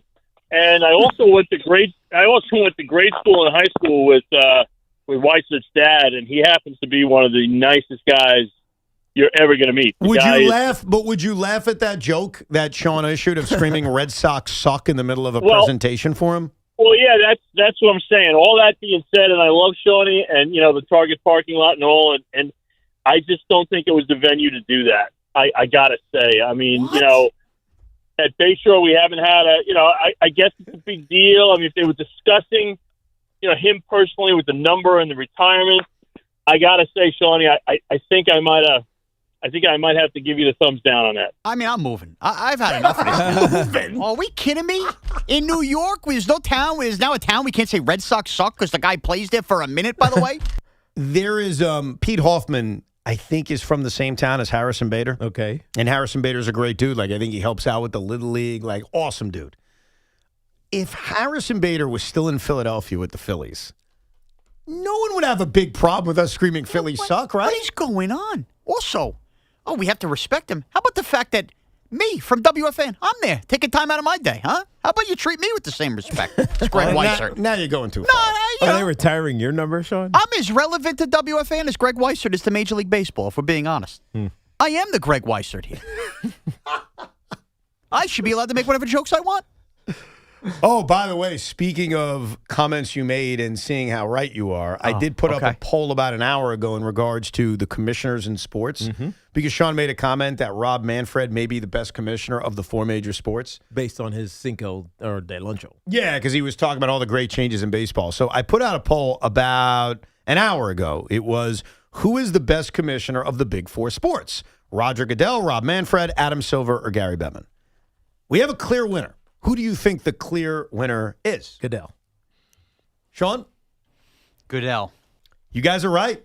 Roger Goodell with 40% of the vote. Gary Bettman finishing in second with 30% of the vote. And then there is a massive drop-off to Rob Manfred at 18% and pulling up the rear, Adam Silver at 12%. See, this is, I think people just have their own biases and what they've been fed now. Again, I ask. Well, Manfred's going to the piece of tin thing is going to last for a long time. I agree, and I had my issues. But if you really think about where baseball is in terms of just like the way you like to consume a game, I think the game is better now under Rob Manfred, or at least he's rehabbed where it used to be, and I think that's great. Yeah, but there's a lockout or a work stoppage coming. Let it happen first. Goodell doesn't even have referees employed right now. He's right. Yeah, but we're playing games on Wednesdays. But we're 6 months away from football. We're going to Australia to play a game at 10:30 a.m. local time, and we're celebrating this guy. The complicated part about Rob Manfred, but it's not your team, so you don't really care. But he cares. I mean, I care. He cares. The sanctity of the it used to mean something. The NFL, you know. Yeah, no, I get what you're saying. The thing about Rob Manfred is sanctity of the NFL. You're playing a division rivalry game at 10:30 in the morning local time in Australia, Tiki. That's not the sanctity of the NFL. Okay. Is it your team? No, but still, it matters. So then why do you care? Because, you know why? Because it's not my team today. You know what? Don't watch. Yes! Now I'm... You got him! You got him! F you, Evan, and Greg Weiser. How about that? Don't watch, all right? You shut the hell up. Just stop watching. The thing about Rob Manfred is the pitch clock is the greatest invention of baseball of all time. It's the most important addition. But is that enough to kind of fix the things I personally don't like? And it's not about us re-arguing this. I don't like the Ghost Runner. I don't. I don't like the extra playoff team. I don't. I don't like the DH in the National League. I don't. Right. So, but they did those things for a reason. But that's not I don't like him. And he's the reason it happened. So is that one move to the pitch clock, which, again, I've been a supporter of for a decade. I love the pitch clock. is that enough for me to say, oh, great job, despite all the other things I truly hate? And yes, the work stoppage is going to matter because it's going to happen, and the blood will be on his hands, whether he likes it or not, no matter what Craig says. It's just the reality. Let's go to Val in the Bronx. Hey, Val. Good afternoon, gentlemen. What's up? What's up? Tiki, the living legend, barber, Rico Robertson, Mr. Morash, more Yankees. What's going on, folks? How we doing? All's well. We're doing great. What's on your mind today, man? You know what, Sean? Don't feel too bad because I think the Giants fans this weekend show you that they feel the same way you do. There was a time during the broadcast they would play, like the organist would play something. Yankees playing against the Giants, and you hear them saying, Dodgers, and they just keep yelling it all through the game. So apparently they feel the same way that you do. There's no time to never not mention your rival fandom and shout it out when you feel like it. And I tell you what, too, the stuff that Evan was talking about with Clyde and all of that, let's give him a happy belated birthday. Yesterday, I believe, was his 81st birthday. Oh, I believe so. They mentioned that in the broadcast my guy, yesterday. I missed that. Yeah, Clyde, his birthday. Man, he's going strong, dude. I love that, man. Oh, he's the best. The true finals MVP. Thank you, Sir Carton, for that information. Yeah. But why I called, though, you know, y'all were talking about some stuff with Cat earlier. Yep. And it grinds me to some extent when I keep hearing people saying this, because I think there is some responsibility that goes to the team and to the coach as far as, you know, what they set up for him. But too many times when you watch the game, man, Cat is the one, when they come down the court, Cat is the first person that touches the ball and gets to initiate the offense. Yeah. There's so many opportunities for him to, like, a lot of what's going on with Cat is that Cat is not taking his opportunity. I agree. And I think, like, when you hear stuff like, when you see McGrady and them talking to him, they're talking to him because, like, even in yesterday's game, you got a smaller dude like Caruso on you. Right. And you're getting the ball thrown to you in the post, and you're pushing it back out. He's almost like Will Ferrell in that semi-pro movie when he's like, let me get it, and then he throws it back to the guy. Let me get it, and then he throws it back to the guy. Yeah, it's a good point. Right. A lot of it is on him. Like, I think that he's just not natural as a creator. I think that's... but you've got Caruso defending you. You have to take advantage of the mismatch at times. I 100% agree. It's a lot of it is on him. Some of it is on the coaching. At times, some of it's been on Jalen Brunson. It's why whenever we talk about this, sometimes it changes by game on who at least I'm blaming. But ultimately, the disappearing of Karl Anthony Towns, where he's not involved in the offense, is a problem. Well, this is the part of the mentality of being a killer, right? That's why maybe over the years people have said he's soft, not because he's not tough, but because Jalen Brunson gets the ball and he's saying the worst thing that happens is I'm missing this shot, right? But I'm going to take it. Right. It's good. The best thing that happens is that I make it. Right. Karl Anthony Towns doesn't have that mentality. It's almost like there's an aggressiveness that you have to have that he doesn't possess sometimes. And it's not, I'm beating you no matter what. Do you think the Knicks are winning the NBA championship this season? No. Very simple question. No. Wow. That was pretty quick. No. The New York Knicks are trash! No. When we are doing the shows following the Knicks dismissal, wherever that is, I'm not even going to get into the specifics yet of when. We'll do that as we get closer to the postseason. What do you think we're mostly talking about? Mike Brown. Okay. It's going to be the coach. Sean, do you think the New York Knicks are winning an NBA championship this season? I do not. Okay. When we are doing those shows following their defeat, wherever it is, finals, conference finals, semis, first round, wherever it is, what are we mostly talking about? Karl Anthony Towns. You don't think it's Mikal Bridges? I think it's a piece, but I think Karl Anthony Towns will help Bridges dodge a lot of it. Yeah, I think Cat gets a lot more conversation than Mikal. And the truthful thing is, they gave up more for, in theory, they gave up more for Mikal than they did Cat. Yeah. I mean, they gave up Julius Randle and Dante DiVincenzo. I don't want to minimize them. And Dante was loved around here, but they did give up like all of their draft picks for Mikal. But Cat takes 78% of the blame, more so than Mikal. I happen to agree. You're not wrong, Teak. Mike Brown will be talked about. I think it's going to be Cat. I think that's the conversation. And it's going to be, can we win with him? Do we have to get rid of him? It's going to be Cat in relationship to Brunson, and, you know, can those two work as, you know, your two best players, that kind of thing. But discount coaching. No, we don't. No, I agree with you. I agree Coaching's with you. a huge deal. I think Mike Brown, though, is going to get more of a one-year pass from the fans than Cat will. No, he was brought here to win a championship. But Tiki. Like, immediately. Tiki, forget me. Not, you know, Tibbs took us this far, and you're going to take us that far or less. Right. It is, Tibbs I took us agree this with you. far. This team is capable of getting to the Eastern Conference Finals. You need to take us the next step. I completely agree with you, but then I want you to tell me, because forget me and me discounting coaching. Why is Shaquille O'Neal and Tracy McGrady, why do they go out of their way to talk about Cat and they don't go into Because Mike Cat Brown's is impact not, on because I just told you, Cat is not aggressive enough. He doesn't do what they believe he should be doing. So then why are we discounting coaching? Because I almost feel like coaching is telling him it's okay not to do that. If you then know, why aren't they saying that? If you who? Shaq? Because how the hell do they know? But of course they should know. They watch the games. Are they talking to Mike Brown about what you're instructing Cat to do? No, but they could have strong opinions on why Cat loses that aggressiveness. Look, I think you're right. A part of it is on Mike Brown. I'm not even disputing that. I guess I'm just saying, what are most people saying if this season ends badly? There was a point earlier in the season where you heard Mike Brown going off on Karl Anthony Towns. Yes. Calling him out. And when was the last time you saw that? He hasn't done that recently. He hasn't done it in the last 2 months. Yeah, he's quieted the rhetoric. And why? Probably realized that's not the way to get something out of him. He played better when he did. I'm just telling you. No, I don't know about that. He's played well recently. It's just Cat's played great. It's just that he disappears for big periods of time. Yeah, but to me, that's still coaching. I don't disagree with you. I'm merely saying when or if this season ends prematurely, when we're taking nothing but Nick calls, is it anti-Mike Brown or anti-Cat? You know why I would talk about Cat? Is if he took 32 shots a game and scored 10 points. Right. That's when I talk about Cat. That's not what's going to happen, though. But if Cat's taking 9 shots a game and they're losing by 15, that's not on Cat.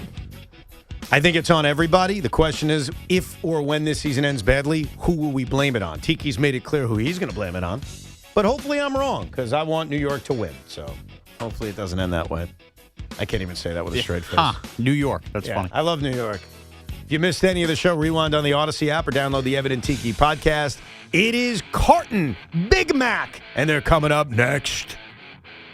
This is an Odyssey Sports Minute. The madness continues. UConn is moving on to the Final Four after upsetting number 1 Duke 73-72 in one of the